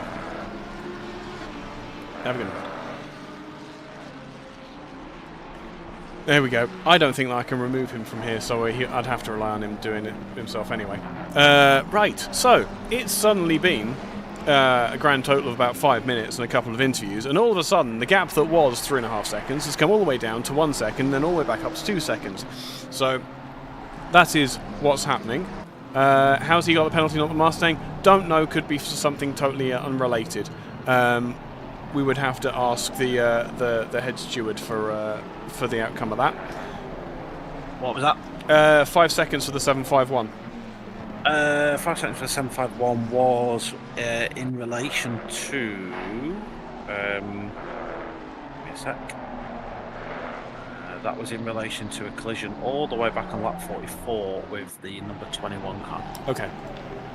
I've just got it noted down as hit and rear. I've not been exactly. If you look at this spreadsheet, mate, it is just. I've just put 3 words. For each one. It's not a lot. Yeah, of course. But yeah, all hit and rear. I think. It wasn't major. It really wasn't. Yeah, no, it's all good. Absolutely all good. Oh man. Okay. But have they reported that any of the pushed passes that they've got that the Mustang's given? All I can tell you is there is one in review for that car. Yeah, thought that so. is on my list. Will be reviewed before the end of the race. But any tickets that are logged from here on in, I'm probably not going to get time. Yeah, that makes sense. Well, get on with it. I'm on it. I know You could see my speed. Yeah, I know. Right. And that's where that came from then. So, thank you very much, Chris. It was one of the benefits of having the steward in the cum box with me. Weird benefit, but we'll take it. But the Son Mez, who has been an absolute champion as far as the drive has been concerned, is just starting to show a little bit of fatigue, and looks as though he may well lose out that fourth position overall to Kieran Macy in the Toga Academy team. Toga Academy doing really, really well in this race, really showing their chops and keeping going.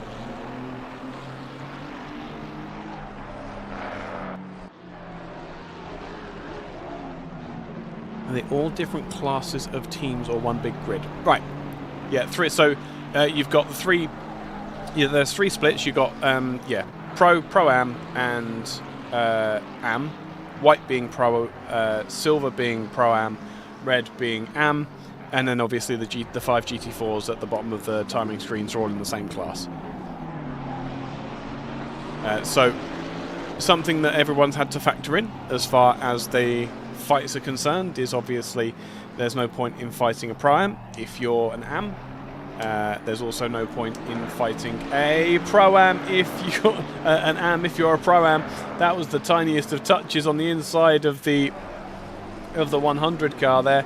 99's up the inside, gets on the brakes, gives the room just about both of the cars going right to the very edge of the track. That's really, really respectful racing there. 99 car has the inside. 100's going to have a big slide on the outside, and that is the position absolutely gained for the 99 car. That is an Am car in the top 5 and in 4th overall.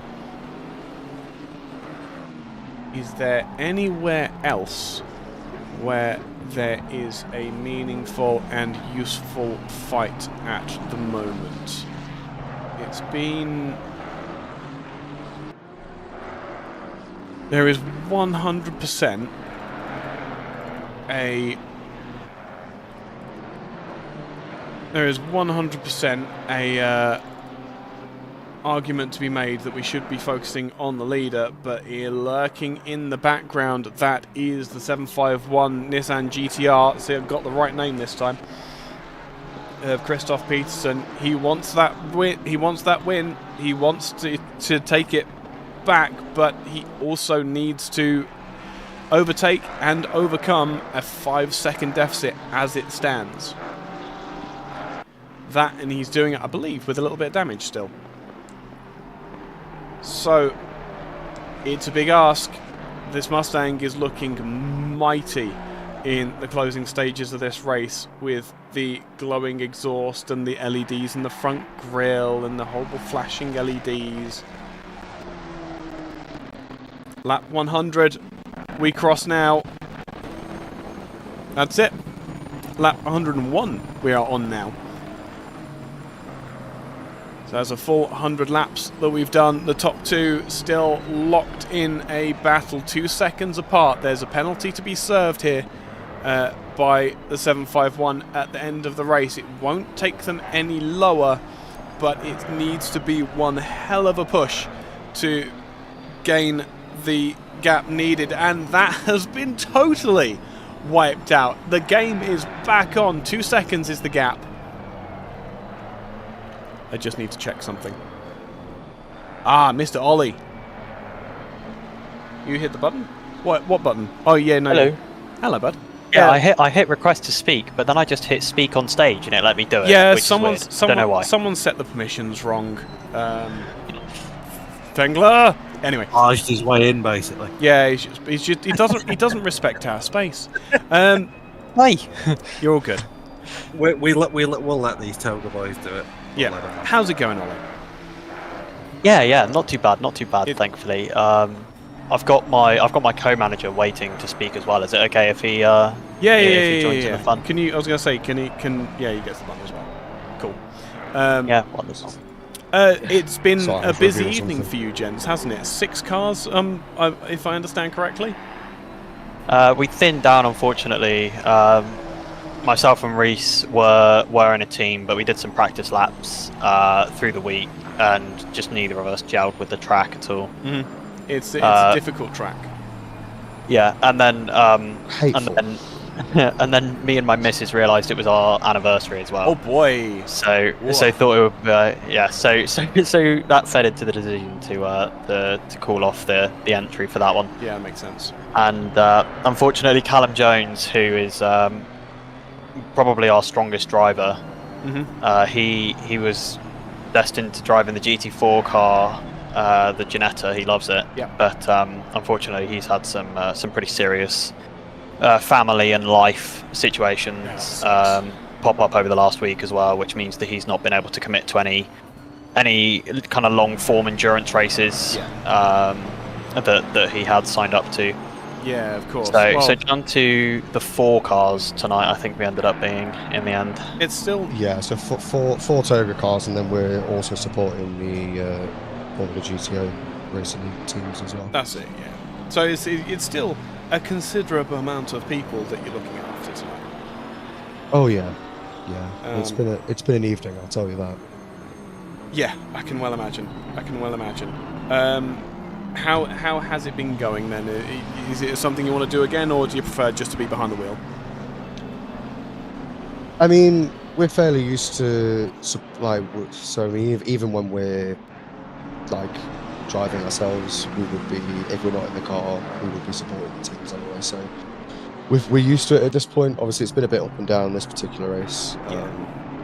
Some wins and some not so winning moments. Yeah. That's some that avoidance from Sterenberg earlier in the race was a sight to behold. I'm not going to lie. Yeah. We got a replay on that as well. That was great.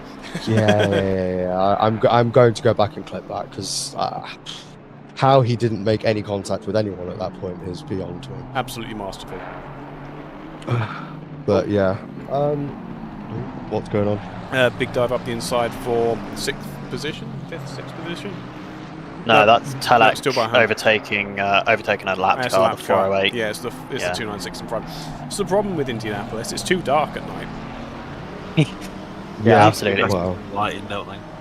light will do that, I suppose. Yeah, it does. kind of do Like that. you'd think at one of these big American ovals, they'd have enough floodlights to light up the whole thing, wouldn't you? But apparently they don't bother at Indianapolis. Well, did you An interesting choice. did you hear about the Daytona oval? When IMSA go there, they only put a third of the lights on. Yeah, they only have the lights on when you're going around the banking at the end of the lap. Ooh. Who was that that's just gone shooting off at 1,000,000 miles an hour? Oh, Telek. That was Telek. Yeah, big moment. And another I'm not going to speak questionable poorly rejoin. about him. I'm not going to speak poorly about him, but Hayden is the car behind, and Telek's got a 5-second penalty. So, as much as that's unfortunate for Telek, if he could have a couple more moments like that would be really great for us. I don't think Hayden's been doing the laps to reel him in. So Hayden's last was a 37.6. Telek's, and that's not counting the one where he just sent it to the moon. His last lap was a 39.8. So Hayden, he's pacing it, so he's got a chance. Yeah, he's putting the laps down. I think he's been a little bit frustrated with himself tonight, as Hayden. He's not on the pace that he normally expects himself to be, which is unfortunate, but. No, what was originally a 4-hour race, I've been sat in this chair since 5, so I imagine most of the drivers will have done the same. So it's yeah, for a sure. bit longer than that, hasn't it? So Absolutely. Yeah. It's unfortunate that you guys had that server issue early on. Yeah, it happens. Trust me, we understand. Yeah, you're talking to the all-knowing deities of server issues here at Toga. To be honest with you, yeah. Glad it's not us then. Oh no, because in the break we had Hayden and I said, so regretting buying a dedicated box yet? And he was like, yes, because of the money. No, because of everything else. Yeah, absolutely. Yeah, they may. In all fairness, they're costly pieces of kit. That's not deniable. But we can run 40 car servers, and the stress on the PC is only about 8 or 9%. Yeah. Not even that. No. Yeah. Not even that. Which it's literally like 4. Yeah. Max, and that's on a singular thread. So yeah, it's a beast. But it goes to show how stripped down these servers that we get. Really are. Yeah, absolutely. You guys use a SATA hosting, don't you? Yeah.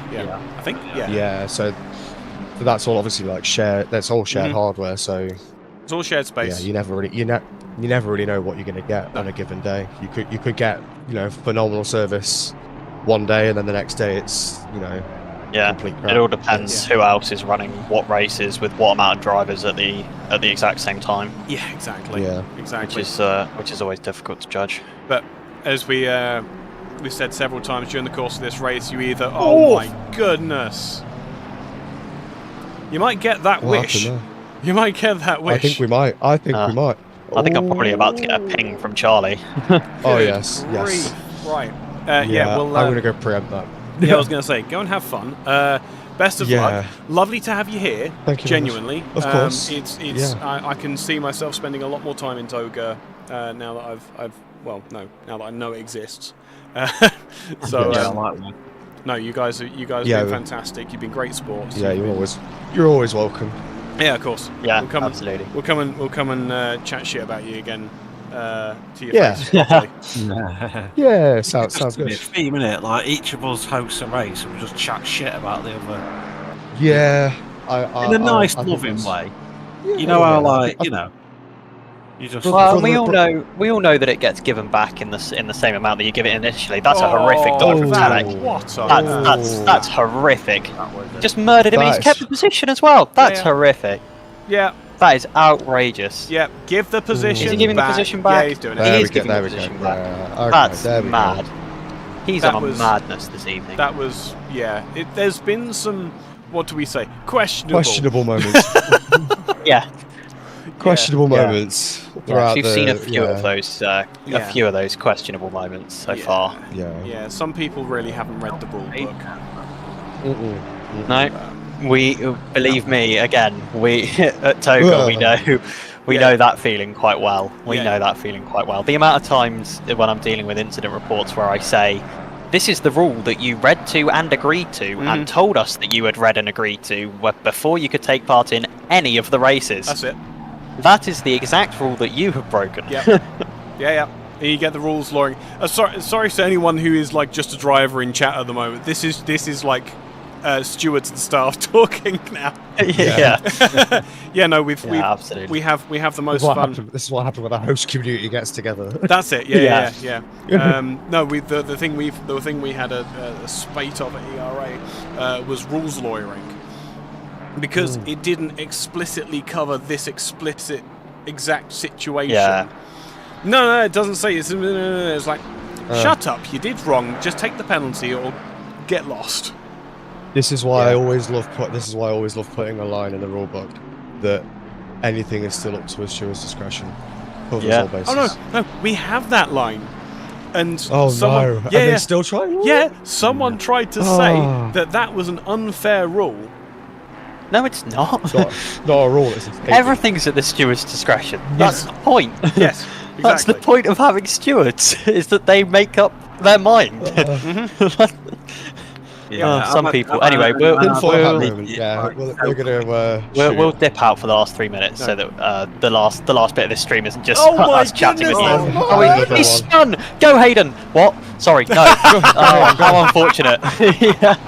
Right, see you guys in a bit. Have a good one. Have a lovely one. Bye. Cheers. Oh, they're fantastic, gents. I've just been on board with that Aston Martin, who's I don't know what's going on, but his brakes are having some sort of issue. His brakes are having some sort of issue. Wait, hold on.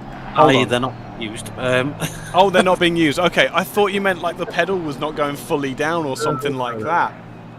God, I'd hate that. Would be awful to have at the end of a 4-hour race. Oh yeah, my brake pedal don't work. What?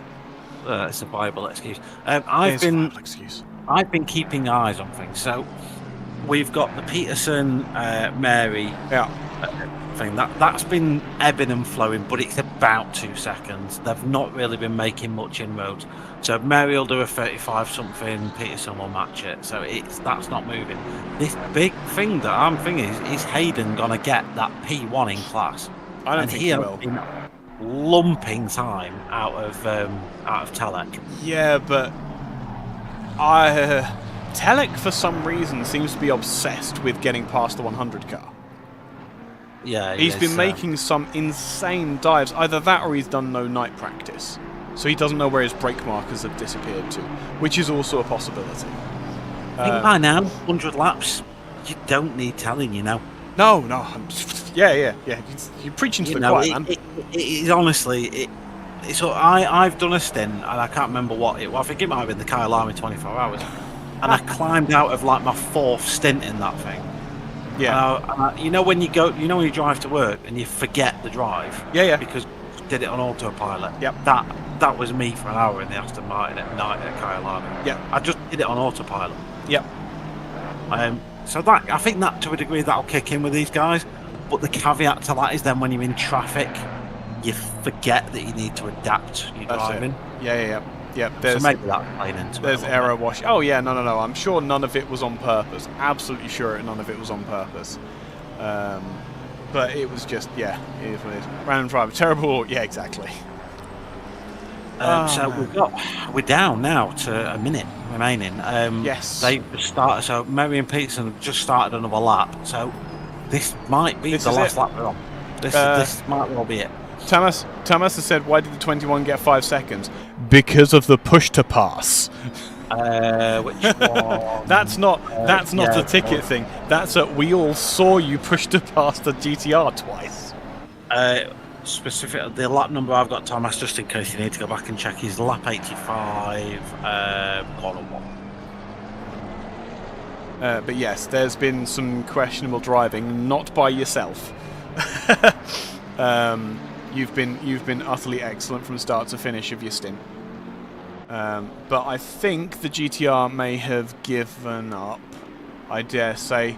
We're on to the final lap. He's lost another second and a half. Yeah. He's just getting it to the end now, which means that there's only one winner here. There's only one car that has been at the front for the entirety of the race. There's only one car that ACC Race Control does not recognise as a car. It is the 21 Ford Mustang, driven by Tamas Martin and Ambrose Merry. It's been an incredibly difficult race for everybody from the top to the bottom of the field, but the victor for tonight will be the number 21 Ford Mustang of Palinka Power as they come across the line to the checkered flag. It will be 3 seconds after 4 hours of racing, because let's face it, the red flag didn't really split up this fight in the slightest. For Christoph Peterson and Darius Schmeleski, it will be a few other drivers coming across the line in the meantime. Yeah, but the Honda in the end of it does seal P3, which is a really good result considering the wars that car's been in. I mean, it's just about to seal it. It's got a few corners to go. Yeah, absolutely. The hell that car had in the final sort of hour. Well done him. Absolutely. And Telek will bring the car home to a just if he can, if Sweet could find 2 more seconds, another lap or 2, and that could have been overall victory. Oh God, okay. Can we add more time for that? Did you see that? No, I didn't actually. Go to Telek, go back 30 seconds. I'm not even going to say that needs reporting. That's vile behaviour. Right. Well, and all of a sudden we've got to arse around with people being terrible. Right. What the hell, man? Yep. Okay. That's vile behaviour. And in a season would get him disqualified, I think it's fair to say. And that is, I think, across the line. So, we get to the end of the race, and it is Martin that takes the win. Peterson in second, the 751 in second, 38 third, 99 in fourth, 100 in fifth. 69 will take the provisional victory in Pro-Am, but I think that may change. With Sweet in second position in 90. That was, so 99 lead will win Am. The 999 will come second in Am. Brilliant drive for Mr. Manship. 90k in second. 12th and 3rd in Pro-Am will be the Bentley Continental, because Boatley is life. The 450 of Sterenberg, a very, very mixed race for him, but we'll get to the end of the race in 10th overall. 551 with the 4 drivers will finish in 11th, 555 in 12th, 19 in 13th, 900 in 14th. Fox in the 408 will finish in 15th. 16th was Charlie Thornton in the 18 car. Number 30 car of Stewart and Fengler will finish 17th. 23 car will finish in 18th. 19th of Merod and Vieiro will finish in 19th. Will finish Merod and Vieiro in the 416. The 44 car will finish in 20th. The 414, the leader in GT4, will finish in 21st. Second, the solo driver of Lewis Knight will finish in second position in GT4 and 22nd overall. Durandin, third position in GT4 in the AMG. The 992 of Cedric Muir and Cornel will finish in 24th position. The 417 of Thomas Hagen and Bearded Badass will finish in 25th overall. Mayer will be in the number 5, will finish in 26th overall. And then we have some of the casualties. The Le Guin will finish in 17th, and we've lost all of the timings. They've all gone. They've all gone. But we got through the majority of it. A reminder to everybody, if you want to talk, come and put your hands up, and then you'll get dragged into the room. There we go. That's that. I thought you would have. Yeah, there we go. Right. No, we're not going to invade like we did last time. Thank you. That's really, really nice. There we go. Sorry. I have head steward. Hello. Can I get a quick decision on that behaviour post checkered flag? Personal opinion would be referred to admins, but personal opinion would be disqualified from race results. Right. Yes, P1 in class. Let's go. P1 in class. Provisionally, you are second. But I am going to take the option of just referring that to admins because that's what we do. I mean, obviously, as a steward and staff member myself, I just can't believe that a guy would drive like that. No. Especially to take out a Ferrari that realistically the collisions were Telek's fault in the first place. Yeah, I It's don't. just- I don't get it, man. I don't get it. I mean, look, ERA has yeeted drivers out of championships for purposeful for purposeful For intent content. wrecks. Especially like we've literally kicked Fengler out of we kicked the league owner out of a championship for violence on me post checkered flag. It's never something that you want to see. It's never something that is acceptable. And there will be you will most likely get the win once all of the decisions are made, but obviously we can't say that right now. No, of course. Nonetheless, we've had the majority of the conversation, but for the remainder of this, wow, what a race! Most of your cars got to the finish. Every car that we entered finished, Every car, everyone finished, including Sterenberg, who was the driver who had his He did teammate 4 hours on last his night. own. Yeah. Wow. Yeah, 4 hours on his own, and he came home P10. Really proud of the guy. Absolutely, really great shift from him. Yeah. He's only been with us for a month ish. Yeah, a month, and 5 weeks. Yeah, his first endurance race was, a 2 hour stint, or 2 1 hour.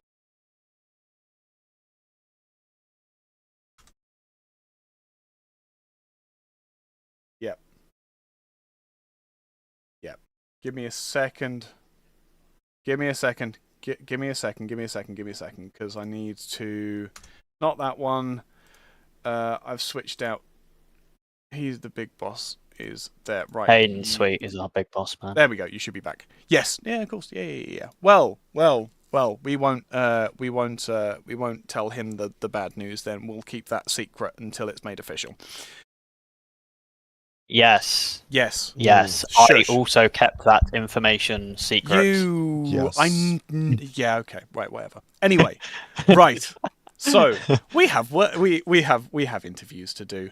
Yeah, gents? absolutely. Yeah, we'll clear off and let you guys get to bed hopefully before 1 a.m. with the amount of people lined up for interviews. Yeah, don't worry. We'll get through them quick. Yeah. Have a good race. Yeah. Okay, bye. Have a good race. As always, thanks for hosting, guys. Pretty much. It was it's all a good. good event overall. See you at the next one. Hopefully see you again. Yeah, Hopefully have a we good can one. contribute some ERA drivers to your next endurance as well.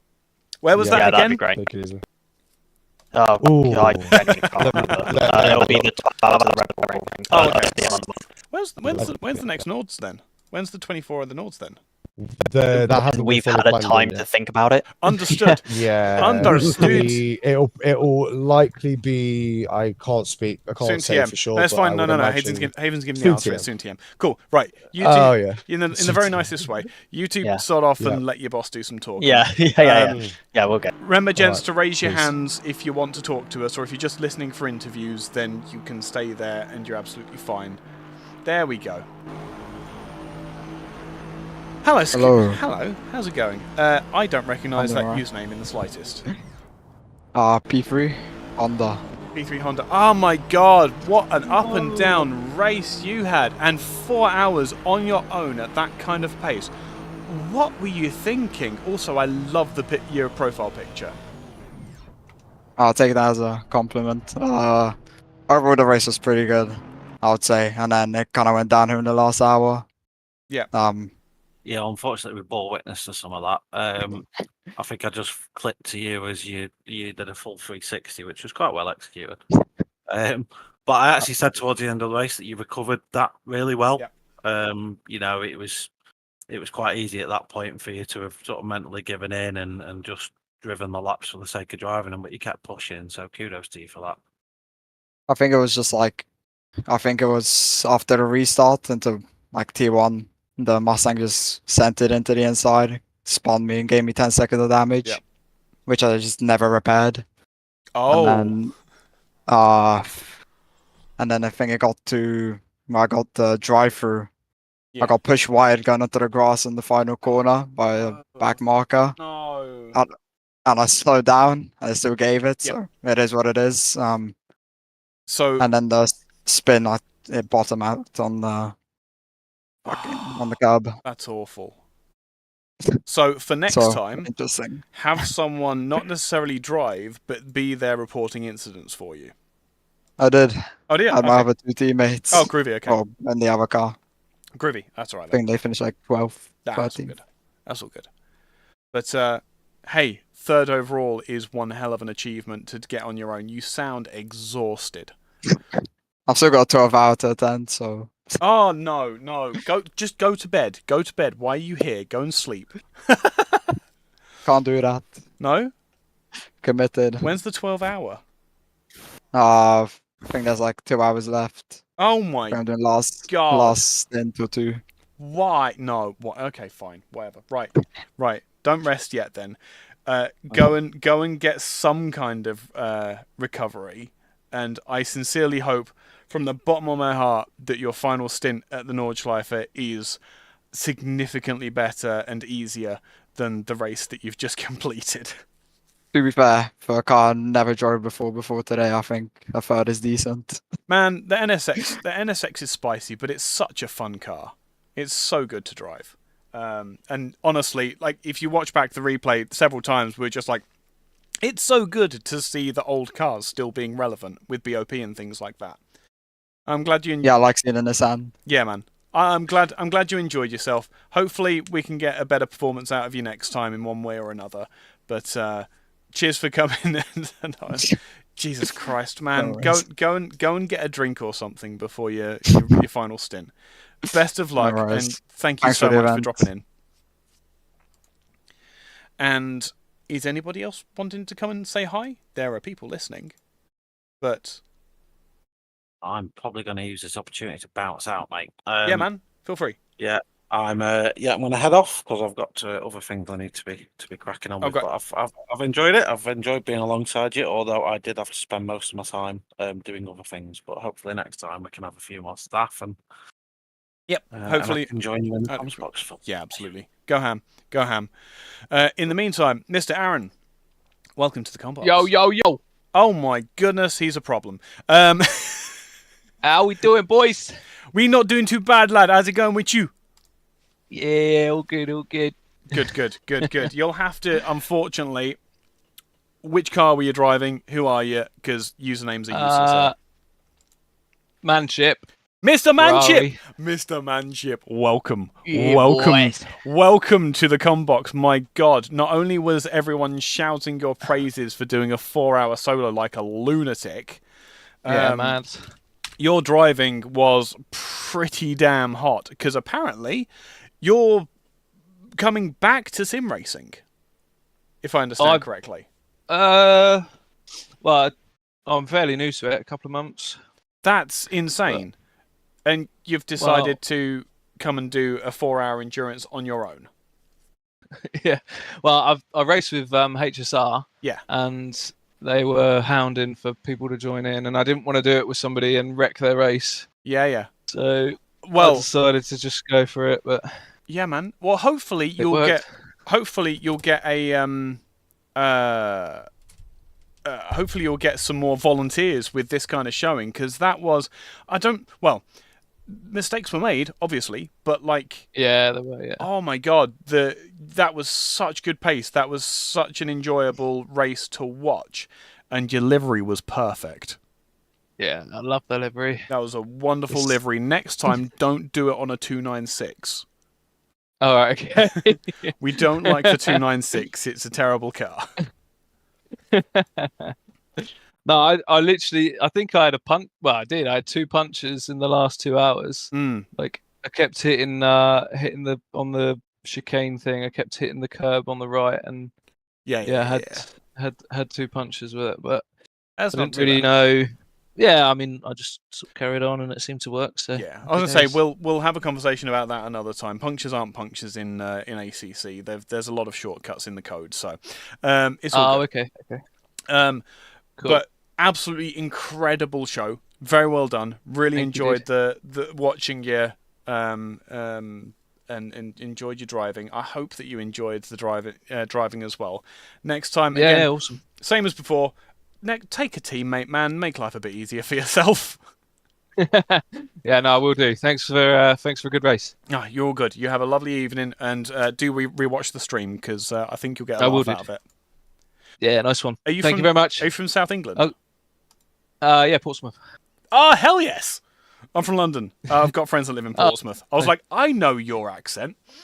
Well, there's actually there's 2 other guys on HSR randomly that live within a mile of me. So what you're saying is, next time I go down Portsmouth, I need to hit you lads up and go for a drink. Yeah, for sure, man. Baller. For sure. I'm in. Days. Until then, go and have a sleep. Don't drink. Just go and sleep. Nice one, dude. Thank you very much. Have a bit. Cheers. Bye-bye. Next into the combox, we'll have Mr. Dorlaz, whose name is even less useful than Aaron's. Who am I talking to? Morning. Hey, what's up? Oh, Jesus, is it morning? No, not yet. It's getting there, though. No, it is. Just wanted to give my team a shout out. Hashtag team effort. Yep. I'll say where it was quite pleasant. The AMG, the 414. The GT4. Yeah. 414 GT4. So winner of the GT4 class. And so it seems, well. yeah. That was one hell of a show from yourselves. Looks as though you. It looked like a really easy race, but my goodness, you got caught in all of the traffic with the GT3s. Was it? How was the traffic today? It wasn't too bad. Race start is always spicy. But apart from that, even with the GT3s coming in, like it was doable. Like friendly people in, not getting pushed off too often. Yeah. So no complaints really. Good stuff. Nah, good. Glad to hear it. And a win to take away and go to bed with as well. Unfortunately, there's no trophies or anything, but you know, what a trophy's worth when the win's all in your head anyway. Aye, just sharing it with the team, I guess. Exactly. Well, I will, as it is good morning now, I will catch you guys in a bit. I'll hopefully get through everyone else. But that was one hell of a display that you put on today. I dread to think how far away in the lead you would have been if we had have run the full 4 hours. But very well done. Hopefully see you again soon. And look forward to witnessing you drive again. Cheers, see you guys later. Have a good one. Cheers. Next into the combox, we will grab Mr. Smite, get him in here, and you'll have to once again let me know who the hell you are because nicknames are useless. Cesar Alexandrov in the McLaren 720S Evo for Wet to Light Racing. Ah, right. Yeah, perfect. How was your race this evening? It looked like it was you were involved in a couple of incidents and it was a little bit difficult for you. Yeah, it was. I lost concentration a bunch of times, but it was fun. I'm glad my friend invited me to this race.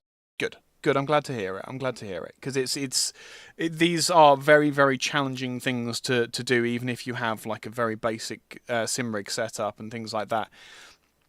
Absolutely great to push yourself and to do things like this. And is it something that you're gonna keep on doing? You're gonna keep on pushing yourself with endurance racing, or you're one and done? That's enough for you. 100%. I'm still gonna keep doing endurance racing. My team manager Seppe, also my friend who invited me to another race on Saturday for 6 hours endurance in Barcelona, Porsche Cup. Oh, fun! Oh, that's going to be hell because there's no traction control on the Porsche. Is there? No, there is no traction control. So, but I'm excited. I say not going to be able to lose concentration in in that race at all. Yeah. There's going to be a It's slightly. going to be challenging. There's going to be a slightly higher risk factor for if you do drop your concentration. But man, you did well. You got to the end. It's been really good having you. You kept out of the spotlight of the stewards as well for the most part, which is great to see. Hopefully we get to see you again next time we do an event. Yep. Cheers, guys. Cheers. See you later. Have a lovely one. And you too. that is... Does anybody else going to raise their hand, or are we done for the evening? Because I am happy to be done for the morning. I mean, well, fine. Oh yeah. Didn't mean to do that. Well done. We did also have Mr. Voltmander coming to see. It's all right, Lewis. You can mute yourself for a second. How's it going, Rob? How was the race? Well, I'm doing pretty well, although the race was, well, the race itself was kind of the subpar because I couldn't really participate in it. Yeah. Because, the same thing happened this race as a last endurance race. The driver list kind of fucked up. Oh, okay. That's not good. Yes.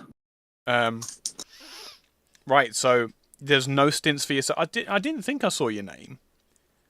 Nope. It makes sense because I didn't participate because of that. Oh, that's so upsetting. Well, that's so. Are you going to be back up and running tomorrow for ERA? Well, yeah, of course. Good. Okay, no, that's all right then. I practiced this much for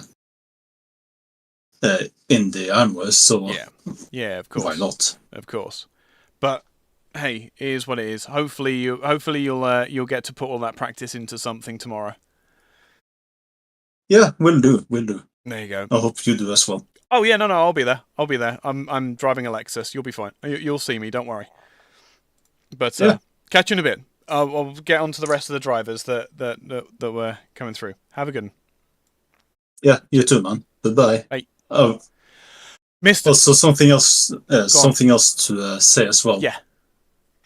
I'm not sure if you noticed because I don't think anyone else has said something about it, but I can apparently serve mute and disconnect people. Yeah. No, there's something wrong with permissions. Blame Fengler.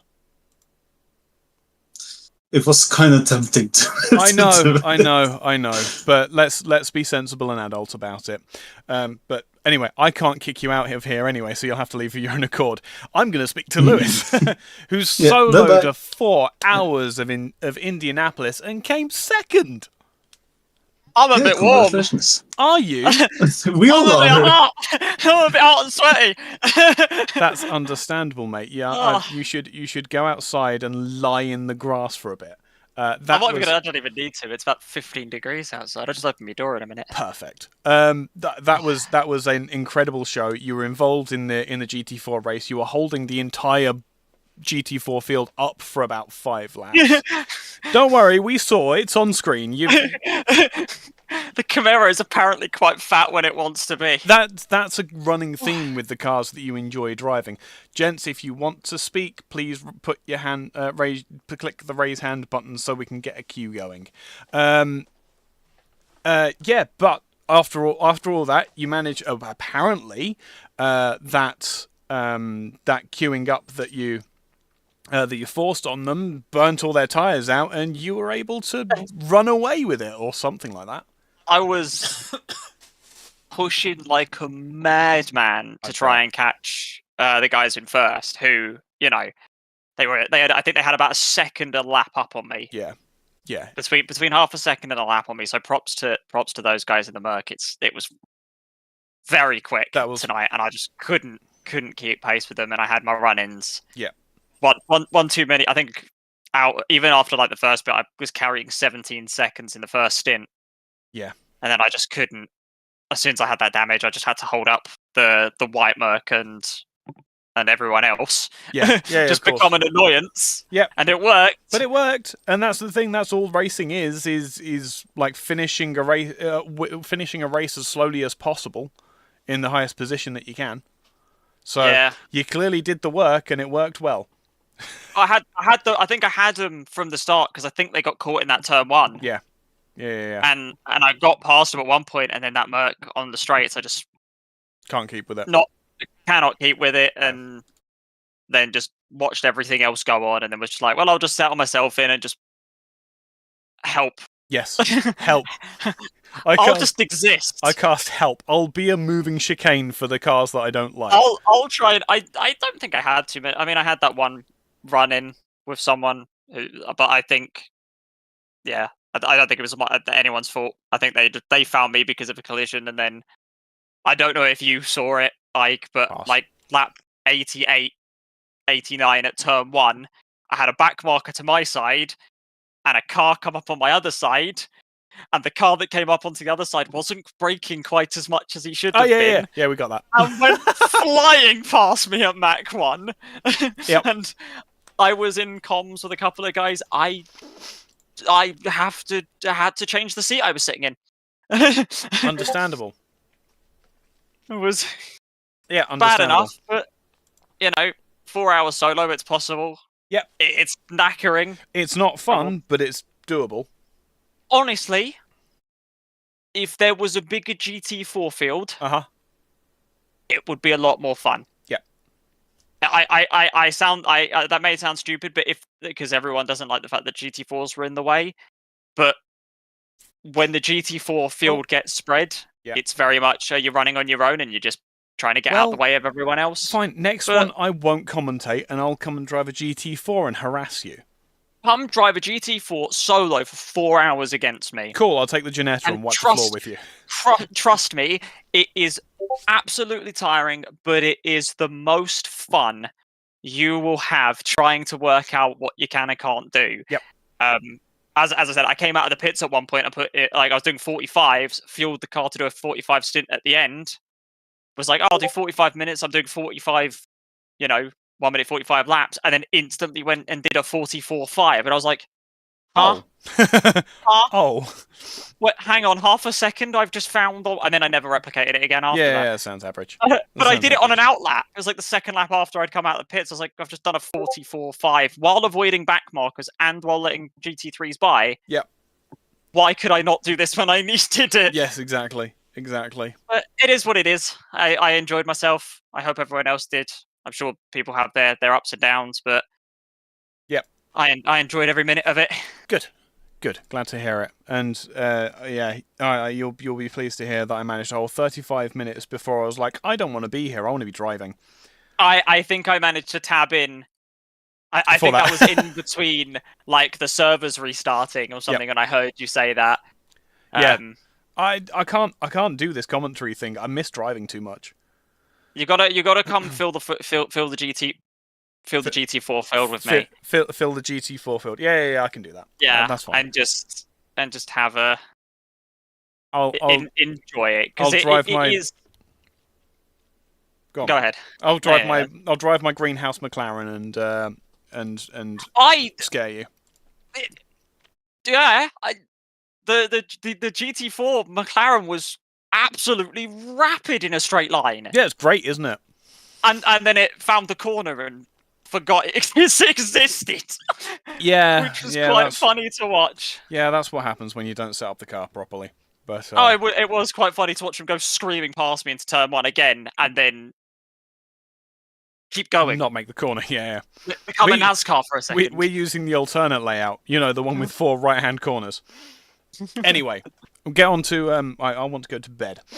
Yeah. Enjoy talking to anyone else that wants to have a chat with you, mate. I was going to say. Yeah, we'll see if it happens. I'll leave. Love you and leave. Enjoy yourself. Enjoy the rest of your night. And yes, we'll do. Yeah. Catch you in a bit, Lewis. Well played. Catch you in a bit. Have a good one. Because I can't evict Lewis from this room, and I can't evict you either for some unknown reason. But whatever. Hey, Darius. Hello. You got there in the end, but that seems as though it's probably one of the worst races that you've ever had to endure. For me personally, yes.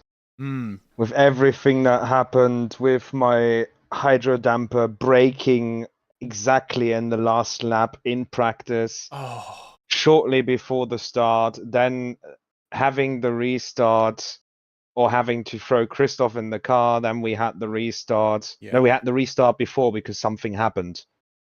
And I was fine because I had to figure out if I've actually broken the load cell or if I had broken the hydraulics. Yep. And I had broken the hydraulics. So it was about a 10-15 minute job to get the hydro damper off. Yep. And then I was clear to drive just without the Without the muscle load cell. memory of the hydro damper. Yeah, With the load cell, but without the damper. So Oh. the muscle memory was a bit fucked over. And I'm actually surprised I came close in pace, not close enough, but close. No, you were And close then Fengler restarted the server, and because of all the commotion and getting the server started quickly, he didn't change the drivers or didn't come back to me, and that was a split-second decision. And I'm no longer mad at that, but I was fuming the first time I've heard it. Mm-hmm. He had thrown me out of the entry list. So Christoph was solo driving. I had no option to get back in the car, but I had the load set. I had the pedal fixed at about race time 11 minutes in or something like that. Yeah. God. And then luckily we had the restart at the 3 hours, so I could get one stint in. And then the last stint was supposed to be mine, and Christoph did the same mistake I did round Nürburgring and forgot to set the driver. Yep. So, and then with everything that happened with traffic and blue flags and me getting a bit too opportunistic, losing my point when the Mustang and the Honda came together, and I bumped into the Mustang into turn 3 and spun out. Yep. In between all of that, it was pretty painful. I mean, P2 is probably the best we could have achieved and a very good result despite everything that happened today, but still does not sit right or feel right with me. No. Kind of a very bitter taste, this race, but it is what it is. It is what it is. No, I totally understand. It is what it is, and I have to give it to Ambrose Tamari. He was on a scent in the last stint. Holy crap. Yep. Holy crap, was he fast. Yep. Took all the So that sandbags is- off and they had a that fully is- rubbered up track. Yeah, that was fully deserved. I would have been happy if Christoph managed that, but then again, it is what it is. It is P2. It's still it's the first loser, but It's probably still a lot shots. better than we could have. Yeah. That's the It main is? thing. Yeah. Podiums. I wasn't even in the car. No, you drove a stint. You have to take to take shots, and so does Chris. Ah, crap. Love you, bud. But yeah, it's over now. It's all good. Yeah, Steam VOD is on YouTube. I'll send that to you, Nico. Thank you. on. That saves me doing it. And yeah, that's we just have to regroup and go again next time. Yeah, and I have to teach myself Indianapolis for tomorrow entirely again without a hydro damper. Yeah, that's not going to be fun. But at least in a car that I'm sliding around on 20% brake. That sounds fun. It won't be fun. No. Thank God I'm in the wrong class. I might not have to get moved up. That's a fair point. That's the fair only point. thing that might be saving me from not killing myself. Yes, understandable. No, that's a really good point, and hopefully you can still have fun tomorrow. Hopefully the driving will be a bit cleaner tomorrow. Yeah, today was a bit of I'm just going to say it outright, a bit of a shit show at some point. Yes, it was a little bit. From what I've seen happening behind us, in front of us, involved with us, and other drivers.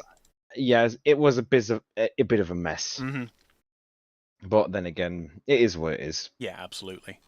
We'll carry on from this. We'll let you go. See yeah. if there's any more. I think we've worked our way through the majority of people who want to say something. But yeah, I'll let you get off to bed. We've got more racing tomorrow. Yeah, I know. Best of luck. I hope you sleep well, bud. Yeah, you too, mate. I'll catch you tomorrow. Have a good one. Catch you tomorrow. Cheers, man. And that will be Anybody else want to have any words before I sign off? Mr. Chiba is being very generous and saying good race to everyone. I think that's about it. That's absolutely perfect. Right, with all of that said, it's been a wonderful almost 6 hours. I hope everybody has a lovely evening, morning, afternoon, wherever you are in the world, and we'll see you all for the next one. Hopefully, you'll see me in a car then.